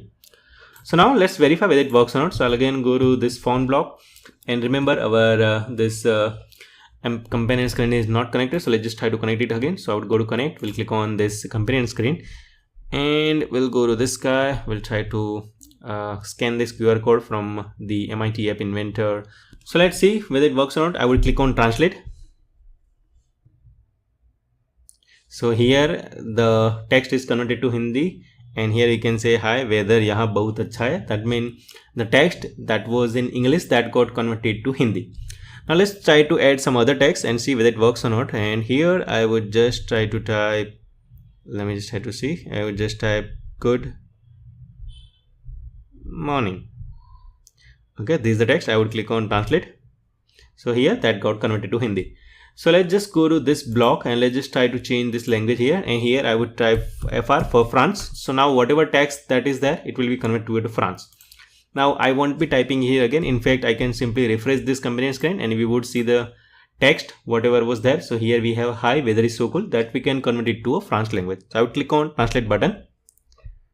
So again that got converted to France. I don't know whether it's correct or not, but this is how you can use it. So let's just try to change the language one more time, and here I would try ES, that is for Spanish. So let's see whether it works or not. I would again refresh this companion screen, and now I would click on translate. So this got converted to a Spanish. So this is how this translator component we can use it. So next video we will talk about some other components. So we'll see you there. Thank you. Hello and welcome. So let's talk about other media component, that is a video player. So as its name says, it is used to just play any video, and we would have also some controls like playing the video, pause the video, and to stop the video. So let's just see how we can use this component in our application. So we'll go to MIT App Inventor app, and here we have app, and this is our phone, and here is the last project that we had learned, and that was I think start later. Okay, so let's just go to project, and let's just click on start new project, and here I would name this guy as video player. Okay, so we have this empty screen here. So let's just set some default property. So we'd go to align horizontal, would set it to center, align vertical also will set it to center. The screen orientation would be portrait, the theme would be device default, and let's just uncheck this guy. That means we don't want to see our title on the screen. Okay, now we want to learn about video player. So let's just try to grab this video from this media component. We can put it here, and we have this video player here. So there are some property we can set it like height and width. So let's just set height of this guy to be exactly 50%, and width let's just set it to maybe 98% or 96 would be fine. So let's just set it to 96%. Okay, volume let's just set default volume to 65%. Okay, so this is fine now. And here there is a source field. So here we need to just tell our app which video you want to play. So I would click on this guy, I would click on upload file, we click on choose file, and let's just go to this game, and we will just try to click on this guy, car collision game, and we'll click on OK. So remember, we can load either MP4 video or a 3GB. So if you want to know more about this component, you can simply click on this question mark, and we would go to this more information, and here it is written video file should be in 3GB or MP4 format. Okay, so this is the more detail if you want to learn about this guy. So let's just say video is loaded or not. So I think the video is loaded, and here we can see our video is loaded, and in this source guy we have this video. Okay, so obviously we want to test some of the functionalities like starting the video, pause the video, and to stop the video. So for that we just need to use some button. So let's just try to use those buttons, And there are 3 buttons we want to use, like start, pause and stop, and there are a couple of more functionality, but that we are going to discuss when we try to make application from this video player. But currently we are just learning about these components, so we will just try to learn the basic feature like starting the video and pause the video and to stop the video. So we'll go to a layout component and we would use a horizontal layout for this guy. Okay, and that is too big and that's fine. Let's just share this height would be, let's just set it to automatic. We don't want to change the height, but the width we will change it to a fill pattern. So we would have a full width like this. Okay, and let's just try to have some button inside this guy. So one would be start, for one would be to pause, and the one would be to stop. And here we can rename this button. So here I would write start button, and the text of this button we can change it to start. Okay, and let's just have alignment would be center, so that is already a center. So we'd go to the second button and here we would write pause button, and the text of this button should be pause. Okay, for third button let's just add a text to stop button, and the text of this button should be stop. Okay, and now it is not covering the full width, so what we can do, this would be maybe 100% area. So let's just set width of this guy to 30%, and let's just change this shape to rounded for all the buttons. So I would change this guy to rounded. I would change shape of the stop button to also rounded, and let's just have width of this button to 30%. Same for pause button, we would change width to 30%, and same for stop button, we would change width to 30%. Okay, so this is fine. Now let's just try to have label in between these two buttons, so we can at least see there is some space between this guy. So we would get this label from here and we'll put it here, and I just set empty text, so we would have some space between start and pause button. Similar to the start and pause button, we would have one label between pause and stop button, so we would have some space between these two buttons as well. Okay, so this is fine. And the horizontal arrangement width we can change it to 96%, so that would have a same width that was set for a video player. Okay, so now we would have the best thing. Okay, now let's just do one more thing. We can have some space between this video player and this layout. So again, we will have one label, we will put like this, and we will remove the text from this guy. Okay, so now we have a UI nice and ready, and in fact this looks a bit smaller. So what we can do, we had a 96, right? So instead of 30 we can have a 32. So I would write here 32. For pause button also I would write 32, and for stop button also I would write 32. So now we have everything nice and aligned. We have this video player and we have this 3 button: start, pause and stop. Okay, so now let's just go to a block section and let's add a block for this guy. So we'll get a block for a start button click, we would get a block for a pause button click, and we would get a block for a stop button click. Okay, and now we will click on video player and we would try to find a block that would just say pause, start and stop. So for this start, we can attach it to the start button. Now we would add a block for this pause button as well. So just click on this video player and get a block for pause, so we can attach it here. And now let's just drag this stop button here, and the stop functionality we will get it and attach it to this stop button.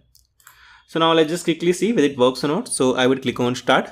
Hello and welcome. So let's just try to make one more game that will be And a car this is collision working game. fine. So I'll just show you how the game would look like. So here is So let me reduce the volume. start the game and to stop the game. And our video is working fine. This is the pause. So if I click on pause, the video will be in pause state. Now if I click on start again, the video will resume from that place only. Your card to left and right. Okay, so this is working fine. This game. So I can see the game is started. Now I'm playing this game. Okay, so this is working fine. Let me just click on stop. So this is stop now. So if I click on play, Hello and welcome. the video will again start to play from beginning. Let me stop it again. And here we can also load other videos as well. So if you want to change the video, you can change it from this guy. So you can go to a video player block, and from here you can change the source. You can upload a new file and can set it. So the source is about video component, and I think we are done from the media component. And next video we will try to just talk about drawing and animation component, where we have 3 component: ball, canvas and image sprite. So we'll see you in the next video. Thank you. Hello and welcome. So now let's talk about sensor component. So sensor components are one who can sense some of the property of a mobile and can give you the output. So there are a number of sensors. The one is accelerometer sensor, so which can sense its movement in X, Y, and Z direction and can give you the value. Then we have a barcode scanner that we can use it to read the QR code, and whatever the message that is encoded in that QR code, we can simply read it. And then we have a sensor like barometer, clock, gyroscope sensor. We also have a light sensor, location sensor, orientation sensor, parameter, and proximity sensor as well. So the clock sensor will work like as a tick. That means you can use this component and can specify the time interval. So after that specific time interval, the function would be called, whatever we have binded with that. We are going to see how we can use it in some upcoming videos, but for the time being, let's just try to have some basic idea of this component. And then we have a light sensor that can sense the light of a room wherever your mobile is being used and can give you the output as your need. And then we have a couple of sensor like location sensor, so that we can use it if you are making a project like a Google Map or something. We also have a orientation sensor. So if you know that in your phone you can move your orientation from vertical to horizontal or whatever, so in that case you can use this component. Then we have a pedometer. So this component will be useful when you want to count the steps. So if you have some application like counting the steps or counting the running steps, so that might be using this pedometer. And then we have a proximity sensor, so that can detect the object nearby you, so sense the object nearby you, or I would say nearby your phone. And then we have a thermometer sensor that can sense the temperature around you. That means the temperature around the mobile. So this kind of components we have. Now we are going to discuss about some of these sensor components. We are going to talk about the components that we are going to use in our upcoming applications or games. So let's just try to discuss the components one by one. So we'll see you there. Thank you. Hello and welcome. So let's talk about barcode sensor component. This component is useful for scanning the QR code, and whatever the message that is encoded in the QR code, it will give you as form of result. So let's just see how we can play with it. So I'll go to MIT App Inventor platform. So here I am on MIT App Inventor platform, and let me just load the mobile screen. So this is our mobile. Now I will create a new project for this barcode scanner. So we'll click on projects and we'll click on start new project. And here I would name the project as barcode sensor. Okay, so we have named the project as barcode sensor. So the new fresh empty screen will be loaded, and there are some default property that we want to set. So align horizontal, we would make it center. Align vertical, we would make this guy center as well. We would make the screen orientation to portrait, and theme we would change it to device default, and the title visible option we would uncheck this guy. So now we have an empty screen here. So we want to talk about barcode scanner. So just go to the component, that mean this interface from palette, and from here just click on sensor. So here we have sensor components, and right now we want to learn about this barcode scanner component. So let's just drag it and drop it here, and it is non-visible component, so we won't be able to see here, but here we can see the component is loaded. Okay, and now just uncheck this guy, use external scanner. So we have unchecked this option from barcode scanners component property. Okay, now we want to have one button, because once you click on that, then only our camera should open and it should allow us to scan any QR code. Okay, so for that, from user interface we would pick one button, and we would name this button as a scan button. So let me just rename this button as scan btn. Text here I want to change it to scan.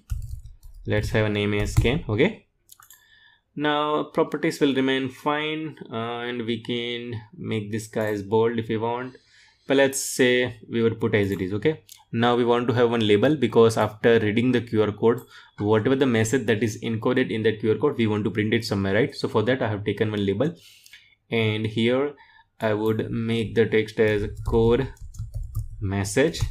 Okay, and now let's just change the shape of this button to rounded. Okay, so now let's just go to a block section, and here we will click on barcode scan, and we will see what are the blocks that we have for this barcode scanner component. So I will click on this component, and here I can see there are a couple of blocks like do scan, then we have a result, then we have after scan. So what we want to do, so whenever a person clicks on a button, we want to call this guy do scan. So let's just tick this component, or I would just say take this block, and we want to attach this block to button click. So we would go to this guy scan button, and here we would have a block for click. Okay, so whenever this button is clicked, we want to call this guy. So let's just attach this block here. Okay, so now this are the join block. Now this would work fine, means whenever a person clicks on a button, one interface would be opened like a camera, and from that you can scan any QR code. After that we want to have a result.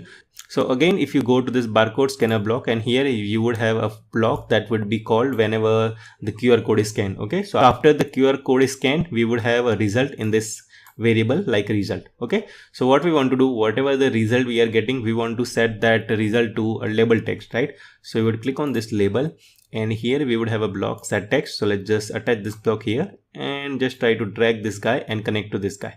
Okay, so now what we are doing here, we are saying that whenever a person clicks on a button, just try to scan the QR code. Okay, and after the QR code is scanned, whatever the result we have, just set it to the text of this label, right? So let's see whether it works or not. And before that, we need to have some QR code, right? Because then only we can scan something and see whether it works or not, right? So what we can do here, we can try to find a website that would just say QR code online generator, and probably the first link, that is www.theqrcodegenerator.com. so just click on it. So this is the website, the qrcodegenerator.com, and here you can bind one URL here, that means a website URL. Here you can add a free text, here you can add a contact, PDF. There are a couple of options are there like email, phone, SMS, but right now we would be focusing on the free text. So let's just click on here. Now whatever the text you're typing here, for that text it will generate a QR code here straight away there only. So let me just try to do it here. So I would just type MIT App. So if you see here, whenever I'm typing something, the QR code is different, because whatever the message we have, for that it has to generate a QR code. So it is doing like that. So I would just type here inventor. Okay, so now we have QR code for this guy. Now I would click on scan and see whether it works or not. So let me just click on scan and let me scan this QR code. So I would click on scan, and here I'm trying to scan this QR code. Okay, so QR code is open, and here I can see the message is MIT App Inventor. So this is working fine. So let's just change this text to something else and see whether it works or not. So here I would type Rohit Taravia, that's my name, and let me see whether it works or not. So I would again click on the scan button, and here I will try to scan this QR code.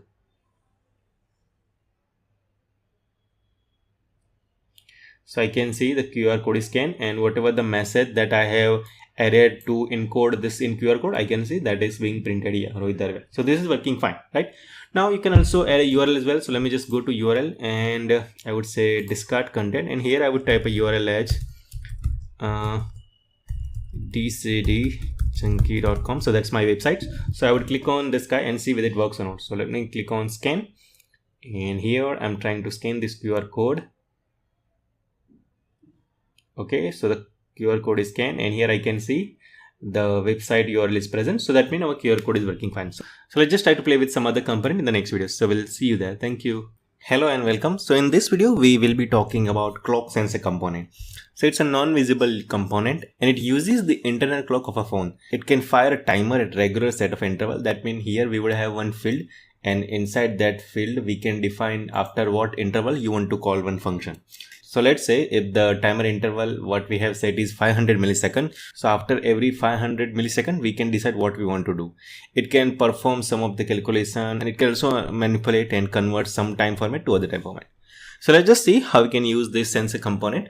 So we'll go to MIT App Inventor. So for this, I will create a new project. I would click on projects and we'll click on start new project. And here I would name the project as clock. Okay.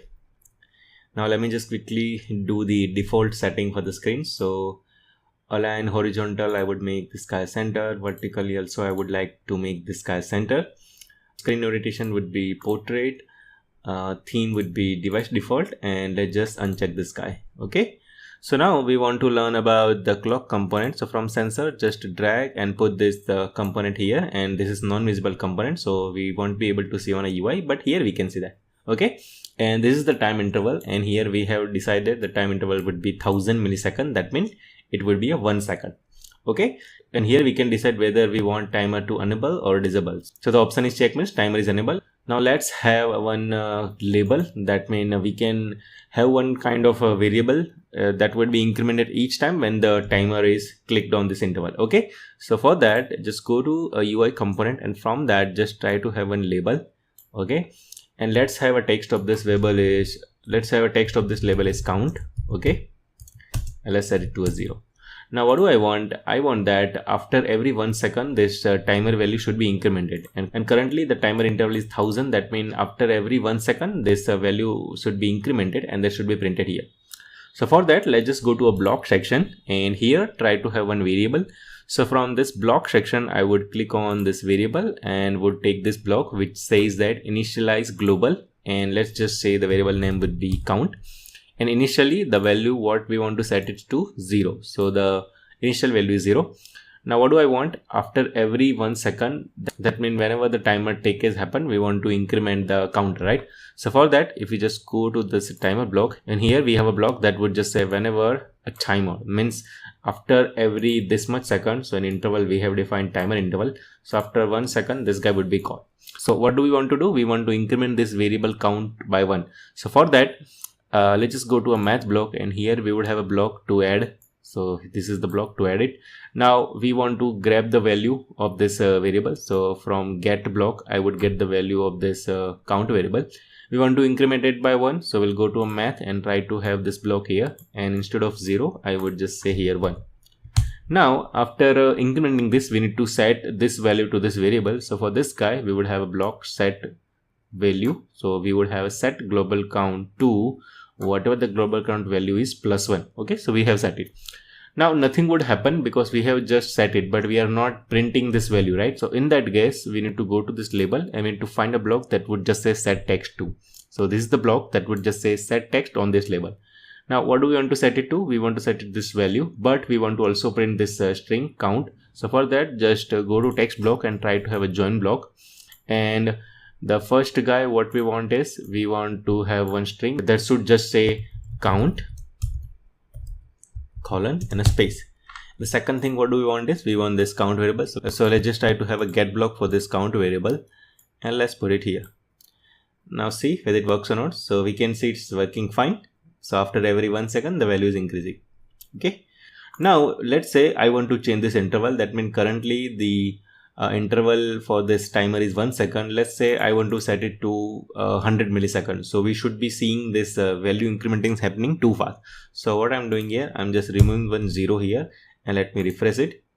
So here I can see currently the timer is being called and the value is updating very fast. So I can see it is working fine. So it is incrementing like that. Now if I want to change this timer to 5 seconds or 3 seconds, so here I can write 3000. And now the timer would be called after every 3 seconds. So currently time is 1, now 2, 1, 2, and now 3.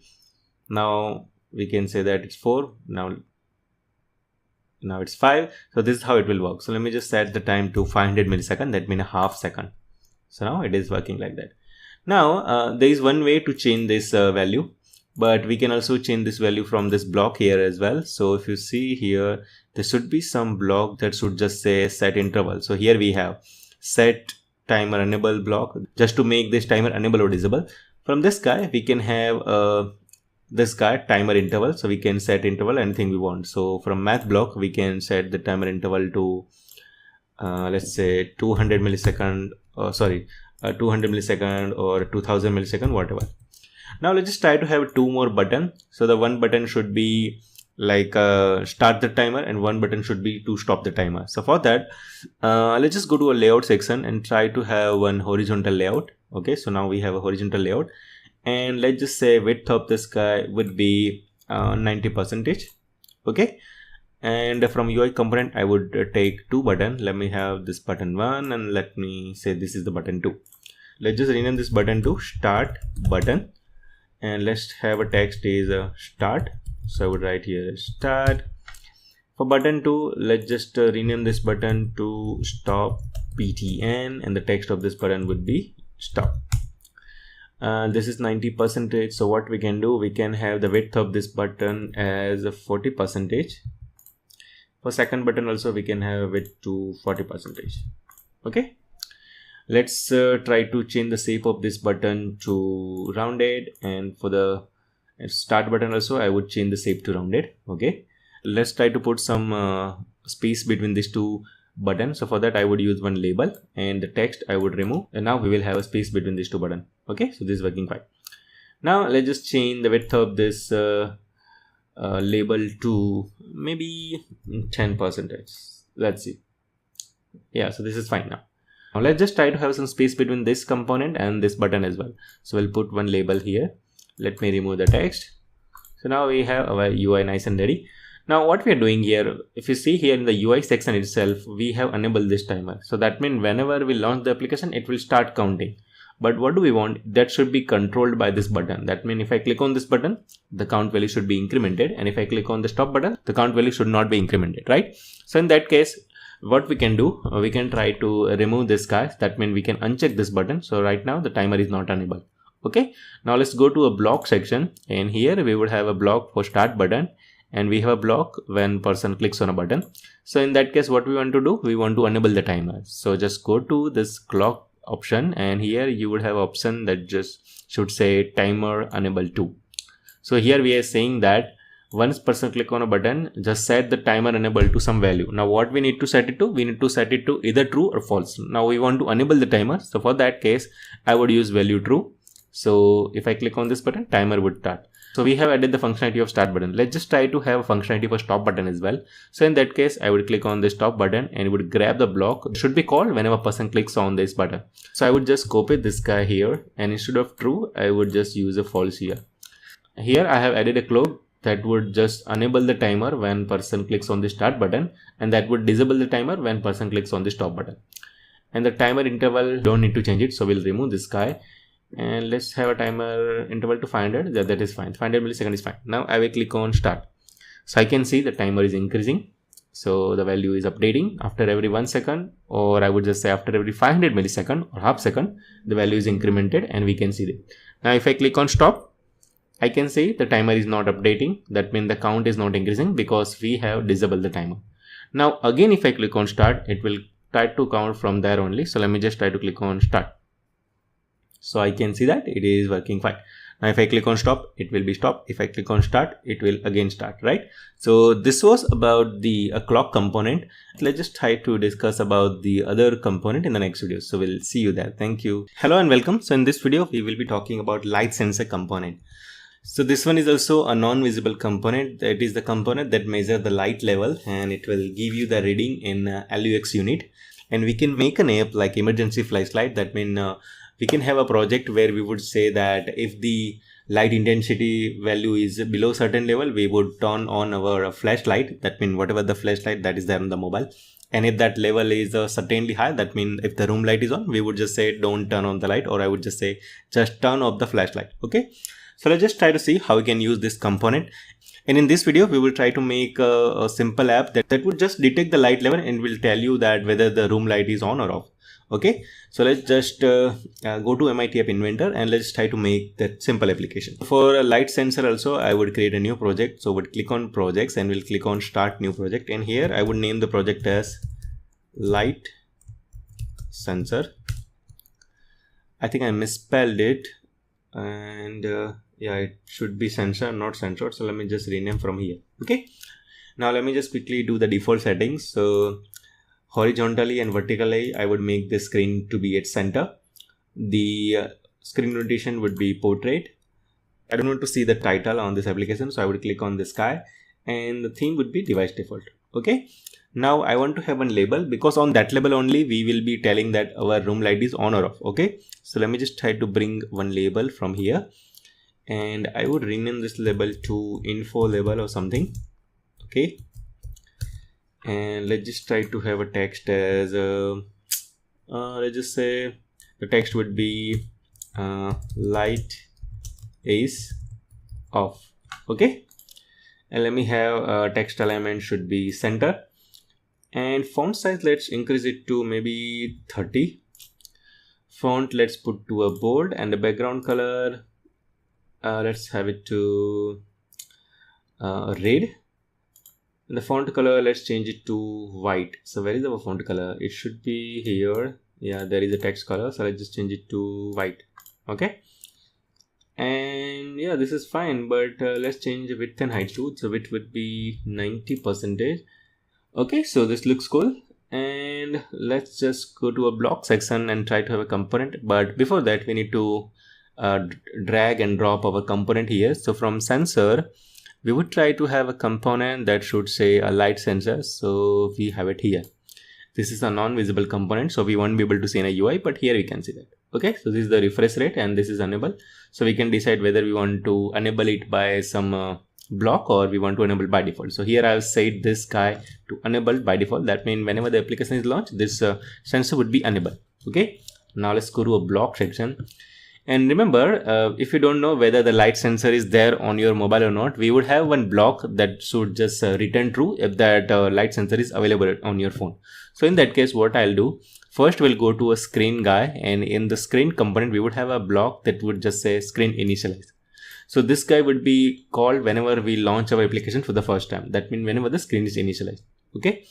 Now here I want to click on this block and I would find one block that would just say available. So this light sensor enabled. So this would return a boolean. So this would return either true or false. So if your phone supports or if your phone is having this feature, this guy would be true. So let's just click on this guy, and from this one, let's have a block that should just say set text to.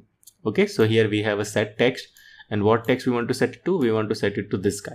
That means whenever the screen is initialized, it will see whether the light sensor is available on this phone or not. If it is available, it should just say true. Okay, so let me refresh the screen and see it. So I would click on this guy connect and click on refresh companion screen. So I can see true here. That means my phone is having this feature. That means my phone is having a light sensor. If your phone doesn't have the light sensor, you cannot proceed further. That means your application just won't work. So the first step would be checking whether the light sensor is available on your phone. So here I have checked it and light sensor is present on my phone. Okay, so here I can see true.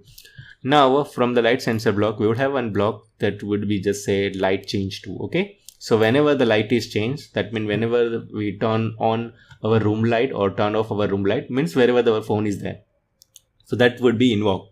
And here what we want to do, we would check the LUX unit, and if that value is less than 5, we would just say that our room light is off, and if it is more than 5, we would just say our room light is on. Okay, so for that we want to use if condition. Let's just use if then else block, and here we need to compare this value to less than 5. So for that, just go to a math, and here we would have a block that should be this guy, and here, yeah, this is the one. Here we can use this less than guy, and I would just say if the value of LUX, that means the light intensity, is less than 5, then only I would say the room light is off. Okay, so we need a 5 here. So from math block, we would have this block, and this value we can change it to anything we want. So I would set here 5. So here we are saying that if light intensity value is less than 5, we want to do something. So we will attach this block here. So here we have added if condition. And now what we want to do, we just want to set a text that should just say whether room light is on or off. Okay, so we would grab this block and we'll copy paste here, and let me rename this guy, and from text I would get this empty string, and here I would just say room light is off. Okay, in else case I would just say room light is on. That means wherever your phone is there, so room light is on. Okay, now this is fine. Currently it is saying room light is on because my room light is on. So let me just turn off the light and see whether it works or not. Okay, so right now I'm turning off the light, so let's see whether it works or not. So as you can see, as soon as I turn off the light, here I can see the room light is off. So let me turn on the light again. So just want to verify one more time that if I turn on the light, it is actually working. So let me just go there and let me turn on the light. So here right now I'm turning on the light. So I can see as soon as I turn on the light, it is working fine. And as soon as I go back and let me turn off the light, so it is working fine. Turning on, so it is working fine. Okay, so this is how you can make this application. It's very simple application. There is one more thing you can do. Currently you can see the background color is red only. So we can set a red color whenever the light is off, and you can set a green color when the light is on. So in that case, just go to this block, that means this label block, and we would need to find a block that should just say set background color to. So here we have set background color to, and let me copy paste this block here as well. Now here we want to set a red color. So from the color, where do we have a color? This guy. So from color, we want to have one red color. So let's just put it here. And for this one, when the light is on, we want to have a green color. So from color, try to pick this green color, and let's try to have this kind of green color. Yeah, this is fine. Now room light is on, that is why we can see it's a green color and it is saying room light is on. So let me go back and turn off the light. So I'm going there. So the light is off and currently I can see it's a red color, and I will turn on the light again. So I can see the light is on.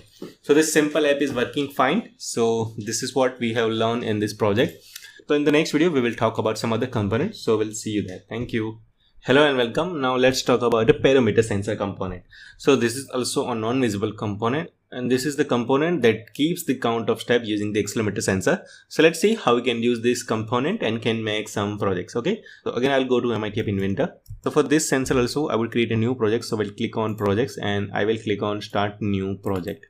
And let me name this project as a pedometer. So new fresh screen is launched. So let me just do the default setting. So align horizontal, let's put it center. Align vertical, let's make it this guy to center. Let's have a screen rotation to portrait. Theme would be device default, and let's just uncheck this guy. Okay, so the screen is loading. And now we want to talk about pedometer sensor. So let's just bring it and let's put it here. And these are some default settings, so we don't need to change it. So let's don't change it. Okay, pedometer means it will count our steps. So we need to display how many steps we have walked or how many distance we have traveled, right? So for that, let's just try to have two labels. So one label should say the distance and the other label should say the steps. Okay, so from UI component, I will drag two component, then both of them would be a label. Okay, and let's try to rename this label as distance. I would write here distance label. So on label 2, I would rename this label as a step label. Okay, just change the text of this distance label to distance colon equal to 0. Okay, we will be saying distance would be 0 because initially there won't be any steps or distance, right? So for the step label, we would just say step and we would just say colon, have one space and 0. Okay, so these are the initial step and distance, so we will set it to 0, 0.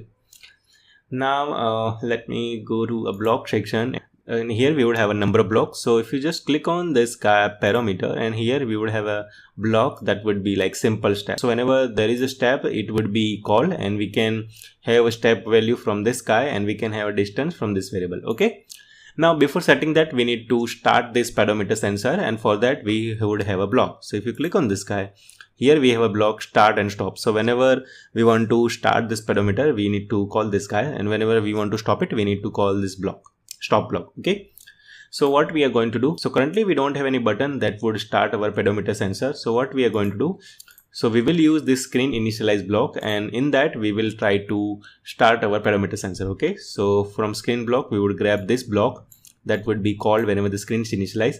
And from pedometer, we would use this call start. So whenever the screen is initialized, this pedometer sensor will be start. Okay. After that, here we will get the value of steps and distance. So let's just try to print it on this label. So for distance label, I would grab a block of setting text. So here we would have a block for set text to. Now what text we want to set it to? We want to set it to the distance travel. So I will click on this distance, and here we would have a block that would be just the get distance, right? But before that, we also want to print this text, that mean a distance colon. So for that, just use the join block. So from strings, we would get a block from join. Okay. Now on this guy, let's put this guy here, and the string would be distance. So here I would write distance colon in space, and then we would have a distance. Okay. Similar to distance, we want to print the steps as well. So let's just try to copy this guy here. And instead of distance label, it should be step label, and here it should be step colon space, and here it would be get simple steps. Okay, so now everything is fine. So let me just try to refresh the companion screen. So this guy would be started, so I can see the pedometer is started, and if I keep moving, I can see that the steps are increasing. So let me move it here and there.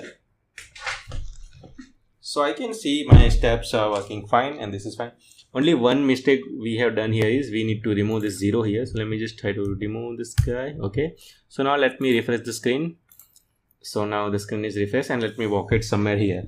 So right now I'm walking, and I can see the step is incremented, and also the distance is. And by the way, this distance is in meter. So if you want to print the unit of a distance that you can also print. And if I keep walking, so I can see the step is incremented every time I walk. Now we haven't added a code, or I would just say haven't added a block that would stop this pedometer sensor, but we can add it.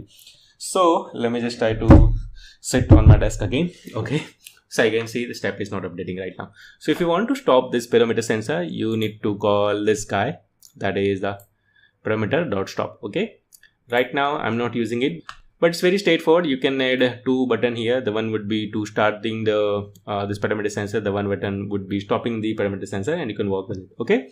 So this was about the pedometer sensor, and next video we'll talk about some other components. So we'll see you there. Thank you. Hello and welcome. So now we are going to talk about storage component. So storage components are useful to store applications data. So data that stays even if you close the application. So that means, let's say you are making one game in which you want to store a high score or something, so that you can store the data in some database or something. So that means after that, if you close the application and open it once again, you will see that same score, right? So it is just like storing the data in some database, so you can read the data whenever you want to read it. So whatever the data you have stored, that can be accessed using different devices. So there are a number of ways to store the data. The one would be from file. So that means you would have one text file or something in which you can store the information. The other one would be CSV file or Excel file. Then there is a TinyDB component. Then we have a TinyWebDB and then a spreadsheet. So in TinyDB, it will just store the application's data. That means whenever you close the application, and after that, once you open it, you will have the data. But that data is only for that particular application. So that means if the same application is installed on any other devices, you would not have the data. So this is the limitation with TinyDB, and that limitation is resolved by this TinyWebDB. So in this TinyWebDB component, the data would be stored using web services. So that means once the data is stored, any devices can access the data. And then we have a spreadsheet component. So that means we can use a Google spreadsheet, in that we can add some data, and using the Google API kit, we can access the data. So let's just try to discuss this component one by one. So we'll see you in the next video. Thank you. Hello and welcome. So in this video, we will be talking about TinyDB storage component. So this is a non-visible component. That means you cannot see that component in a UI. And it is used to store the data of the application. So if you're making a game, you can store your high score. So if you're making applications, so you can just try to save users login credential or something. So let's see how we can work with this component. So I'll jump to the MIT App Inventor platform. So here the MIT App Inventor platform is there. So I would create a new project for this TinyDB component. So let me just click on projects, and I will click on start new project. And here I would give a name of the project, and that would be TinyDB. Okay. Now let me just try to put my mobile here so you can see the live changes. So I would do like this. And let me just try to maximize this guy. And beside to this screen, I'll put my mobile here. Okay, so here I'm mirroring my phone, so you can see that. Now let's just try to set default screen property for this application. So I would first align this guy horizontally and vertically center. So let me just quickly do that. Now after that, I would go to this property, which is the screen orientation, and I would set it to portrait. The theme would be device default, and we can uncheck this option. So now we have an empty screen loaded here. So we want to learn about TinyDB components. So from storage, you would find this TinyDB. So let's just drag it and drop it here. Since this is non-visible component, we cannot see in UI, but here we can see this component is loaded, and here we have this TinyDB component. Okay. Now what we want to do, we want to allow user to type some text, and once you click on any button, let's say the button would be save or something. So once you click on that, the data should be saved. So after that, I would close this application and will open it once again, and I would make sure that whatever the data I had, that is present there. Okay. So for that, first let's just give user an opportunity to enter some text. And so for that purpose, I would use a text box. So let me just drag this text box and let me put it here. Okay. And this text box name, I can change it to data TB. That means data text box. Okay. So let's just try to maximize height and width of this text box. So from here, I would change width of this guy to 90% and height would be 60%. Okay. Hint, we can remove it. So let me remove this guy. Then what else I can do? Then multi-line option, we can check it. That means we want our text to be multi-line. Means if the text is too long, the remaining data which is not fitting in the screen would go to the next line. Okay, so for that purpose, we can select this guy, and hint we can give something like enter your data here. Okay, now text element we can set it to center. So yeah, this is done. Now let's just try to have one button. That button would just say save or something. Okay, so let me just try to rename this button, and here I would give the name of the button is save button. Okay, now the text should be save. Let me just use the shape of this button to be rounded. The font size, let's just increase it to 30. Okay, and let's just say the font would be bold, and the color of this button would be, let's say, green. Okay, and let's just try to have a width of this button to 90%, so that would be the same width of this text box, and there is no space between these two widgets. So let's just try to have one label. So here I can put one label between these two components, and I would set empty text for this guy, so that would create a space between these two components. Okay, and now we don't know how big this text box is, so for that purpose let's just try to set some background color for this component. So on this guy I will click on this guy and will select orange color. So my UI is ready. So if I click here, I would have option to just type any text, and after that I can click on save. So currently there is no functionality edit for save, so let's just try to edit from a block section. So now I'll go to this block section. Okay, so first, once I click on save, I want that my data should be saved in database. Okay, so for that purpose, if you just go on this tinydb component, you would have a block. So here I have a block to store the data, and here I have a block to get the data. So first I will use this block, which is store value to tag and value to store. So here two inputs you need to provide, but we are going to discuss that later. So let's just try to bind this call to one block, and we are going to use this button click block. Okay, so here I'm saying that whenever person clicks on a button, just call this guy to store value. Now when we want to store value, the value what we want to store is whatever the text that is added in this guy, right? So here value to store would be, for this text box we would have one field called text. So let's just try to get it.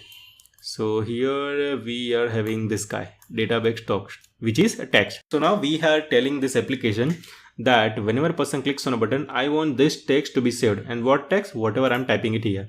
But here we need to give some tag. That means this data, in which name it will be stored. There should be some tag, right? So I will tell you what is this tag. So let me just go to a notepad here. Tag is basically like a key. So whenever I'm saying that Rohit, so Rohit is my name. So what is the key? The key would be here a name, right? So it is just like this is one kind of attribute, and this is a kind of a value. Okay, so this is the tag, and this is its value. So tag means just like a key, or I would just say a common name of the data we are using. Okay, so in this case I'm just saying that data of this guy would be whatever user typing it here. Okay, but here we are not telling the tag. So tag, anything we can tell it. So I would go to a text and we'll grab a block here and we'll put it here, and the tag I would put as let's say info. That means information. Okay, now if I click on it, data would be saved, but that means we have added the functionality of storing the data. But how do we get the data? So for that, if you just go to this tinydb component, here we have a block that is saying that get the value of tag. So the same tag name, whatever we have used for storing the data, we need to use for getting the data. Okay, and here there is one more block which says so value if tag is not found. So that means here if we give some other tag name and that is not present in database, what do we want to set a text? So here we can define the text. Okay, so now obviously we want to bind this block to some other block. So what do we want to do? So whenever I launch this application, I want that the data should be read from the database, and whatever the data that is present on the database should be printed here, or I would just say should be added here, right? So where we want to edit? We want to edit to the same text box. So this text box, we should have a block that would just say set text to. So here we have a block set text to. So let's just attach this to block. Now we are saying that the text of this text box should be whatever the value that we are getting from the database with the tag value info. But this block is unattached. We need to attach it to somewhere, so that we can attach it to the screen initialize. So if you go to the screen, we would have a block that would be just like when screen initialize. So whenever screen initialize, we want to do this thing, right? So let me repeat one more time. So whenever screen initializes, we are trying to get the data from the database with the value tag. So whatever the data is there, we want to put on this guy. right? That means on the text box. After that, let's say we add some data, and after that, if we want to save the data, we can just click on this button. So whenever you click on this button, the data would be stored into the database. So let's just see whether it works or not. So first I would refresh this companion screen. So we'll go to connect and we'll click on refresh companion screen.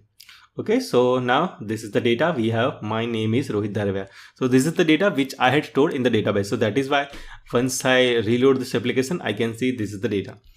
Now let me do one thing. So here I would click on this guy and let me just try to add some other data. So data I will put here is MIT App Inventor is so cool. So this is the data now we have on this text box. Now I will click on save.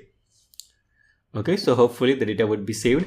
And here if you just go to text box, here you can see there is no any block that would just say like data is saved or something. So but we can assume that the data would be saved. But how can I check it? So I can close this application and can open this application again, and I can check it the data is present or not. Okay, so I'm closing this application. Okay, so I have closed this application. Now let me open this application again. So we'll open it. Okay, so I'm opening this application again, and here I can see the data is still there. So that means our application is working fine. We are able to store the data to the database, as well as we are able to get the data from the database. And the component we are using is TinyDB. Okay, so let me just do it one more time. So here again, I would go to this guy and we'll set some text. The text would be, let's say, Rohit. Text would be Rohit Dharavia, that's my name. Okay, and now I will click on save. So the data is saved. Now if I just refresh the screen, I can see the data is still there. Okay, and if I just close this application and open it one more time, still I would have the data because I have stored this data to the database. But the limitation of this TinyDB component is the data will be only for this device. So that means if I just install this application on other device and try to access the data, I won't be having any data. So this is the limitation, and that limitation can be resolved with the TinyWebDB. So that we are going to learn next. So we'll see you there. Thank you. Hello and welcome. So let's talk about TinyWebDB component. So this is also a non-visible component. It stores the data of app using web services. Here we would have one website. So if you click on this website, the tinywebdb.appinventor.mit.edu. So here you would have an option to create a tag, and in that tag you can store the value as well as you can get the value. But this is stable, but its use is very limited. It's just like for demonstration purpose. So this will give an idea that if you want to create an app like this, you can do like this. But as I said, its use is very limited. We don't use it often, but here I'll tell you how we can use it. And it has a method to store the data as well as to get the data. So if you click on this website, which is tinywebdb.appinventor.mit.edu. So here we have those methods like store the value and get the value. So first we don't have any tags. So just to go to this store value, and here you can have one tag and value. So let's say I would be giving a tag as info data WB for WebDB. Okay, and let me just try to copy this tag somewhere. So I would copy this tag here. Okay, and value we can set it. So if you don't want to give any data, that is also fine. So let's just try to have a value like empty string. So I would have this double quote and I would click on store a value. Okay, so now we have this tag which is info underscore data underscore WB, and the value is just empty string. So if I just click on this guy, return to TinyWebDB main page, and now if I click on this get value, and here if I give the tag name which was info underscore data underscore WB, and now if I click on get value, and here I would have the data. Okay, so I am having no data as of now. So now let's say again I go to the store value and I write that tag name here, and let's say data I want to change it to let's say Rohit Dharavia, that's my name, and now I will click on store a value. So the data is stored. So I can see this is the tag and this is the data. So now again if I go to this get value, and here if I give the tag name, and now if I click on get value, here I would have the data. The data is Rohit Dharavia. So let's say this is the data that we have added for this tag info underscore data underscore WB. So let's just try to use this in MIT App Inventor platform, and let's see how we can play with this component. So here I have the older application. So I will create a new application for this TinyWebDB component. So here I would name the project as TinyWebDB. Okay, so let me just click on OK. So the empty application is loaded here. So let me just quickly set the default property of the screen. So horizontally and vertically center. So that's the first thing we do. Screen orientation would be portrait. The theme would be device default, and let's just uncheck this guy. Okay, so the thing what we are going to learn here is the tiny WebDB component. So just drag it and put it here. So it's a non-visible component. So we are seeing here, but not on the UI. Okay, and here the service URL is mentioned. So this is the link that we were trying to access. So this is the guy, tinywebdb.appinventor.mit.edu. And here we have that link. We don't need to change it, but this is what I'm showing you, that this is the service URL from where we are storing and getting the data. Okay, again, I'll do the same thing that we did for the tinydb component. We will try to have one text field in that we can add some data, and using save button, we would be storing the data. And whenever we launch the application, that means we are closing the application and launching it one more time. At that time, I would want that we would go to this web services, we'll get the data and we'll put on our text box. So first, let's just make a UI. So we'll go to user interface and we'll try to have one text field. So where it is? So here I have the text box, and height we would set to 60%.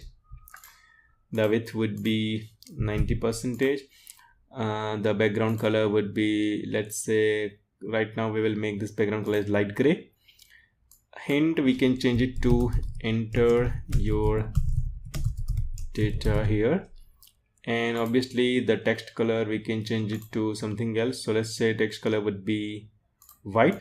Yeah, this color doesn't look good. So let's just say the background color of this guy would be, let's say we will have a dark black background color and the text color would be white. Okay, now I want this guy to multi-line, so let's just click on this checkbox. So now we have this nice text box here. Let's just try to have one button that would be for save. So the name of this button would be save btn.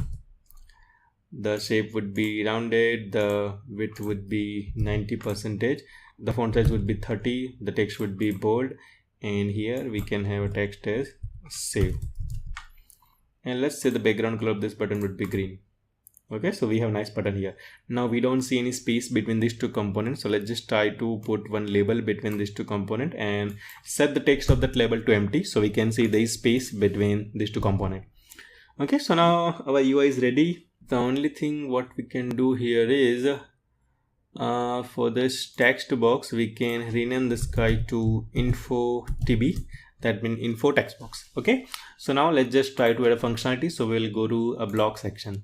So first, what we want to do, whenever the screen is initialized, we want to grab the data from that web service and try to put on our this text box. So for that, I would go to this screen and we'll click on this guy and we'll try to find a block that would just say when screen initializes. Here I have the block for screen initialize. Okay, so for a tiny WebDB component, I would have a block to get the data. So here I have a block to get the data. So here I have get value tag. Okay, for which tag we want to grab the value. So let's just try to put text here, and the tag would be info underscore data underscore WB. So here we have this tag info underscore data underscore WB, and the data would be Rohit Darvia. So that should be printed whenever I launch this application. Now whenever the screen is initialized, this data I would get, but this would be like a requesting the data. So whenever we get the data, so we would have this guy called like get value. So this is the guy that would be called whenever we are successfully able to get the data. So it will be like whenever we call this guy, we are requesting a web services to get the data with this tag. And whenever we have the data, this guy would be called. So in this variable, like a value from DB, we would have a data. So let's just try to set this data on this text box. So for that, we can go to text box and we would have a block that would be for setting a text. So this is that block. This is like on text box set text, and what text we want this text value from WebDB. Okay, so this would be working fine. So let's see if I just refresh the screen whether it works or not. So I will click on this guy connect and we'll say refresh companion screen. So I can see it is working fine, but only Rohit is printed. Why? Because the data here we're seeing is that is not encoded in the string. So let's just try to do that. So again, I'll go to this guy and we'll store a value, and here we know the tag value would be this. Now this time I would have a data in double quote. So I would write here Rohit Darvia and we'll click on store a value. So I can see the data is stored. So now if I refresh the screen, I should have the full data. So let me refresh it. So now I can see the data is there. Okay. So if I change the data from here, so let me just try to go to this value again, store value. The tag was this one. So here I would write the data is MIT App Inventor 2.0, and let's just try to enclose this guy in double quote, and now I will click on store a value. So the data is stored. So let me just refresh the screen. So I would click on this refresh companion screen. So now I will have a data MIT App Inventor 2.0. So this is working fine, right? So now let's just try to have functionality for the save button. So again, I'll go to this button, which is a save button, and we'll try to find a block. So that would be for clicking a button. So now if I click on this button, I want my data to be stored to that database. So for that, I will go to this tiny WebDB component, and here I would have a block that would be like store data with a tag. So let me just try to attach this block here. And here I just need to give two information. The one is a tag and the one is value to be stored. So value to be stored, we can get it from this text box component, and here we would have a field for text. So I will grab and will put it here. And the tag, we know that the tag is the one that we have added a data for. So I will drag this component here, and here I would say the tag name was info_data_db. So now when I click on this guy, data would be saved. And how do we know the data is stored? So for that, we would have one more block that is a value stored. So this guy would be called whenever the data is stored. So here I can just try to put some text that would be like the data is stored or something. So here I would write data is stored. Okay. And we want to display this data to somewhere, right? So for that purpose, let's just try to have one label. So I would be having a label and we'll put it here. And let me just try to rename this label as info label. Okay, and I will remove this text. I will go to a block, and for this info label, I would find a block that would be for setting a text. So I would be attaching this block like this. Okay, so here what I'm doing, here I'm saying that whenever a person clicks on this button, data should be saved, and whenever the data is saved, here I should be having this message data is stored. So similar for this stored value feedback, we can also try to set some text for this get value feedback as well, right? So we can add this block here, and here we can try to have a text is trying to, or I would just say getting the data. Okay, so whenever we launch the application, it would just say getting the data, and whenever we get the data, it would just print the data on this guy. So here after getting the data, we can set a text of this button to got the data. Okay, and after that, whatever the data is that will be printed on this text box, and whenever we click on the save button, the data would be stored, and once we are able to store the data, we would have this message that is data is stored. Okay, so I see there is an issue here. There is info_data_wb has to be there, but here I have wrote is db, so it should be w here. Okay, so now let's see whether it works or not. So let me first refresh the companion screen. So here first it should try to get the data, and here it is able to get the data. The data is MIT App Inventor 2.0. So now let me just try to change this value, and I would just say random data to, or I would write here to a digit, and here I would write db, and now I will click on save. So here I got the text is that is data is stored. So now let's see whether it's correct or not. So I'll go to this guy and we'll click on return to TinyWebDB main page, and now I will click on get value. So now if I just type the tag name, which was info_data_wb, and now if I click on get value, I should have that text. So here I can see random data db. So now I have launched this application, and here I can see the data. So let me refresh it one more time. So here I can see getting the data, and now we got the data, and this is the data. So this is how we can store and retrieve the data from the web services using the TinyWebDB component. So this will be useful when you are making a game and in that you want to store the high score or something, and you can store the high score, and whenever the person is installing that particular application in other mobile, he can easily get the data using this get value API. This was about it. In next video, we are going to discuss about some other components. So we'll see you there. Thank you. Hello and welcome. So in this video, we will be talking about spreadsheet storage component. Again, it is also a non-visible component. It can store and receive the data from a Google Sheet, and it uses a Google API. So it's a web-based. You can create your Google Sheet document, and by using Google Sheet APIs, we can store and get the data from that Google Sheet. Okay, so let's see how we can play with this component. So again, I'll go to MIT App Inventor, and here I will create a new project for this spreadsheet component. Okay, so we'll click on Start New Component, and here I would name this project as Spreadsheet. Okay, and let me just try to mirror my phone here. So this is my phone here. Okay, now let me just try to set the full properties for the screen. Let's make this guy horizontally and vertically centered. After that, let's just have a screen orientation to be portrait. The theme would be device default, and let's just uncheck this option for title visible. So now the title won't be visible.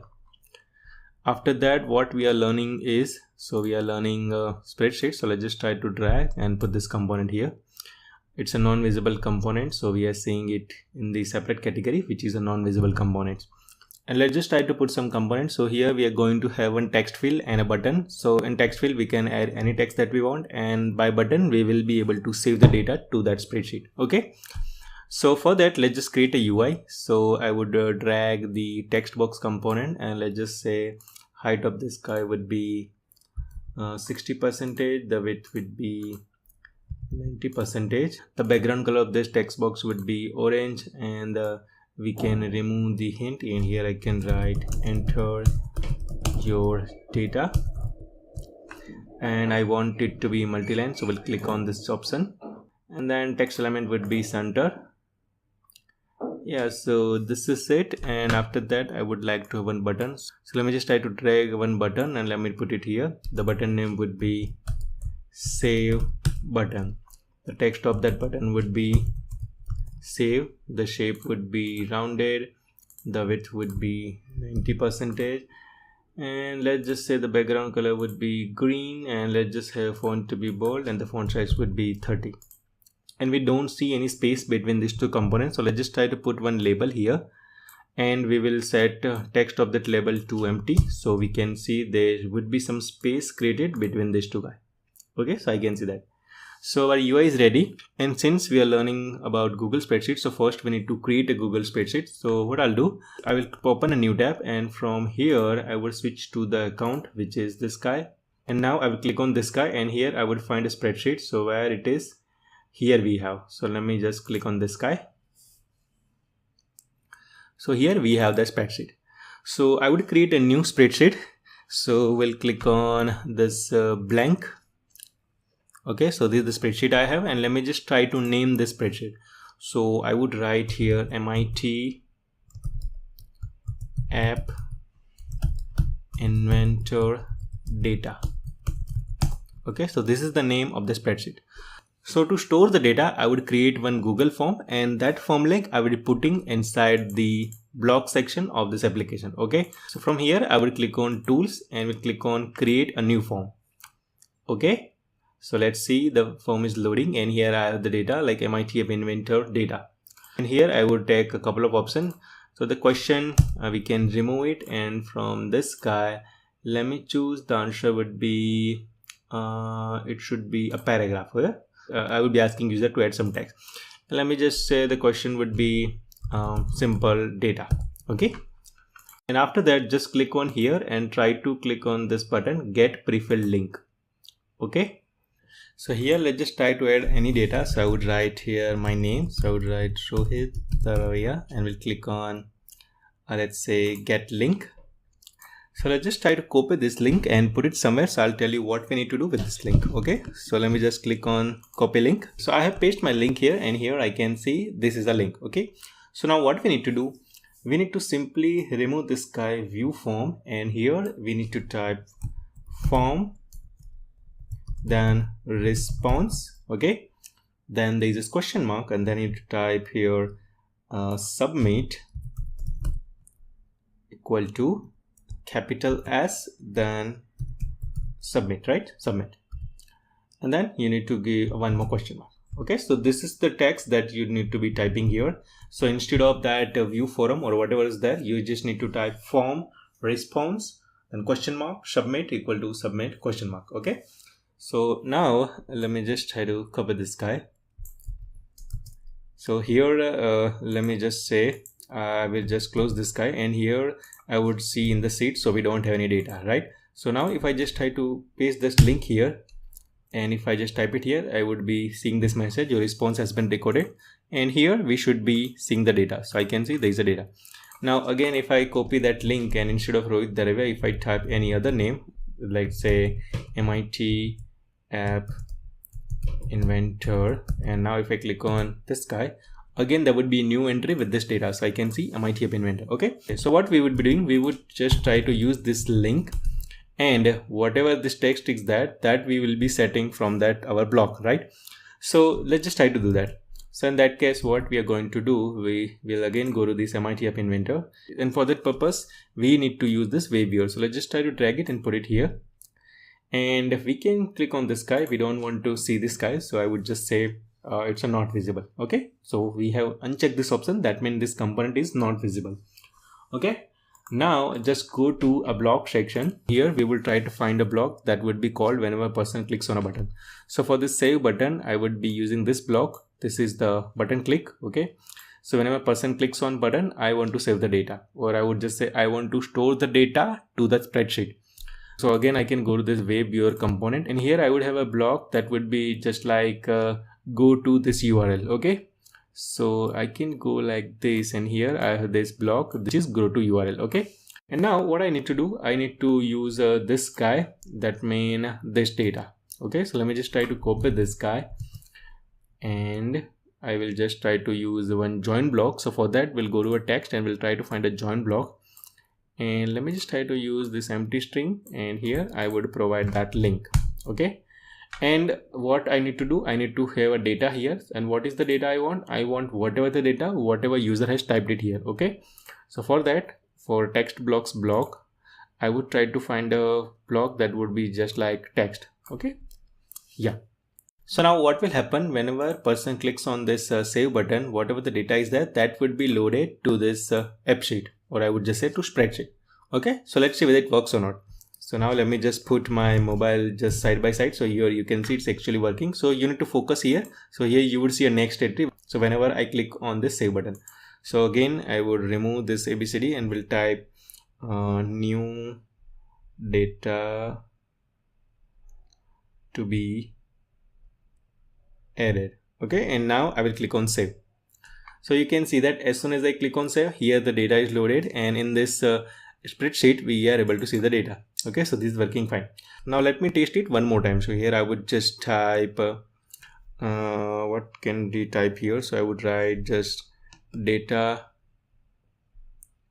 is saving. So data is stored to spreadsheet. Okay, now I think there is spelling mistake, so let me just correct it. So I would write spreadsheet. Okay, and now I will click on save. So I can see as soon as I click on save, here the data is loaded, and I can see data is stored to spreadsheet. Okay, so we can see that the store functionality is working fine. So let's just try to implement read functionality in next video. So we'll see you there. Thank you. Hello and welcome. So in last video, we have seen how we can store the data to the spreadsheet. So whatever we were typing it here, and if we click on save, then the data was storing to this spreadsheet, right? So let me just test it one more time. So here I would just type random data. I'm going to click on, and I will just open this spreadsheet document right here, so you can see the changes. So I will click on save. So I can see the random data is coming. That means spreadsheet response is working fine, whatever the data that we are filling in. And if we click on the save button, the data is storing to this spreadsheet, right? Okay.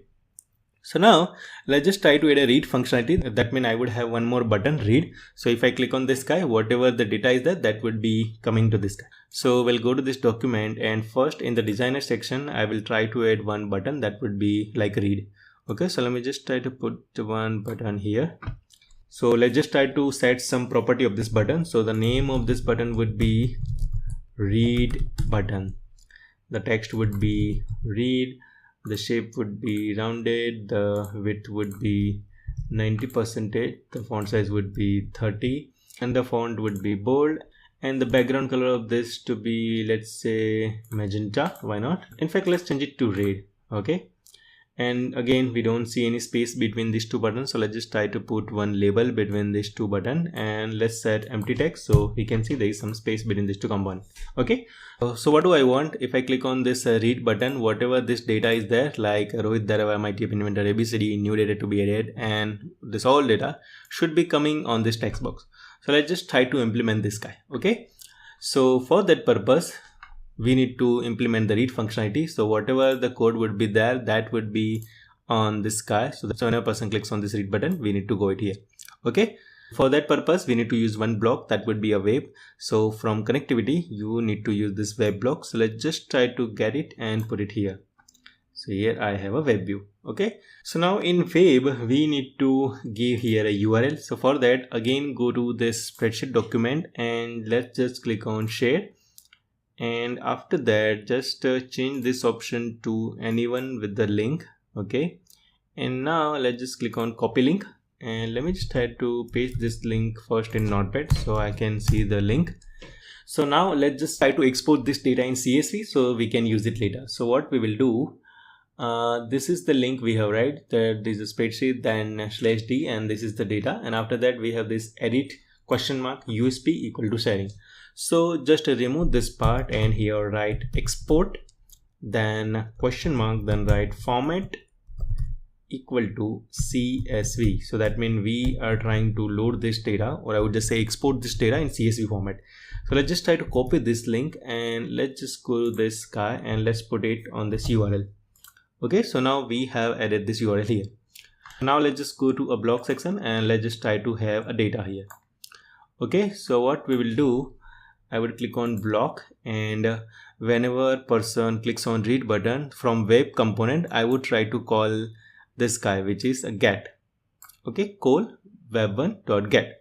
So that means it will go to this guy and this link, and whatever the data is there, that it will try to get in CSV format. Okay, and again this is just like a request. So whenever you call this guy, it would request the data on this link in this CSV format. So, and how do we know when the data is received? So in that case we have one more block, that is a got text. Okay, so whenever this guy is invoked, that means we would have some data. So what we need to do, whatever this response content is there, that we need to print it, right? So that's the only thing we want.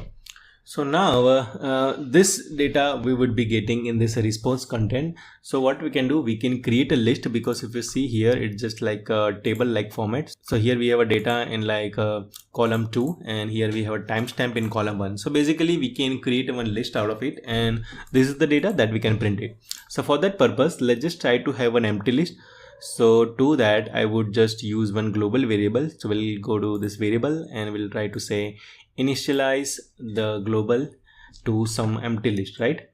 And let's just say the name of this variable would be data item list or something. So I would write here data item list, and since I want to create a list, I would click on list and would try to just say create empty list. So what we have done here, we have created one empty list, and that is a global list. Okay, now what we can do, we can simply go to this block and just try to get this response content, and let's just say this is the block we are going to use it, and this would be again in the CSV format. So if you just click on list, we would have one field that would be like a list from CSV table text. Okay, so here let's just try to find it there. This is just like a list from CSV table text. So let's just attach this to block. So now here we will be having a list of the data. Now what we need to do, we just need to assign this data to this global variable, which was the data item list.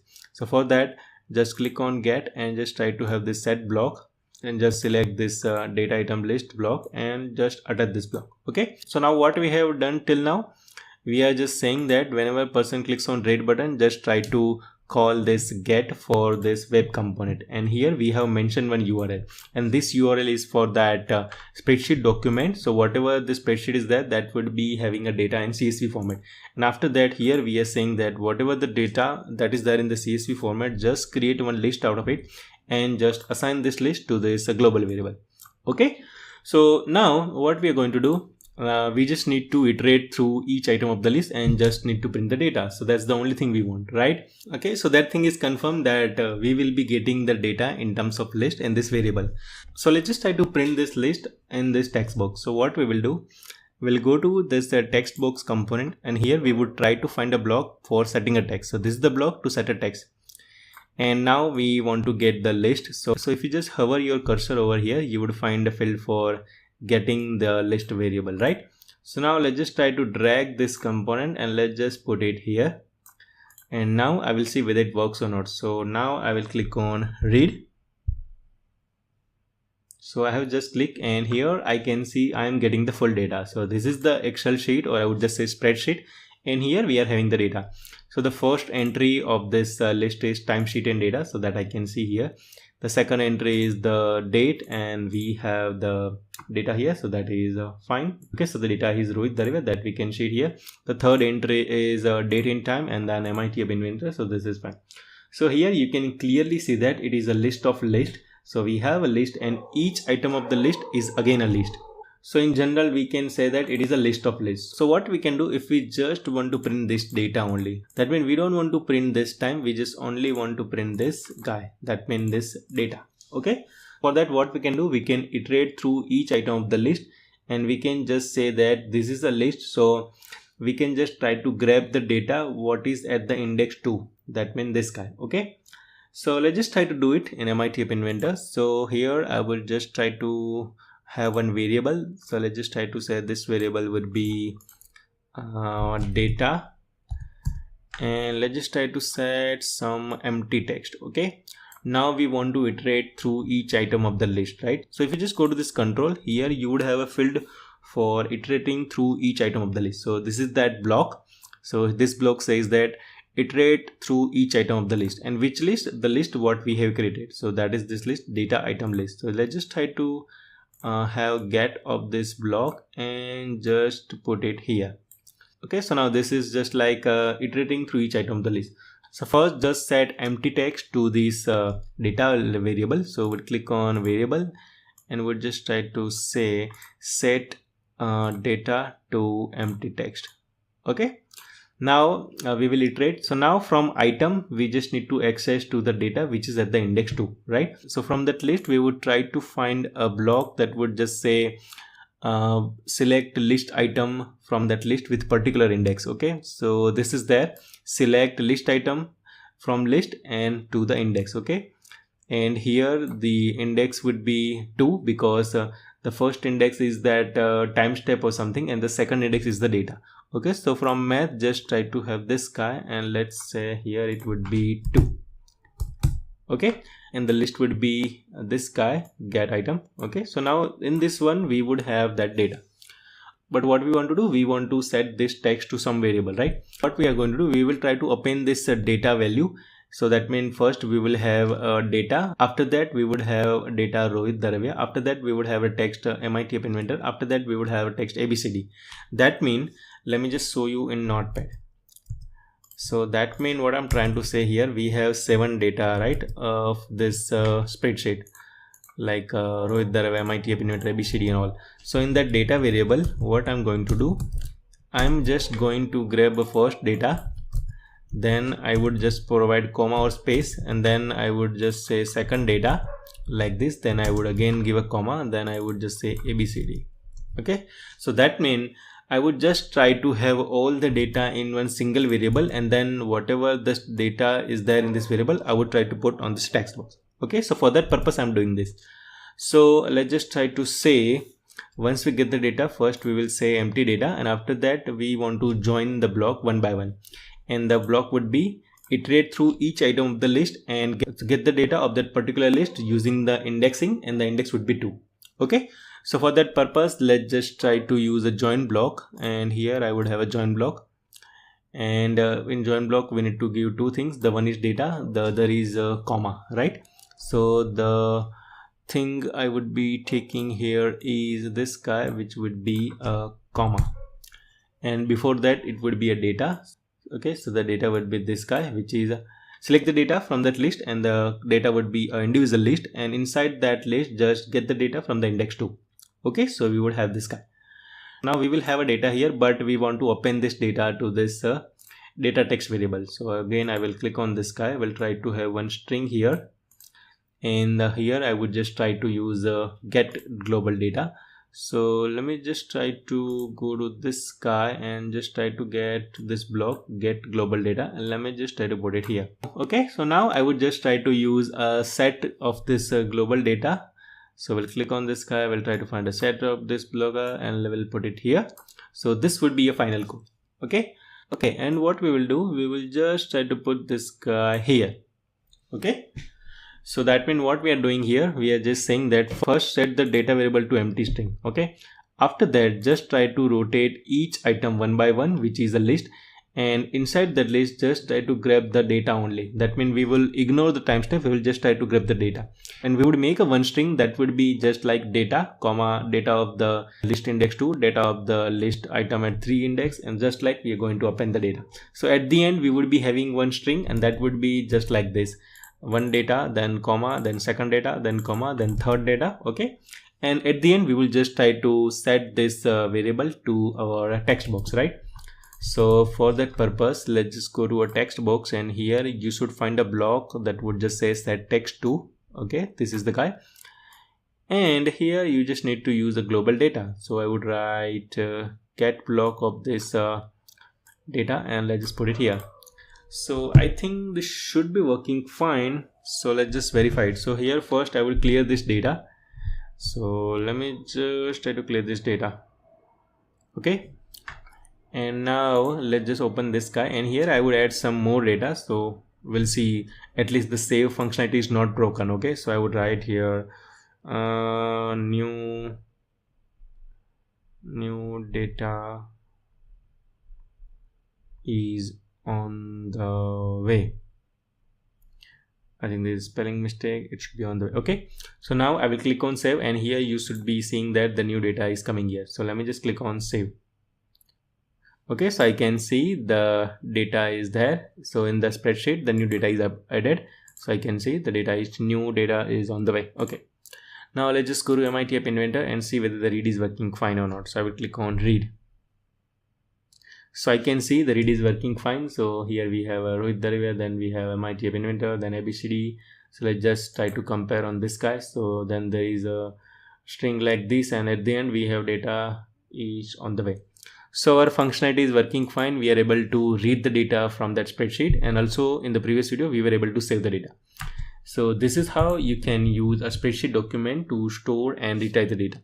And by the way, this is the flexibility here, because if I just try to change the data here, like new data, and let's just say here I would change the data to Rohit, then underscore Darwia, and here I would change it to let's say MIT App Inventor. I would write 2.0, then I would write A B C D E F G H I, and then now if I click on read, I would have a completely different data. That means whatever that was there in the spreadsheet. Okay, so we can see that operation is working fine. That means even if I change the data from this Google spreadsheet, that if I just try to read it, it will give me the updated data, and if I click any data to save here, it will work fine. So if I just try to let's say delete the data, so let me just try to delete the data like this, and let me just try to put some string here that would be, let's just say 1 digit like this, and I will click on save, and so I can say this is also working fine. So here I have a data. So now if I click on read, I would be having the last item that should be a digit. So this is what we have just filled it. Okay, so read and write operation from spreadsheet is working fine. So this you can use it to create any project in which you would have one Google sheet, and that you will try to fill the data, and from your app you will be able to read and write the data. Okay, so this is about it, and next video we will be talking about some other components. So we'll see you there. Thank you. Hello and welcome. So from next video we are going to make our application that would be increment and decrement counter.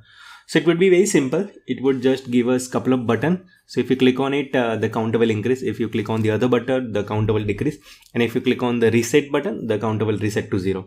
So let me just show you how the UI would look like. So this is how our application would look. And here we have the counter value is 0, and we have button increment and decrement, and we have button reset. So if I keep on pressing this button, so this value will increase. So if you can see that if I'm clicking here, the value is increasing. If I click on the decrease button, or I would just say decrement button, the counter value will decrease by 1. And if I click on reset, it will reset to 0.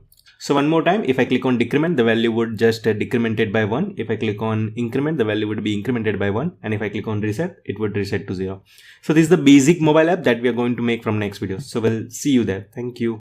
Hello and welcome. So let's just make increment and decrement count application.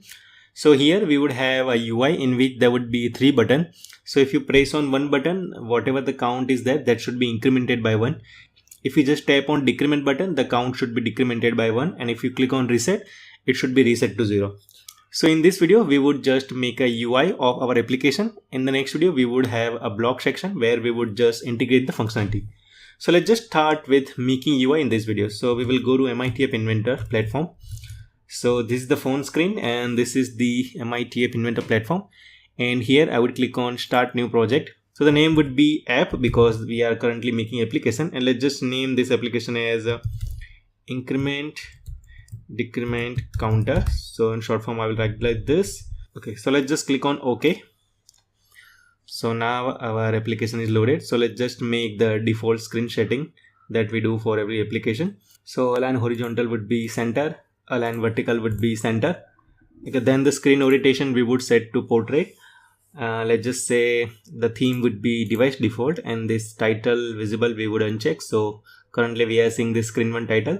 We don't want to show it, so we would just click on this guy. So that means the title won't be visible. Okay, now our screen is ready. We can start adding the component. So very first component I would add is a label. So this label would show the current counter. So let's just have this label, and let's just say the background color of this label would be orange. And let's say font would be bold. The font size, let's make it to 50. And let's just change the font typeface to sans serif.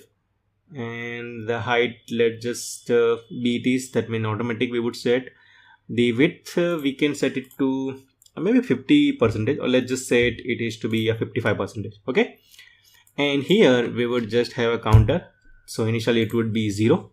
Okay, and the text align we would set it to center. So now we have a nice label here which would just tell you the current counter. So initially the counter would be 0. So right now I'm setting this counter as 0. Now we need to add button. The one would be for incrementing the value and the other button would be for decrementing the value. So what we are going to do, we are going to have one layout, or I would just say horizontal layout. In that one we are going to put our button side by side. So let's just go to layout component and just try to grab this guy, horizontal layout, and let's just see what is the property we can set it. So height, let's just set 10%. So we want only 10% height for this layout. Okay, now let's just try to add a button over there. So from user interface I would grab one button. This would be for increment and the other button would be for decrement. So let me just try to grab it, and in fact why it is not going like this. First, the horizontal layout width should be incremented. So width currently is automatic, so let's just set it to 96%. So now we would have some space, and here we can add the other button. Now again we'll go to a button and we'll add the second button just here. Okay, and let's see what is the property we can set it. So remember, for horizontal arrangement we can have this alignment. So we would have this alignment as center and this vertical alignment is center as well. Okay, now we'll go to a button, and the very first thing what we are going to change is the font size. So let's just have a font size as 18. Why not? Height, let's just set to 20%. And what else we can change it? So now let's just change the font of this guy. So instead of text button 1, we would have a font as or I would just say text is increment. Okay, similar for next button we would have font as decrement. So let's just set it. Okay, now let's just change the property of this button. So we can have a font bold. Okay, the background color we can change it to green, and now let's say height is 20%. That is fine. Increment is fine and center is fine. So yeah, we are done with setting the property. Now let's go to the other button. For decrement, let's just have a background color something different. So we have green color for increment, so let's just have a red color for decrement. So we'll go to a default, and from this guy I would select the background color for this button, that is currently red. Okay, similar to the button 1, we would have a font size to 18 here as well. So let's just change the shape of this button to rounded. Okay, and what else we can change? The height, obviously we can change it to. So for this button also we would change the height to 20%. So I would write here 20, not 29. Okay, yeah, so we have a nice button like this. Okay, and what else we can do? Yeah, now let me just try to have a width of this button, or I would just say width of this button is automatic. Instead of that, I would just say width of this button should be fill parent. Similar for button 2, I would just say width of this button should be fill parent. So I would click on fill parent and we'll click on OK. Okay, so now we have two buttons just side by side like that. Okay, so this is fine. Now we don't see any space between this label and button, so let's just have an empty label between these two guys, and let's just set empty text, so we will have some space between these two components. Okay, yeah, so this is fine now. And now one more thing we can do. The font size looks a bit smaller, so let's just increase it to maybe 24. Yeah, so this looks better. For button 2 also I would have a font size to 24. Okay, and let's just have a bold for this button 2 as well. Yeah, this looks better now. And now for button 1, let's just rename this button to something, let's say increment underscore button. For button 2, we would name this button as decrement underscore btn. Okay, and this is a label for score label. So here I can write a score label. Okay, yeah, now this is done. Now we want one more button, that is just to reset the score, right? That means reset this guy, whatever the current count is there. Now there is no space between this increment and decrement button, so we can have one more label between these two buttons, and we can set empty text, so we would have some space between these two buttons. So now we can see we have a nice space between these two buttons. Okay, and now what we can do, we can have one more button, that is just to reset this value. That means if we keep on pressing this increment button, the whatever the count is, that will increment it. So if I press on first time, the count would be 1. If I press on again, the here 2 number will be printed. But what if I want to reset to 0? So in that case, we need to have one button that would just say reset. So for this, I would just drag one button and we'll put it here, and let's just name this button as a reset button. Now let's just have a similar property for this button as well. So we would have a font size as 24. The text would be let's say reset. Okay, and font would be bold. The height would be, let's say, was that a 20%? I think there was a 20% height, right? So let's just have a height would be 20%, and that looks too big, but we are going to make it small, don't worry. So first let me just try to have a shape of this button to rounded. Yeah, this looks better now. And height, let's just change it to maybe 10%. Yeah, this is better now. And yeah, that's it. And in fact, the width of this button is not that good, so let's just have width as maybe 55%. Okay, so this is good now. Now one thing we can see clearly, that there is no space between this reset button and this increment decrement button. So for that we can have one empty label, or I would just say have one label and set empty text, so that would create some space between these two components. Okay, so we have our UI ready. We have this increment button, so if you click on it, nothing would happen. We have a decrement button and we have a reset button as well, and here there is a score. So our application UI is ready. So in next video we are going to integrate the functionality. So that means we would go to a block section and we would add a code that would work. That means if we click on increment, here the count will increment to 1, and if you click on decrement, the count would decremented by 1, and if you click on reset, the value would be reset to 0. The one thing is remaining. Okay, and yeah, I can see there is one thing remaining. We can have some background color for this button as well. So let's just have a magenta color. Yeah, so our UI is ready. So let's just go to a next video where I'll just show you how to integrate the functionality for this application. So we'll see you there. Thank you. Hello and welcome. So in last video we had created a UI of this application, in which we had used this component like label, horizontal layout, and the button, and we are able to make a UI. Here we have a nice 3 buttons. So one button is there for incrementing the count, the other button is there for decrement the count, and there is one more button for reset. So let's just have a functionality. So our functionality is simple. If I click on this guy, the value whatever is there, that should be incremented by 1. So let's just go to a block section from where we can add the functionality. So I am right now in a block section. So first we will try to have a functionality for incrementing, right? So we'll click on this increment button. Here we would have a block that would be called when you click on a button. So that is that block. So here we are saying that when I click on this button, do. But what we want to do that we haven't told yet. So let's just do that. So here we want to set a text on this label, right? So for this label, where is that label? The score label. We would have a field that would just say set text to. So here we are having set text to this label. Now what text we want to set? Whatever the text is there, that we want to increment it by 1, right? So we'll go to a math block, and here we would have operation for math. So there we have, and we want to increment it by 1. So let's just go to maths, and here let's just have a value 1. So here we are saying that set a text of something plus 1. Now what something is there? Here we need to get the current text of this label. So in that case, we can go to this label, score label, and here we would have a field for text. So this is there.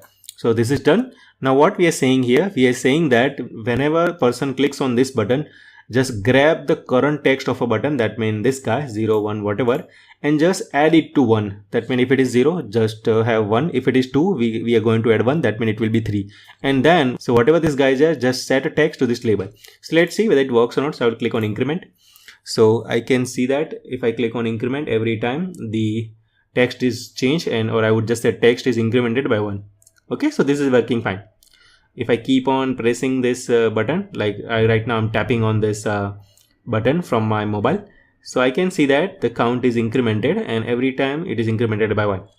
So let's just have a functionality for the button. So in that case, we will try to add a functionality for this decrement button. So I would grab this block, and here very similar thing we want to do, but instead of increment, it should be decremented. So we will just remove this block. And let me just try to go to a maths, and here we would have a block for decrementing, and same thing we want to do. First we want to have the current text. So here I am setting it current text. Instead of +1, we want to do -1. So here we have a block for minus. So from math, I would grab this constant, and here I would add 1. That means I would subtract 1 from the current text. So let's see whether it works or not. So now if I click on plus, it will be incremented, and if I click on decrement button, the value would be decremented by 1. So I can see increment decrement is working fine. So if I keep on pressing increment, it will increment. If I click on decrement button, the count will decremented by 1. Okay, now let's just have a final functionality for this reset button. So we'll go to the reset button, dot click block we will call, and simply we want to set a text to 0. So what we are going to do, in the score label, we would have a block for setting text. So that block is here, and we want to set a text to 0. So simply from math, we can have a block for 0. That's it. So now everything should be working fine. So let's just verify the functionality. So now if I click on increment, I can see the counter is incremented by 1. If I click on decrement, the counter is decrementing by 1. So we can see that it is working fine. Now if I click on reset, the counter will reset to 0. Okay, so again, if I keep on pressing increment, the counter will increment. If I press on decrement, the counter will decremented by 1. If I click on reset, the counter will reset to 0. Okay, so we are done with this application. So let's just try to make other application from next video. So we'll see you there. Thank you. Hello and welcome. So from next video, we are going to make other mobile application that would be age calculator. So it will allow us to select 2 dates, and between 2 dates, it will just tell you your age. So let me just show you how our application would look like. So this is our age calculator app. So here I will click on this select your date of birth. So let's say I would select date of birth is let me just say it would be 1993. The month would be, let's say, October, and the date would be 8. Okay, so the date I have selected is 8th October 1992, and let's say I will select the date that is November 2022 and 3rd. So 3rd November 2022. So if I click on calculate, it will tell you that the person is 30 years and 1 month old. Let's say if I want to change the date, so let's say I would change the date to let's say it would be 2020, and here I would select the date is 1st December 2022. So now if I click on calculated, it would just say the person is 2 years and 11 months old. Okay, so this is the application that we are going to make from next video. So we'll see you there. Thank you. Hello and welcome. So let's just make the other application, which would be age calculator. So first we will make a UI and then we are going to integrate the functionality. So in this video, we will just focus on making UI. Okay, so here we have a platform. So we'll go to projects and we'll click on start new project. And here, this is the app that we are making. So let's just have a name as app. And what we are going to make, we are going to make age calculator. So let's just name this guy as age calculator. Okay. So very straightforward. We are going to allow user to have two choices.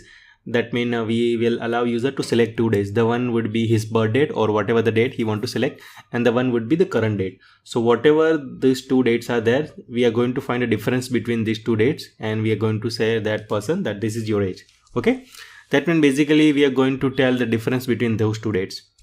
So first, let's just have a default screen property for this guy. So I'm going to make this guy as horizontally and vertically center, and then the screen orientation would be portrait. The theme would be device default, and we would uncheck this option. So default properties are there. Now let's just have one horizontal layout because we want to have 2 dates. So to place this component side by side, we are going to use a horizontal layout. Okay. Now this is fine. What we can do, the width of this guy, we can change it to something what is more than this guy. So let's just have a width of this guy is 98%. Okay. Okay, so here we can put our component. Now we want to have a date picker because from there only we can allow user to select a date. So let's just have a date picker component here. So this is the date picker component. Okay, and let's just try to define some property. Okay, so the font would be bold, and what else we can give? This is a 98%, right? And we want to have a 2 of this guy. So let's just have width of this guy is 48%. Okay, and shape is fine, but yeah, let's just have a shape is rounded so we can see it clearly. Now the text of this guy would be select your date of birth.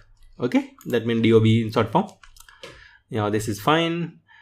And let's just have one other date picker that would be for a current date or whatever the other date user has selected. Okay, and here we would write age on the date. Let's just have width of this guy as 48 as well. The shape would be rounded, and yeah, pretty much it. Let's just have font as bold, and we can see we have this 2 date picker, right?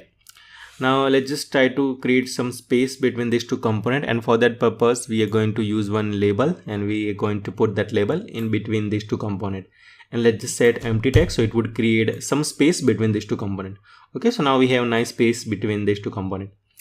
So let's see whether it works or not. So if I click on select TOB, so here we would ask user to select any date. So here user can choose a date from any year or any month. Okay, this is working fine. And if user clicks on this guy, he can select the other date as well. Okay, now let's just try to have one button that would be just like calculate age or something. So once user clicks on it, the age will be calculated and we can show the user that this is your age. Okay, so let's just go to this UI component and try to grab one component button, and let's just put it here. And we are going to tell here that calculate age. Okay, very straightforward name we are going to give.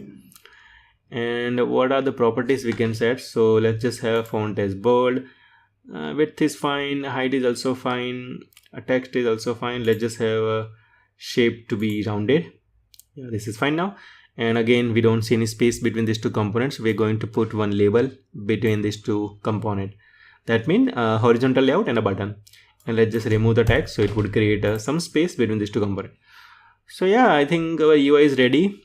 We don't do anything else because we have 2 date picker block from where user can select the date. And here we are having one button to calculate that. So our UI is ready. So let's just go to next video where I will tell you how to integrate the functionality in this application. So we'll see you there. Thank you. Hello and welcome. So in last video, we had created a UI of our age calculator application. So let's just try to integrate the functionality in this video. So these components are fine, but we can rename this component so that it will make more sense when we are actually trying to add a code for it. So date picker 1, we can rename this guy to let's say start date date picker. Let's just have start the date picker, and for this component we can rename this guy to end date picker. So short form I'll write a DP, and for this button I would rename this button to calculate age button. Okay, so we have renamed this component. Now let's just go to the block section. So I would click on this guy, and here I will try to add a block. First thing what I want to do, whenever user select a date on this block, the date should be printed here. That means, let's say if I go to this guy and if I click on this guy and if I just say OK, so the text of this date picker block should be changed to whatever the date that user has selected. So if it is the 5th January 2022, so it should be 05/06/2022. That is what I want. Okay. So for that, let's just go to a block section, and from the first block, or I would just say from date picker block, we would have a block that would just say after date set. So this is the guy that we need to use. So this block would be called whenever user select any date.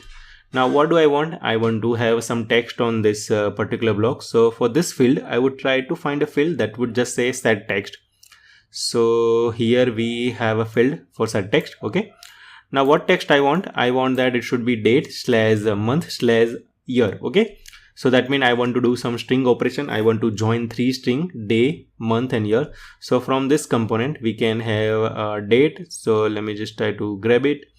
So this is the day we have. Similar way, I want to have a month as well. So this is the month I have. And similar way, I want to have a year as well. Okay. So we have this 3 string. Now I want to join this 3 string with slash. So for that, I need to use a string block that I can find it from text. And here I would have a join block, so I can simply get it. Now we want first day, so here we have a day. Then I want a slash, so from this text block I would get this empty string and we'll try to add a slash there. Okay, now I want to add a month as well. So what we can do, we can click on this guy, and from here we can pick this string and can attach it here. Now we want 2 more for month and we want 2 more for year, so I will grab like this. Okay. So now we have a day, then slash, then we want month, then again we want slash. So let's just try to grab it here, and then we want a year. Okay, so let's see whether it works or not. So I would click on select your date of birth, and I would select the date is this guy, and we'll click on OK. So I can see here, I can see 10th February 2023. Now again I will click on this button and would try to grab the other date. So currently I would select the date is 2007 and February 2. So I will click on OK. So here I can see 2/2/2007. So this is working fine. So similar to a start date picker block, we want to have this functionality in end date picker block as well, right? So let's just copy this guy and let's just paste it here. And from here I would change the block to end date picker, and here I will change end date picker as well. From here also I would change end date picker, from here end date picker, and from here end date picker. So now we have similar functionality for this second date picker block as well. So let's see whether it works or not. So from this guy, I would change the other date. So let me just try to have a date of 1992. Then the month would be June and the date would be 12th. And I will click on OK. So here I can see 12th June 1992 date is selected. Now I would check this functionality on this second date picker block is working or not. So I would click on this guy. And from here, I would just try to have a date which is 2002 and let's just say January 5, and we'll click on OK. So here also I can see it is working fine. So I can see 5th January 2012 is selected. So that means these 2 functionalities is working fine. So let's just try to have a functionality for calculate age. So here what we need to do, we need to do some math operations. That means whatever this year is selected, like 2012, from that we need to subtract this year 1992. So if we subtract this 2012 minus 1992, we would get the age of a person in years. So let's just try to have a functionality for this guy. So for this calculate button, we would try to have a block that would just say when I click on this button.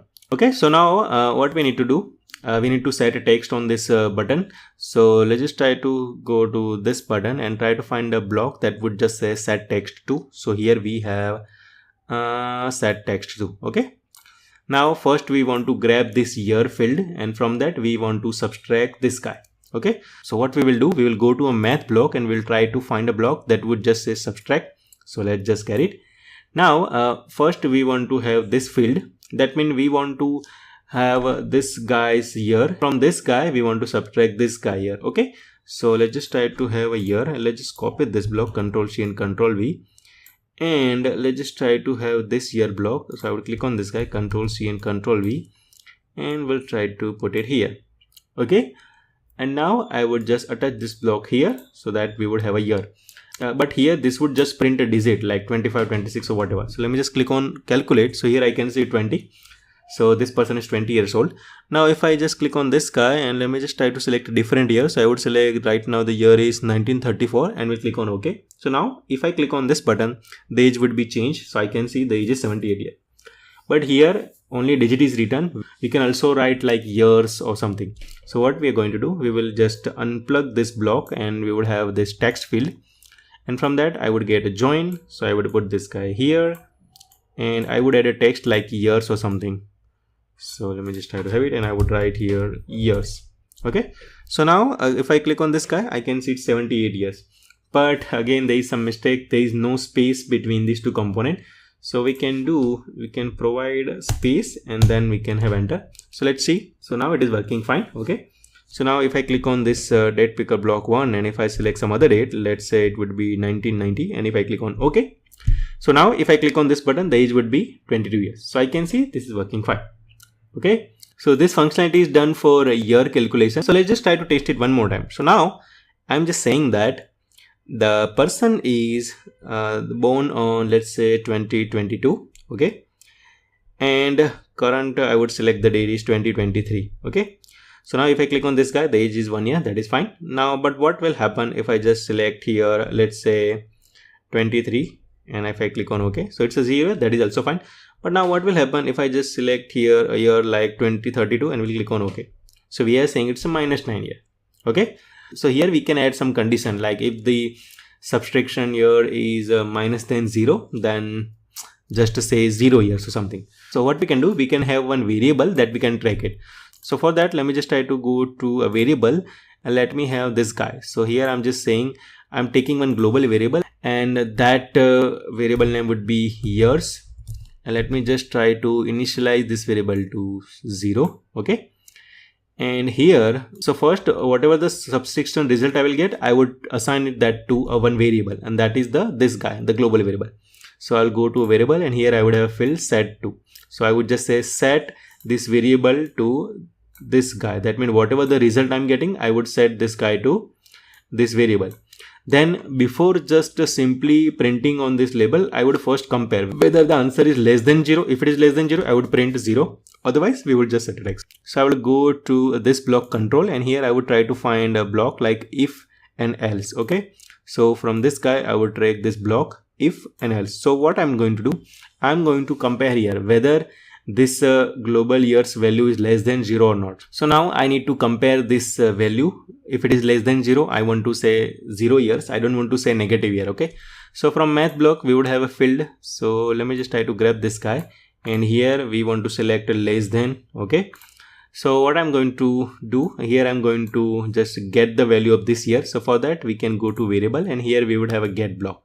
So I can put it here and I want to select the years here. So here I'm saying that if the year value is less than some value, so let me just try to put a 0 here. Okay, so currently we are saying that if the year's value is less than 0, so that we will connect this block to if. So we are checking here, if the year value is less than 0, we want to do something. So that part we can put in then. So what we are going to do, we are going to say this variable would be set to 0. So let me just try to delete this block and here from math block, let me grab a 0. Okay, so one more time, what we are doing here, first whenever person clicks on this button, we will try to find a difference between this year and this year. That means the end year and start year. So if that year count is less than 0, we are going to reset the value to 0. Otherwise, we are not going to do anything. Okay, and then we will just try to set this text to this global variable value. So let me just try to grab this get value and let me just put it here. So now it should be working fine. So I have refreshed the screen. So let's just check it one more time. So I would click on this guy, select your date of birth. So here I would select today's date, that is 7th February 2023. Now I will click on this other date picker and I would select the same date and I would click on calculate age. So I can see it's a 0 year, so this is working fine. Now what I'll do, I would select the year which is less than the current year. So I would go to this guy and would select the year 2022 and I will click on OK. Now if we don't have this code, the answer would be -1, but since we have added this code, the answer should be 0. So let me click on this button. So I can see the answer is 0. So now we want print the negative year or a minus year. So this is working fine. So we have added the functionality, and I think if you can see here, we don't need this else block. So we can click on this guy, and from this block we can remove the else block. Okay, yeah, so this is fine.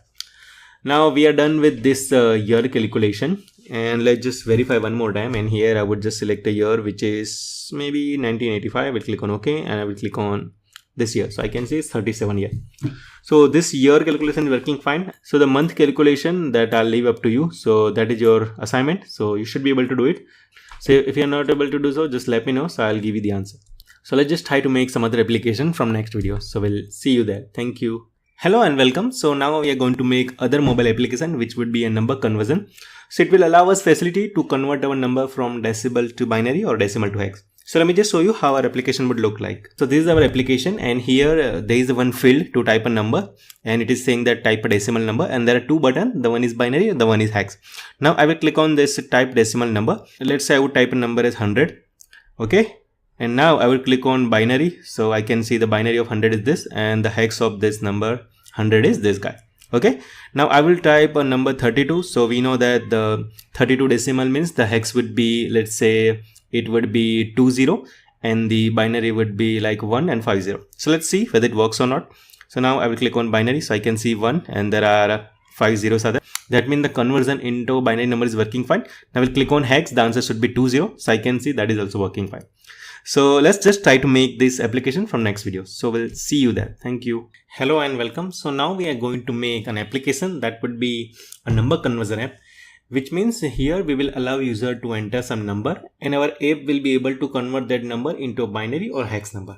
So let's just see how we can make this application. So in this video, we are going to make a UI of this application, and in next video, we are going to add the block section and we'll try to integrate the functionality and we'll make it working. So let's just start making UI in this video. So first we will go to the MIT App Inventor platform. So I will click on projects and we'll click on start new project. And here we are going to make one application, and the name of application is number conversion. So I would write here number conversion. Okay. So the new fresh screen is loaded. So here first we will try to do the default screen setting that we do for every single app that we make. So first I will make this guy horizontally and vertically center. Okay. After that I would make the screen orientation to portrait. The theme would be device default, and I would uncheck this option because I don't want title to visible on the screen. Okay. So I will click on this guy. So now our fresh empty screen is loaded. We want our app to take input from users. So in that case, we need to use this text box. So let me just try to drag it and put it here. Now we can increase the height and width of this guy. So width, I will change it to, let's say 90, maybe 98%. Okay. Yeah, that's fine. And this should be single line, so I won't be clicking on multi-line. And here I want user to enter only a number, so I would click on this guy. That means he can enter only a number. And here hint, I can change it. Here I would write type decimal number. So let me just write here type decimal number. So that would be a hint. Okay. Now what else we can change? So font size, we can change it if we want. So okay, I won't be changing, so this is fine now. And text element I would change to center, and default text I would set to 0. Okay, yeah, this is fine now. So here I can change the component name of this guy to decimal input text box. Okay. After that I need to add two buttons. The one button is for converting a number into binary, and the other button would be converting a number into hex. So let me just quickly add two buttons. So here would be button 1 and here that would be button 2. So the button 1 name I can change it to, let's say, binary button, and again width of this guy would be 98%. The shape would be rounded, and for the button 2 I would rename this button to hex button, and the width of this button would be 98%. And let's change the shape to rounded. Okay, so now I can see there are two buttons. and I don't see any space between these two buttons. So first let's just try to have a space between these two buttons using a label. So I will put one label between these two components and I will remove the text. So now I would have some space between these two components. Okay, and now on binary button, what I'll do, I will change the text to binary, and for hex button I will change the text to hex. Okay, and I see there is too much space between these two buttons. So what I can do, I can go to a label, and height I can change it to maybe 5 pixels. So let's see whether it works or not. Yeah, 5 pixel is fine. I think I can still change it to, let's say, maybe 3 pixels. So let's see. Yeah, I'm happy with these changes. So I would put a 3 pixel space between the binary and hex button. Okay. So now once I click on this button, I want my result to be printed in that particular format, right? So that means if I click on the binary number, I want my decimal number to be printed on binary. And if I click on hex button, I want my number to be printed on the hex format. So I need some place where I can put my result. So for that purpose, I'll be using one label, and I will try to put this label between these two guys. The one is the input box and the other one would be the button, and here I can change the name of, let's say, result label. Okay, and this is the result. So I will try to indicate here something. So I would write here 0, and just to make it obviously different, I would also set some background color on this guy. So let me set background color as green. In fact, I will go to custom color, and from here I would try to choose a color which is, let's say, this guy. Okay, yeah, so I have this color. Now width I will change it to 98%. Okay, font size I will change it to, let's say, 25.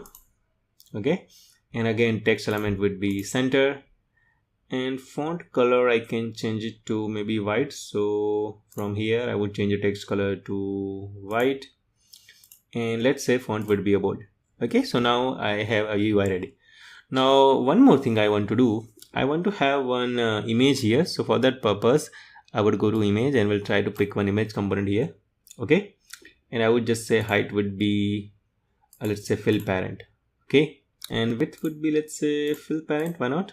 Okay, so here I want to load one image. So let me just try to click on this picture, and we'll click on upload file. We'll click on choose file, and from MIT App Inventor I have image, that is numbers.jpg, and I will click on OK.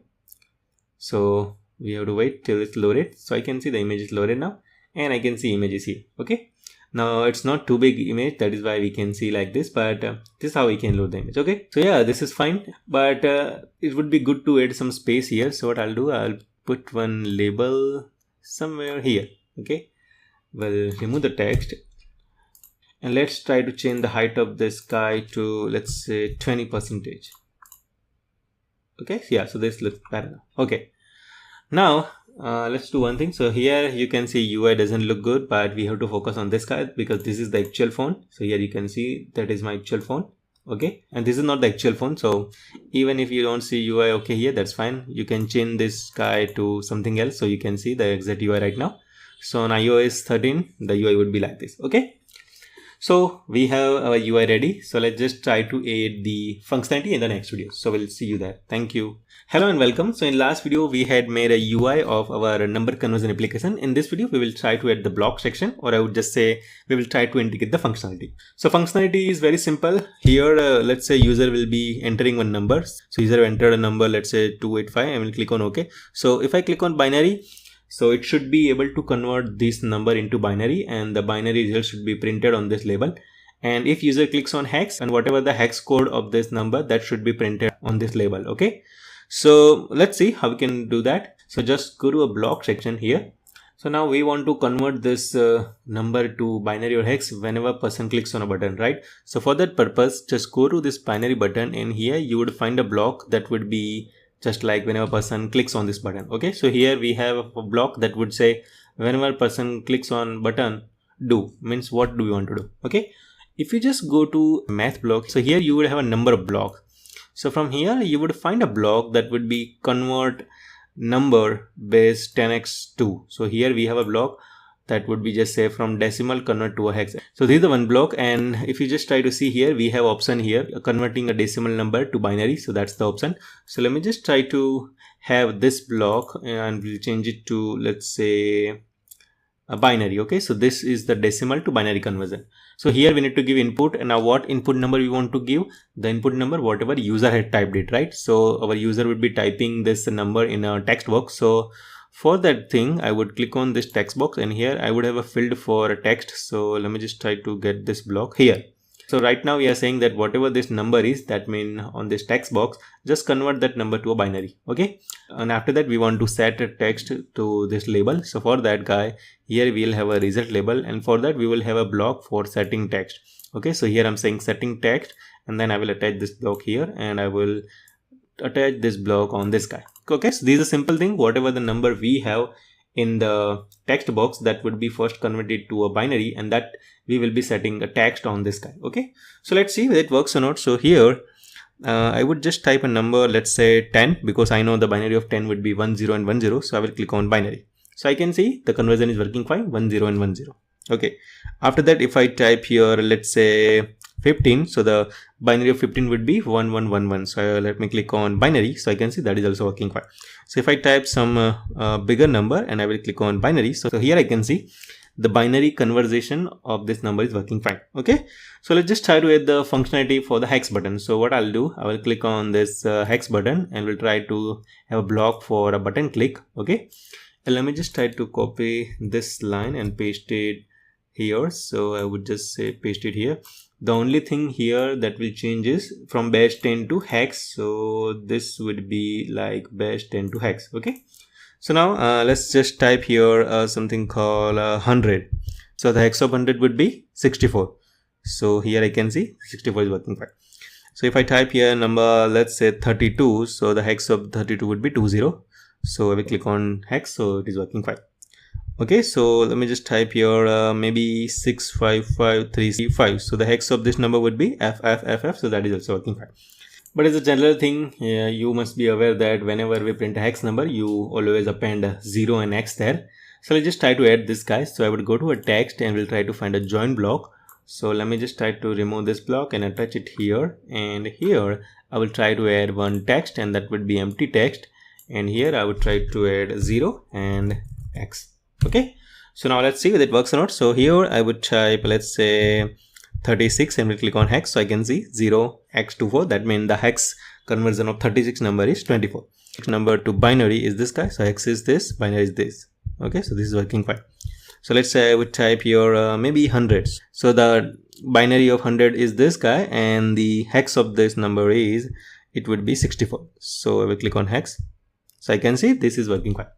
So we are able to make this application, and from next video we will try to make some other applications. So we'll see you there. Thank you. Hello and welcome. So from next videos we are going to make a calculator application in MIT App Inventor platform. It will allow us to calculate only the common functionalities like multiplication, division, subtraction and addition. So let me just quickly show you how our application would look like. So this is the application that we are going to make from next videos. So first let me just test the plus functionality. So I would type here 10 plus, let's say 25, and I will click on equal to. So I can see the answer is 35. So if I want to clear the screen, I can type this C button. Okay, that means clear. Now let me just try to test the division functionality. So I would type 86 divided by 65, and I will click on equal to. So I can see the division is also working fine. If I want to subtract something, so I would write 852 minus, let's say it would be 2566, and I will click on OK. So I can see the division is also working fine. And now I would test the multiplication. So I would type 605 multiplied by 65, and I will click on OK. So this operation is also working fine. So this is the application that we are going to make from the next video. So we'll see you there. Thank you. Hello and welcome. So let's just try to make a calculator mobile application in this video. Okay. So very simple app. Here we won't be making like scientific calculator. We just want to make a calculator where we can add addition, subtraction, division and multiplication, right? So let's just try to make it. And in this video, we will just try to make a UI. And in the next video, we will try to make the functionality, or I would just say the block section. So first, let me just go to MIT App Inventor. Okay, so here we are in MIT App Inventor. So let me just try to create a new project for our calculator application. So from projects, I would click on start new project. And here I would choose a name of our application, and that would be a calculator. Okay. So first, let's just do the default screen property setting. So vertically and horizontally would be center. The screen rotation would be portrait. The theme would be device default, and we don't want this title to visible on the screen. So we'll click on this guy. So in calculator, the general thing would be we want button from 1 to 9, and we want some of the buttons like multiplication, division, subtraction, and addition, and then we want a button to clear the screen, and then we want button to equal to, or I would just say to get the answer. So basically we need a 16 buttons. So for that purpose we can use this table arrangement, and inside that we can have 4 rows and 4 columns, and we can try to put the component there. And we do want to show the result, and for that purpose we can use one label. Okay, so what we can do from user interface, first we can try to get the label, and let's just put it here. Okay, so width of this guy will be, let's say, 98%. Okay, let's just set font size to 20. The font would be bold. The background color of this guy would be green, and remove this text, or I would say just put 0 over there, and the text element would be right. In calculator we see a right element, right? But let's just set it to center, why not? The text color would be let's say white, and yeah, I think black was fine, so let's just use the default black color, not an issue. Okay, height, let's set it to a 30%. Yeah, that is good now. Okay, now we want to use the table arrangement layout, because we want to use rows and column, and we want to add buttons there. Okay, so for that purpose I would go to layout, and we'll try to use table arrangement layout. So width of this guy would be 98%. Okay, so let me click on OK. Now here we need to say how many rows and columns we want. So let's just say column would be 7 and row would be 7. And why we want 7, not 4? Because we want to create some space between those components, right? So let's just try to add button one by one. So from here I will try to grab one component and we'll put it here. So here let's just change the name of this to button 7, because first we will be putting button 7, and here I would just say the text would be 7. Okay, the shape of this button would be rounded.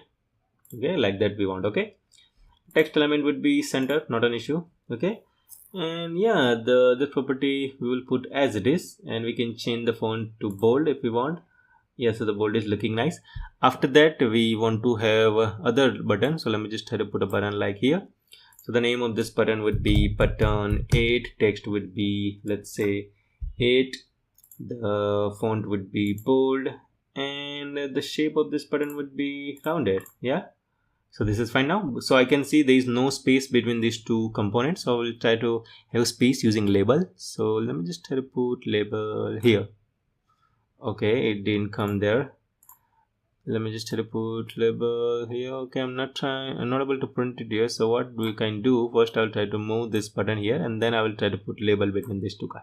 Okay, and I will remove the text, so that would create some space between these two components. So now this is fine. Okay, so now what I need to do, I need to have one more label. So from here I will pick a label and we'll put it here. I will remove the text, and here I can see our UI is ready. Now after that I need to add one button, so the button I would put like here. Okay, again I will change the button name to button 9. The text of this button should be 9, and the font should be bold. Okay, now after that the shape of this button would be rounded. Okay, yeah, so we have 3 buttons. So now I can see here UI doesn't look cool. So what is that?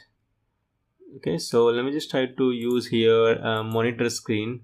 So there was some UI issue on this platform. I mean MIT App Inventor, that we were not getting the actual UI, but in mobile application it used to work fine. So I just relaunched this guy and it is working fine. So if you're facing such issue, you can do that. Okay, so now what we are here. So after button 9 and button division, we don't have space. So let's just try to create some space here. So we'll try to add one label between these two guys. So let me see if I can add it. So I can see that I'm not able to edit like this. So what I'll do, I will move this guy to here, and after that I will put one label between these two guys, and we'll try to just remove the text. So that should be able to create a space between these two guys. So now we have our UI ready. We have button 7, 8, 9 and space, and let's just try to have one button between these two components. That means result label and this button. So we'll get a label and we'll put it here, and we'll remove the text like this. Okay, so from here I can see there is too much space. So let me just try to reduce the space. So from this guy I would change height to maybe let's say 4 pixel.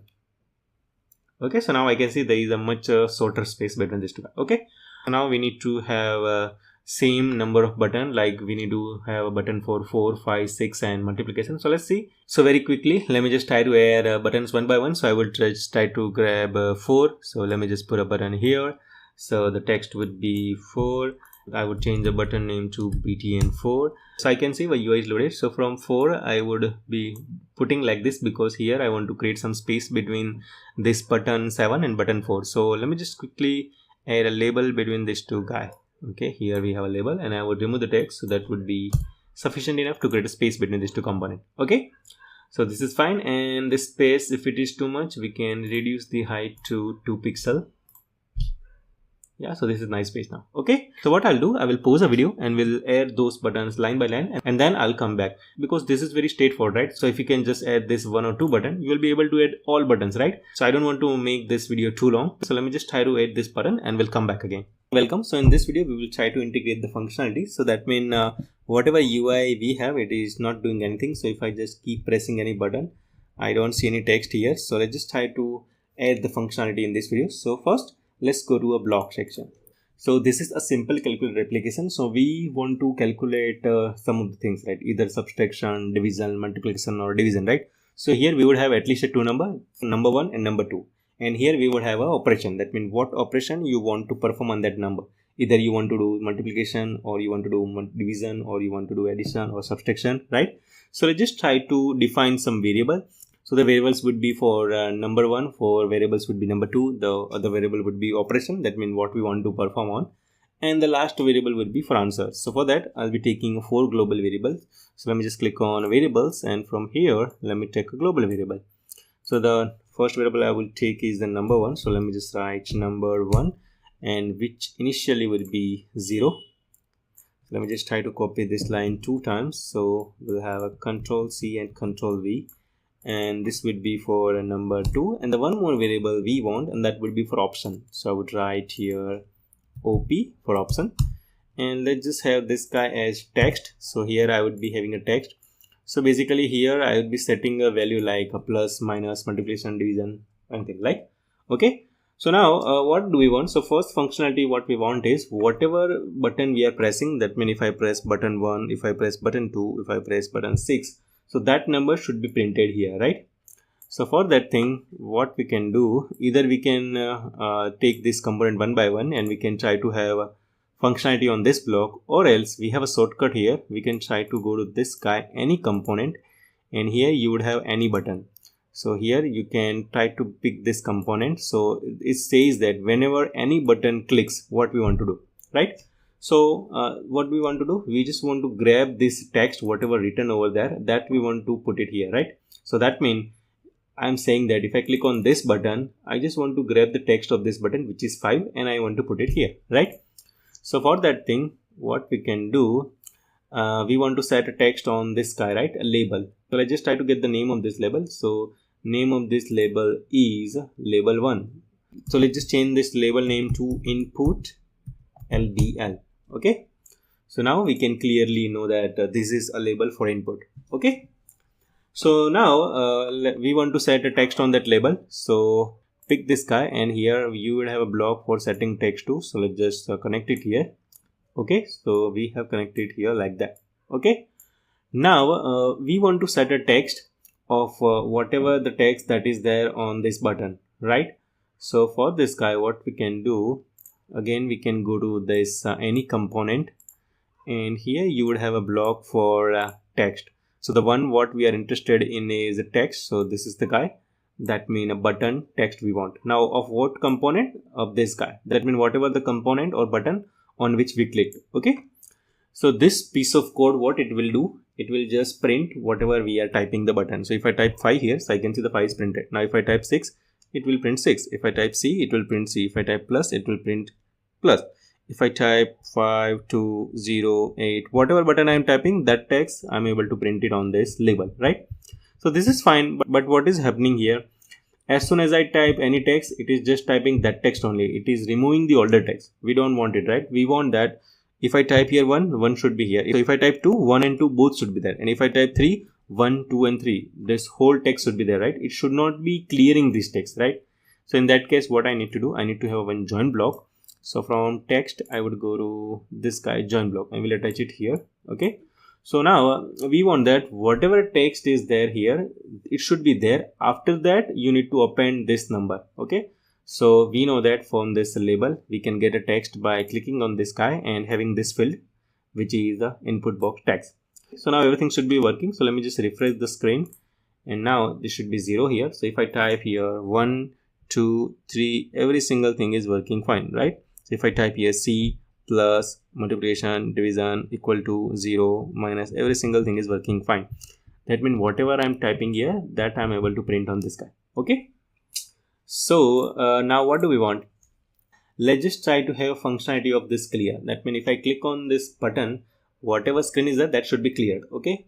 So for that guy here, we need to have if conditions. So this block would be called whenever person clicks on any button, and here in this get component, we can try to get the name of the component, or in their component, we can get the component on which the button is clicked. Okay. So we will compare here. If when we click on button, if the component is C, that means clear, we just want to clear the screen, right? So for that thing, we want to use if else block. So from control, let's just try to grab this block, which is if else if, and then okay here. So I want to compare this get component with this button, that means a button clear. So again, we'll go to logic, and here you would have a field for equal to. Okay. And this get component, I want to compare it with button C. So if you just go to any button, here last thing what we have is the button object. So let's put it here, and here we want to compare with button clear. So from this guy, I would select button clear. Okay. So here what we have done, here we are saying that if button click, just come to this guy, and if we have clicked on this clear button, let's do something. So what we want to do, we want to clear the text. So in that case, what we can do, we can simply go to this guy, input text, and here you would have field for setting text. So let's just try to get this, and here let's just set empty text. So from text, I would be doing like this, and here that would be empty text. Similar thing we want to do on this info label as well. So let me just try to copy paste this guy, and let's just say info label to empty string. Okay. So let's see whether it works or not. So I would type here something, we'll click on clear, so everything is clear. So I would type here something, we'll click on clear, so everything is clear. But again, C is printed, which I don't want, but let's say currently we will put like this on. So I'll type something, we'll say clear, so everything is cleared. I'm typing something, I will click on clear, so everything is clear. Now why it is printing C? Because this block is outside of if block, means it will execute this piece of code and then it will come here. So what we need to do, we can remove this guy and can put this guy inside the else. Okay, so now C should not be printed. So if I type here C, so I can see there is no C printed on this text. So let me just type any other letter, so that is working fine. If I click on clear, everything is clear. So if I type plus, multiplication, division, minus, 0 equal to whatever button I am pressing, so that text is printing on this label. And if I click on C, that means clear, everything is clear. Okay, so this much code is working fine. So now what we want to do? So now we want to get the result whenever a person clicks on this button, that means equal to. So for that thing also, let's just try to have one condition. So I would type here control C and control V, and from button clear, I would choose here button answer. So whenever a person clicks on the answer button, we want to do the actual operation, right? Either plus, minus, division, or subtraction. So for that purpose, let's just try to define one function, because if I keep adding the code here and here, it wouldn't be a good idea and it wouldn't look clean. Okay. So for that thing, I would create one function. So we'll go to a procedure, and here I would just say this guy, we want to create one procedure or a function. So let me name this function is evaluate answer. So I would write eval answer. So as of now, we won't put any code. So here you would have a function for call evaluate answer. So we'll put it here. Okay. So here I'm saying that if you have clicked on clear button, just clear the screen. If you have clicked on this guy, that means equal to button, just go to this function and do the operation. Else just print it. Now we want couple of more things. We want to add one more else if condition. So let me just try to put it here. So now here we want to add those check, means either user has placed division, user has pressed multiplication, user has placed any other thing. We want to do the operation, right? So for that guy, let's just try to put some condition here. So the condition would be either user have clicked plus, minus, multiplication, or division, right? So in that case, we need to use OR block. Okay. So let's just go to logic, and here you would have OR block. So let's just put it here. Okay. Now what we want to do? We want to decide whether the user has pressed either multiplication, division, subtraction or a plus button. So let's just try to copy this code. Let's just put it here. So if user has clicked on plus button, we want to do this thing. Also, if user has clicked on minus button, still we want to go here. So I would write here minus. Okay. Similar way, I want to add two more conditions. So I can click on this gear symbol and can add two more boolean. Okay, so we'll add it like this. And now let me just try to copy this guy and let me paste it here. And we have plus, we have minus, and here I will just try to select the multiplication. And after that, I would add one more block that would be for division. So I would write here dv for division. Okay. Now, in that case, what we need to do? So whenever person clicks on button, first, whatever the data that is printed here, I want to assign it to one variable that would be a num1 variable. And after that, whatever symbol I have pressed, means plus, minus, multiplication, division, that I want to put it to this variable that will be operation. So that will define what operation I want, okay, or what calculation I want. And after that, whatever number I am typing, that I want to store into this num2 variable, right? So where do we have it? Num1, and here it should be num2. Okay, and whenever person clicks on button, I just want to say what is the value of this num1, what is the value of this num2, and what is the option. So if it is plus, means I just want to add num1 and num2. If option is minus, means I want to subtract num2 from num1.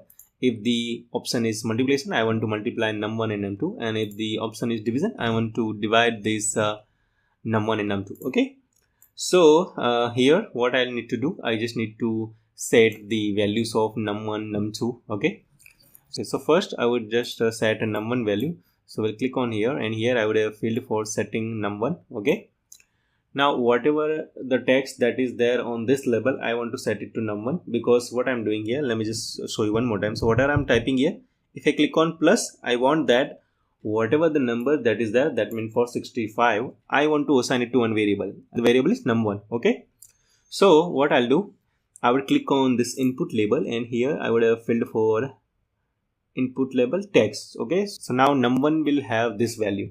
Okay, after that, I want to say whatever the option user have pressed, that means plus, minus, multiplication or division, that I want to put into the other variable, which would be op. Okay, so let me move my cursor here. So I would have this set op2. So here what do I want? The text of the button on which user have clicked on. Okay, so again I will take this guy, we'll copy and we'll paste it here and we'll put it here. Okay, so this would be having me an option. So now one more thing I want. So if I click on this plus button, whatever the text is here, that should be deleted. So that also I want. So in that case, what can I do?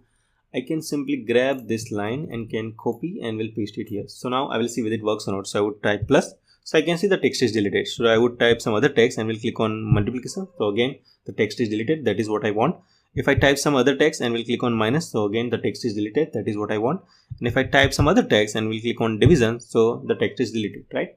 And I will have two things, the number one and the option, that means what calculation I want. Okay, now this is fine. Now what do I want? Whatever this value I have, like number one and option, that I want to print it here, that means on our info label. So again we'll click on info label and would find a block for setting text. Okay, so now I would have two values. The one would be num1 and the other one would be op. So I would use a join block. So we'll put it here, and first I want is the num1. So from variable I would get this get block, and here I will select num1, and again I will copy paste this block here, and here I would select the op. Okay, so now I'll see whether it works or not. So I would type 85 multiplication. So here I can see that number is printed here. So I will click on clear. I would type 25 minus. So I can see that is also working. I would type here 56 plus. So that is also working. Means whatever option and number we are choosing, that we are able to print it here. Okay, so now we are done with this block. We just want to now focus on this block, which is the evaluate answer block.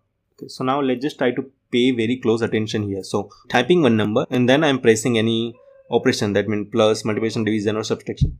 So now we already have these two guys, means a number one and option. So now after that, whatever I'm typing here, and if I click on equal to, I can simply grab this number and can put this value to num2, right?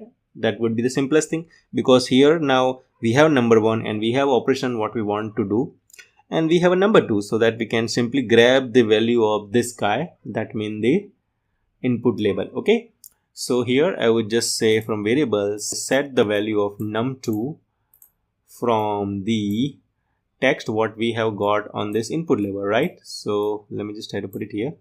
So from input label I would just say setting a text, so this I would be getting.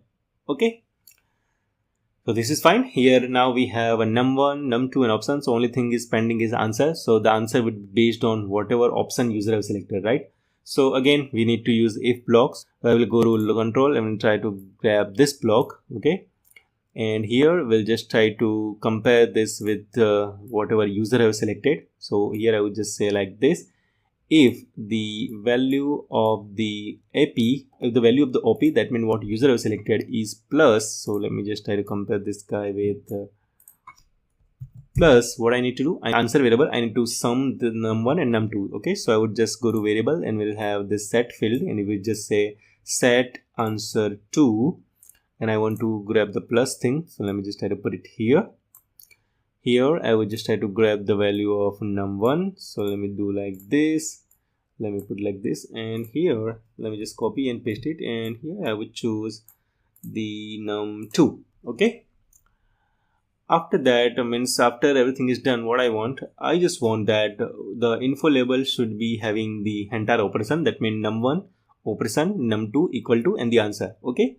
So for that, let's just go to the info label and have a field for setting text 2, and we want to show everything. That means number 1, number 2, and the whatever the operation user selected. So for that, again we want to use the join block. So let me just put it here. So first thing what we want to print is the num1. So from variable, let's just get this get block, and let's just here say num1. Okay. After that, we want to see what operation user have selected. So again, we'll click on this guy, Control C and Control P, and we'll here select the operation.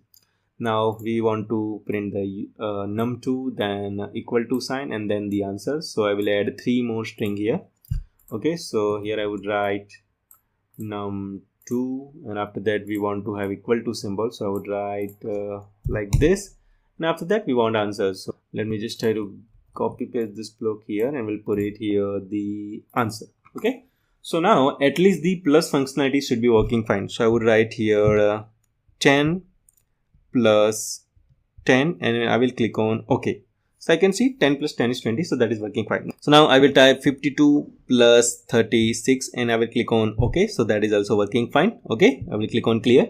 So similar to this guy, for plus we can add the operation for multiplication, division, and subtraction, right? So let me just quickly do that. So I would copy this guy, and instead of plus I would just say minus here, and I will copy this block here, and instead of plus the entire block should be removed, and I want block for minus, so we'll put it here. We'll just say num1 minus num2.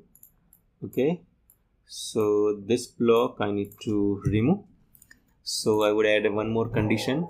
So now I need one more if else block, so just we'll click on here, we'll say else if block and one more else if block, and we can remove this else block. Okay, so let me just try to copy paste this block here, and here I would compare this guy with multiplication, and in that case what I need to do, I need to have a block for multiplication. So from math I would choose this block. Okay, and here it would be number 1, and here it would be number 2, and let me just delete this block. And similar for multiplication, I would design a block for a division as well. So Control C and Control V, and here I would change this sign to division, and we'll simply paste like this, and I would remove this guy. From math I would grab the block for division, and here it would be num1 and num2, and I will delete this block. Okay. So I think we are done with every single things. We have 4 variables, then we have the evaluate function ready, and we have this operation. So let's see if it works or not. So first I would test the plus functionality. So I would type 10, then we click on plus button, then I will click the button 25, and we click on equal to. So the plus functionality is working fine. Then I would do 55 multiply by, let's say, 65, and we click on equal to. So multiplication is also working fine. So then I will check the division functionality. So I press 66 divided by 52 when click on equal to. So division is also working fine. And then the last thing what I will change is the subtraction. So that is also working fine. Okay, so we are able to make our calculators. Okay, so let me just briefly mention what I've done here. So here, instead of choosing the individual block for button click, I have used the common one, which is any button clicks. In here I'm just saying that if user clicks on button clear, just clear the text. If user clicks on equal to, just go to evaluate function and just do the what the calculation user has asked for. If user has select plus, minus, multiplication or division, just try to grab the value whatever user has typed it into one variable, that would be num1, and whatever the operation user have chosen, just set this guy to other variable, that would be operation variable, and let's just allow user to enter the number 2. And whenever user types in number 2, and after that if he clicks on equal to, just try to grab the values and just do the operation what user is asked for, and after that just print it. Okay, this was it about this calculator application, and this video became too long, but it is expected because there is lot many things we have done here. Okay, so we'll try to make some other application in next video, so we'll see you there. Thank you. Hello and welcome. So from next videos we are going to make other mobile application, which is a color picker. I don't know if you're aware or not, but any color is made from combination of 3 color, which is red, green and blue. So if you add this color in any combination, you would see a different color. So let me just tell you how the application would look like. So this is how our application would look like. So if you see below, we have a 3 scale widget. So if I just pick any of this value and if I just move this guy like that, I can see the color is changing. So this scale widget is for red color. So if I just changing this value, I can see the color is changed. Now if I just pick the other guy, that means scale widget for green color, so I can see I can add green color in any combination. So from 0 to 255 I can select any range that I want for a green color. Now if I want that blue color, I want as, let's say 20 value from 255, so that I can do like this and I would have a different color. That means any color we can get from combination of these colors. Okay, so let's just say I would just say it's a 150 value from 255 for red color, 105 for green color, 163 for a blue color. Then we will have this kind of color. Okay, and you can also get the hex value of this color. So hex value is already written, that is 9E63 and A1. So if you want to verify whether it's correct or not, so I would just go to color picker, and here we have this guy. Okay, so what value we had? We had value, let me just try to replace it here only. So I would just say 9E, then we have 63, and then we have A1. Okay, so this is the color we have, and this was the same color we had in the mobile, right? So our application is working fine. So from next video, let's just try to make this application. So we'll see you there. Thank you. Hello and welcome. So now we are going to make application which would be a color picker. So first let me just show you how the color picker application would look like. So if you just go to your favorite browser, and here if you just type here color picker, so this is how the color picker would look like. And here if you see, there would be a 3 scroller bar. The one would be for red, the other one would be for green, and the third one would be for blue. So here if you know that any color is made from the combination of red, green and blue. So if you just have a red, green and blue with 0 proportion, and here you would make a black color. So if you have a red value with 255 value, you would make a red color because there is a no portion of green and blue. But if you have this proportion like red color with 103 out of 255, the green would be, let's say 240, and the blue would be 120. So you would make this kind of color, and this is the hex color of this combination. Means in color picker, you just need to have 3 progress bar or something from where you can pick value from 0 to 255. And after that you should have option to change this value from 0 to 255, and that will make a color. So at the end, what you need to do, you need to grab this value from progress bar or scroll widget, whatever you call it, and you need to have this as a color proportion like red, green and blue, and you need to sum up those value and you need to make a color. So let's see how we can do this in MIT App Inventor platform. Here is our MIT App Inventor platform. So I would just close this tab, and here I would just create a new project. So for that I will click on start a new project, and then here I need to give the project name. So let's say the project name of this application would be color picker.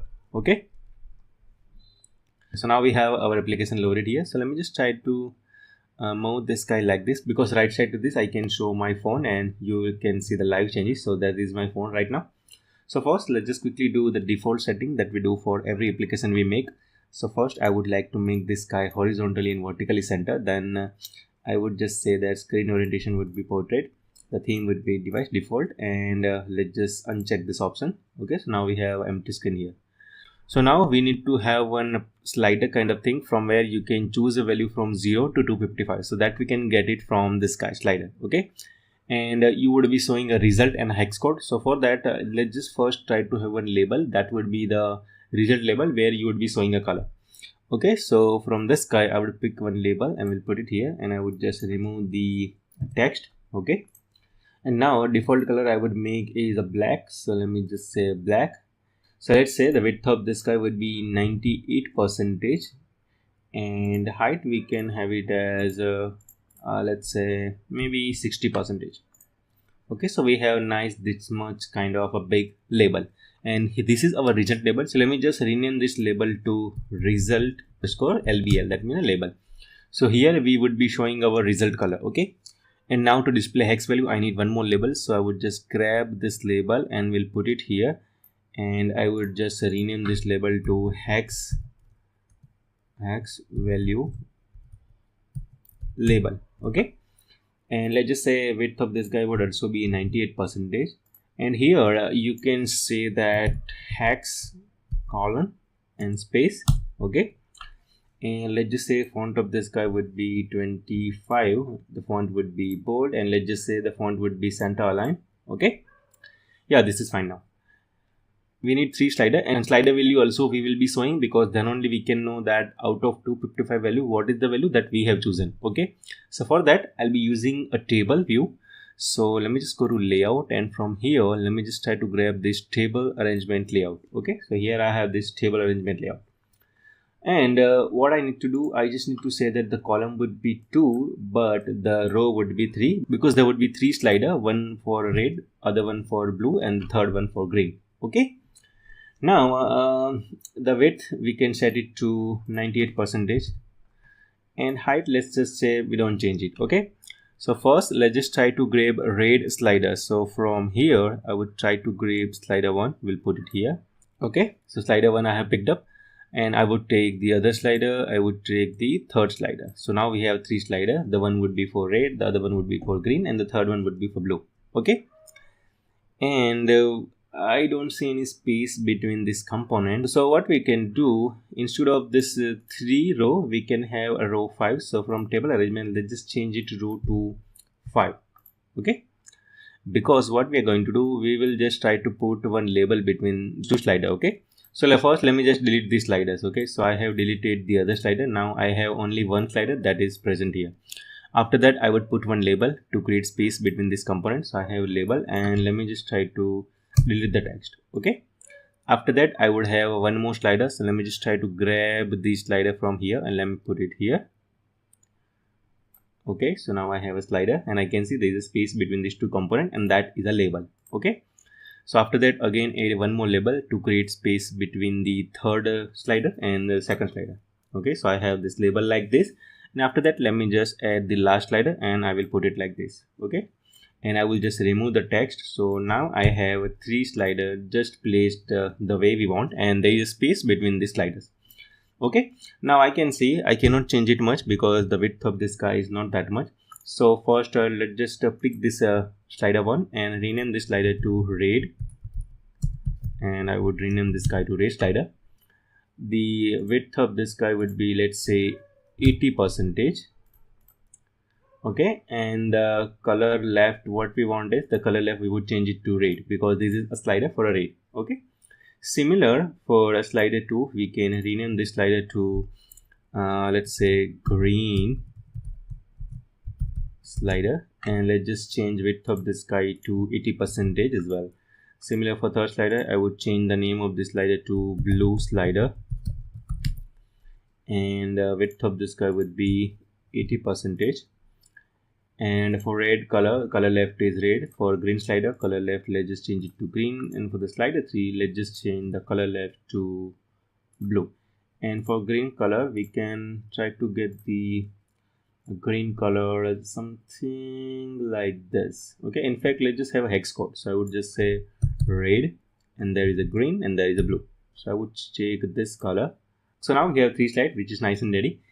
And first let's just try to go to red slider and just say minimum value would be 0 and the maximum value would be 255, and thumb position initially would be at the 0. Okay, Similar for green color, let's just say the thumb position would be 0, minimum value would be 0, and the maximum value would be 255. Because remember, to make a color, we need to provide a value from 0 to 255 that we have shown in the color picker, right? So again, go to a blue slider. Let's just say the thumb position would be at the 0. That means initially, where do you want your thumb position? Okay, so this is 0 right now. The minimum value would be 0 and the maximum value would be 255. Okay, so this is fine now. Now, what do we want? We want that whatever this sliders are there, after that, we want to have one label that can show you the current level. That means what is that thumb position at right now. Okay, so for that, just go to this label and let's just put it here. Okay, and here we would remove the text, or I would just say we would put the text as 0. For label 2, we will do like this and we'll remove the text. So let me just say the text would be 0, and in fact let me just try to rename this label as red color value label. For label 4, I would rename this label to green color value label, and I will have one more label, and first let's just say 0 here. And for green color, I would take a label and will initialize this label text with 0, and here so I would rename this to blue color value LBL. Okay, so now we have 3 label and a color I have designed. Now if I try to change this slider value, nothing would happen because we haven't added any code. Now this UI looks fine. Just the last thing we can do is we can just say it's a center. For green color also we can say text element would be center, and for the blue color also I would just say text element would be center. And yeah, this looks nice, but only thing what we can do is this slider width we can change it to let's say 90%, and let me see. Yeah, this looks better. So for green color also I would just say the width would be 90%, and for a blue slider also I would just say the width would be 90%. Okay, so yeah, our UI looks ready. So let's just go to the next video where we will just try to add the block section. That means we will go to this block section and we'll try to add the functionality. So we'll see you there. Thank you. Hello and welcome. So in the last video we had created a UI of this our color picker application, and in this video we will try to integrate the functionality. So first let me just go to the block section. Okay, so here I am at the block section. So now what do we want? We just want that whenever we change the sky, that means either we change the slider position of red slider, or we change the slider position of green slider, or we change the slider position of blue color, we want that it should try to grab this value whatever we have of slider and try to make a color from that red, green and blue. Okay, this is easily we can do, but we don't know how to make a color from any combination of red, green and blue, right? So if you just click on this color component, and here if you just see we have a block of make a color from red, green and blue, and this is the value for red color, this is the value for a green color, and this is the value for a blue color. So now what we need to do, we just need to just get this value of this slider and we need to put it here. And similar for the second and third value, we just need to get the value from the respective slider. Okay, so that's the only thing we need to do. If we are able to do that, then we will make a color, right? So let's just say, and where we want to do, we want to do it whenever we change the slider position of any color. Okay, so in that case we can pick this slider block, and here you would have a block for that would be like change position. Okay, so whenever this position is changed, we will come here, and what we can do, we will get the thumb position by this guy, which is the thumb position. So if you hover over here, you would get a block for get thumb position. So this will tell you the value whatever the scalar widget is. That means if you put it like that, whatever the value, like say 100 or something, that it will give you. Okay, so now what we need to do, first we need to get this value and need to print it here, whatever the label we have, right? So from red color value label, we would just try to find a block for setting a text. Okay, and we'll do like this. Okay, now let's see whether it works or not. So here I'm changing the value, and I can see if I change the value, whatever the value is there, that I'm able to print it here. Okay, so I can see whatever value I'm changing, that is being printed here. Okay, so this is working fine. So now let's just say what we will do, we will just say whatever this get thumb is there, just assign it to this guy as well, and for this label just set a background color. Okay, so we will try to find a block for a result label here. You would have a block for set background color, so that we can pick it and we can place it here. Okay, and now here we can simply attach this guy. So here we are saying that whenever the position of red slider is changed, just come here and get the value and just set this value to text. Okay, that's one thing. And then what we want to do, we are saying that after that just set a background color, and you need to make the background color from a 3 color, red, green and blue, and the red value we will get from this thumb position. Okay, so let me just try to grab this thumb position and let me remove this guy and let me put it here. Okay, so now we can check it. Whenever we change the slider of a red color, we would see a different result color. So let me see. Yes, so I can see that this is working fine. So if I change the slider position of red color, that background color is coming on my result table. Okay, the only thing is the hex code is not updated, so let's just try to have a code for hex color, right? So in that case, what we need to do, you need to go to this math block, and here you need to find a block for the hex value. So here I would just say there is this guy, convert a base 10 to hex. Okay, now what number we need to convert? We need to convert to this guy, get thumb position. So let's just try to attach this block here. Okay, and here it would be a float, so first you need to round this value to something. So you can use this round guy and can place it here, and then we're gonna attach it here. And after that we just need to set this to this hex value. So for that hex color label, we can try to find a block for setting a text. So this would be like this, and let's just try to attach this block here. Yeah, so this will work fine. So let's just see whether it works or not. So if I do like this, I can see whatever the value for red color, that is being converted to the hex value, and we are able to see it here, right? So this is working fine.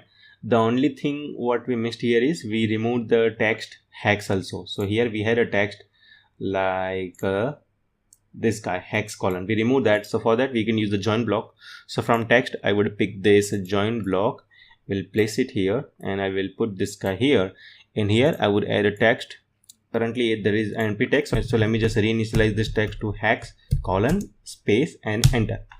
So now if I change it, I can see that my slider is working fine, and whenever I'm changing the value, this guy is changed, and I can see that it is working fine, right?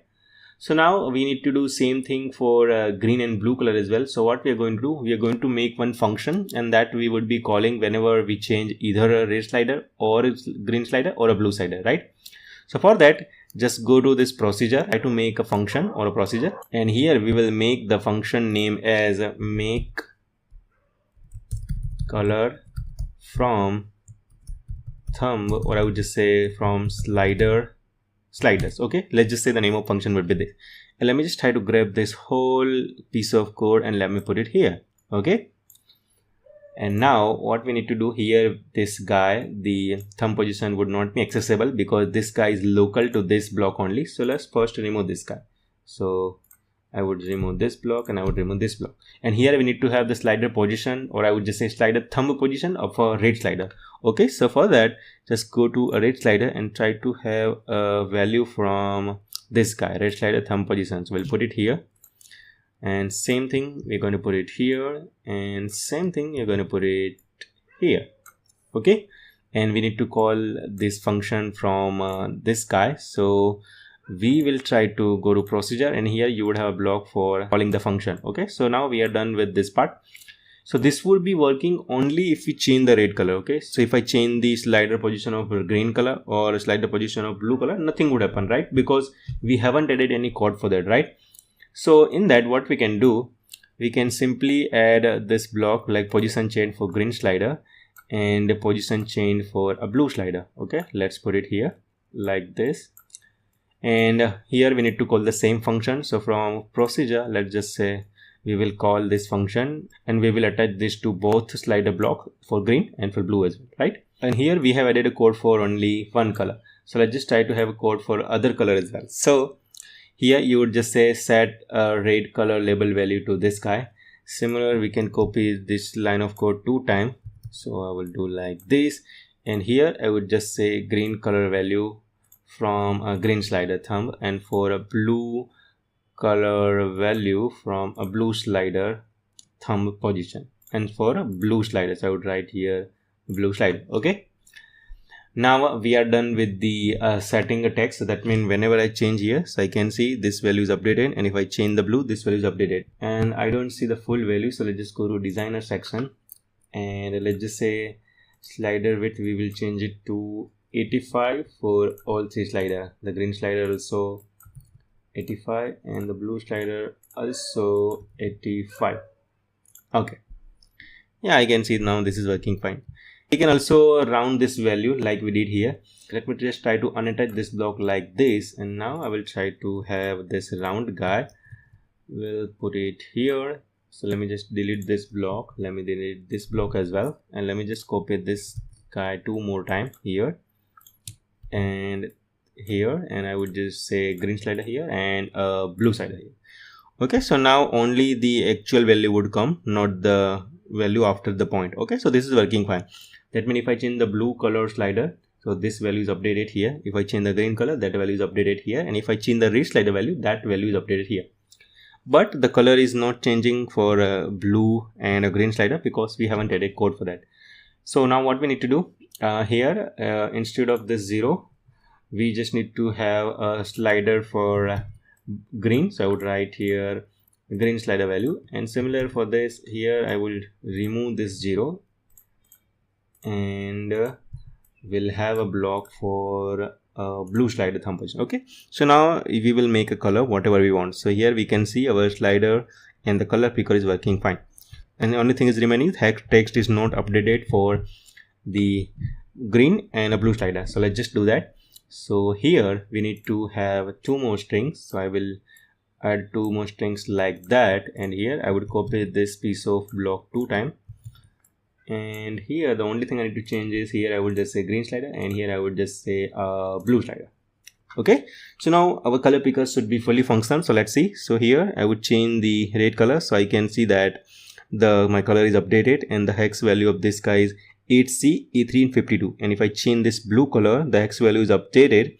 And if you see here, if I change this green slider, the 2 digit which is at the center, that means this C5C, that are the only one that is going to be updated, because this is a 6 character long hex number, right? So the first 2 character are for red color, the second 2 character are for the green color, and the third 2 character are for the blue color. So if I change this, only first 2 character will be updated. If I change the second slider, whatever this 2 digit between are there, that will be updated. And if I change this third slider, the last 2 digit, or I would just say the last 2 character of this hex value would be updated. So our slider is working fine. So let's just see whether it's correct or not. So I would have a color like this. Let me just say like this. This is 87, 8F and BF. So let's just go to color picker here and verify this is actually the one what we expect. So this is a color picker. So we'd go to here and let's say here, and here we would have a value. The red value is 135 in application, right? So we have 135 red. So I would put here, let's say 135. The green is 143. Let's just say 44, not an issue. And the third blue value would be 184. So here I would select 180, 83. Yeah. So this is the kind of color we have, and this is the color we have. So these both are matching. It won't be exact match because here we have 133 and I have selected 144 and I have selected 184, and here green we have 144 and we have selected is 143. But you can see there is only a slight difference, and hex color is also fine. And here we have 8790 and B7, and on our application we have 8C, 8F and B8. Okay. So this was about making the color picker application on a mobile. So in next video we will try to make some other application. So we'll see you there. Thank you. Hello and welcome. So from next videos, we are going to make one more application, and that would be a timer or a clock. And from the name, you would have guessed it. It is used to just set the timer, or it is also used to set an alarm clock as well, right? So let me just show you the UI. So this is the UI of a game. So right now you can see that's the current time, and that is 2 o'clock and 1 minute and 44 seconds. Okay. So first we will just try to play with a timer, and then we will play with alarm. So here I would set a timer of, let's say, 10 seconds or something. So I would write here 10 seconds. Here there is a minute value. So here you need to type a minute, and here you have a second, or I would say hour. So right now I'm setting a timer for 10 seconds, so we can test it very quickly. So here I have set a timer. Now I'll click on start timer. So as you can see, as soon as we start the timer, here you have a countdown timer. So after 5 seconds, you should play some kind of audio. So let's just see. So we can see that our timer is working fine and it is ringing. Now let me just stop the timer. So you can stop the timer by clicking on this button.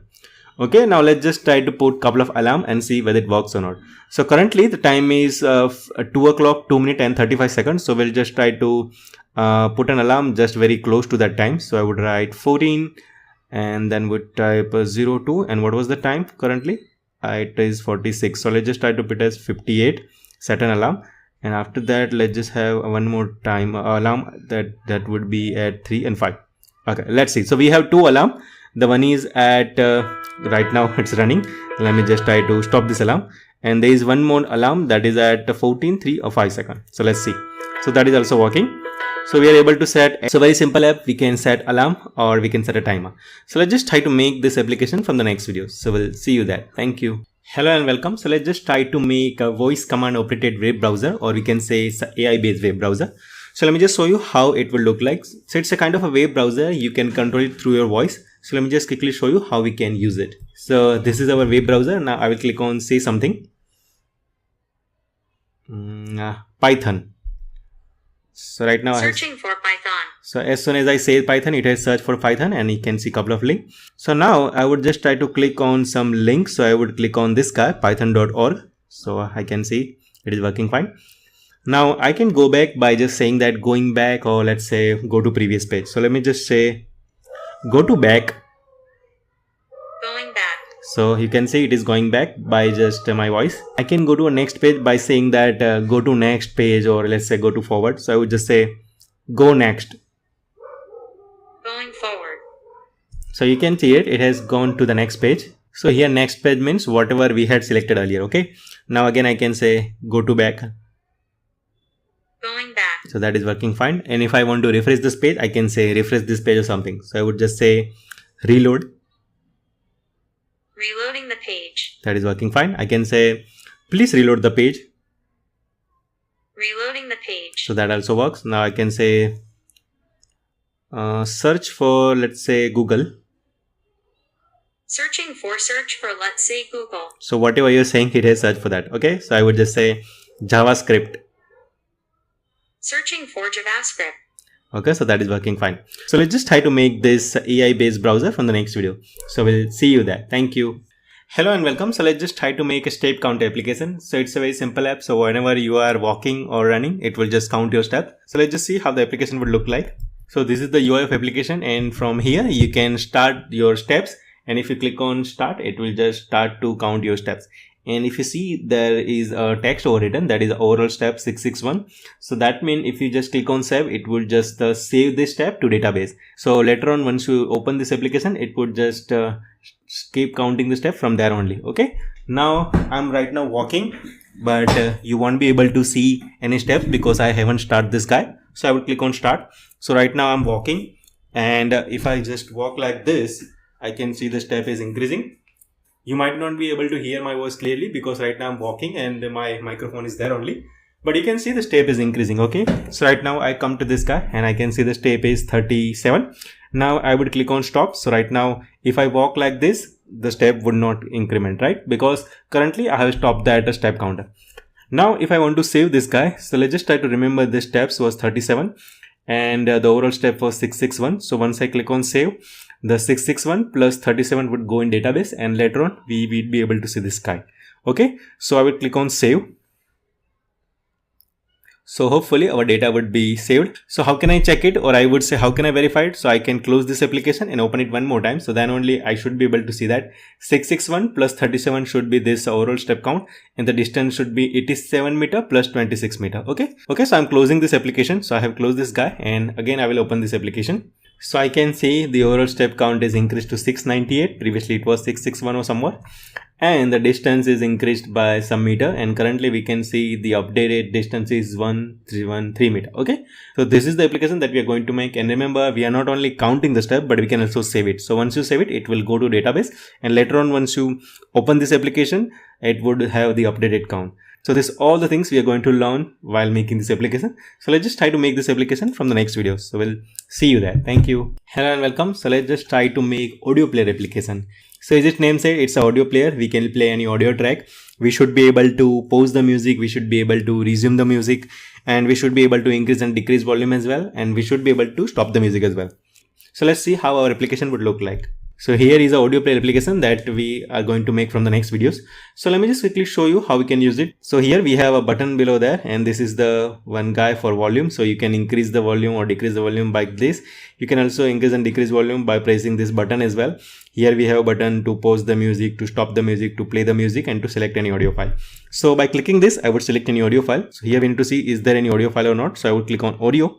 So let's just see. Okay, so finally it's loaded now. Now I can see there are a couple of audio tracks. So I would select this guy.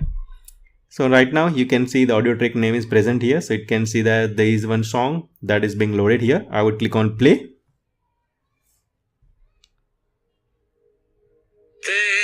So the song is playing. I can decrease the volume like this.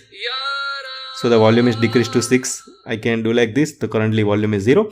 I can increase the volume by doing like this. Okay, so this is working fine.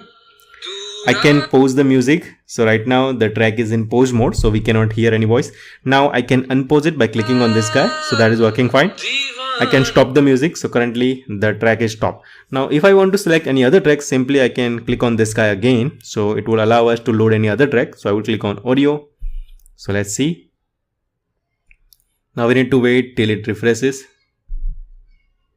So here we have audio tracks. So I would click on let's say we'll click on this guy. Okay, right now the track is loaded, so I will click on play, and I can increase the volume like this. I can decrease the volume like this. Okay, so this audio play is working fine, and here you can see animation kind of things. It's just a GIF image that you are showing right now. I can decrease the volume like this. I can increase the volume like this. And I can pause the music, I can unpause the music, I can play, I can increase the volume like this. I can increase the volume by clicking on this button as well. Let me pause it. So I can decrease the volume, I can increase the volume by this button as well. Also I can increase the volume by this scale widget as well. And if you're seeing here, if I decrease the volume, this value is also updated. That means this scroll bar is going like that. So if I just increase the volume, that is also increasing. So let me just quickly unpause it.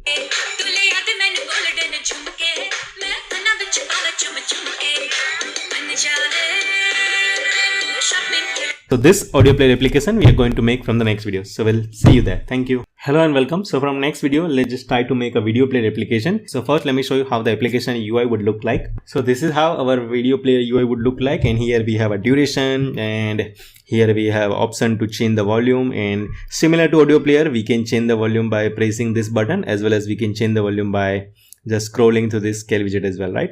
Here we have an option to play the music, or I would just say to play the video file, to stop the video file, to pause the video file. So first let me just select any video file and see how it will look. So I will click on this guy, and from here and to select on videos. So let's just see whether it works or not. And I can see that a couple of videos are there. So let me just try to select this video. Okay, so the video is loaded, and I will click on play. So I can see this video has been played. Now let me select some other video. Let's say this video. I will click on play. So this video again, so I can go like this. I can scroll through any duration. So this is working fine. I can go fast forward. I can go back. I can pause this video. I can unpause this video. I can stop this video. I can pause this video. I can stop this video. I can play from there only. I can decrease the volume by this guy. I can increase the volume by this guy. And I can decrease the volume like this and increase the volume like this as well. So let's just try to make this video player application from the next video. So we'll see you there. Thank you.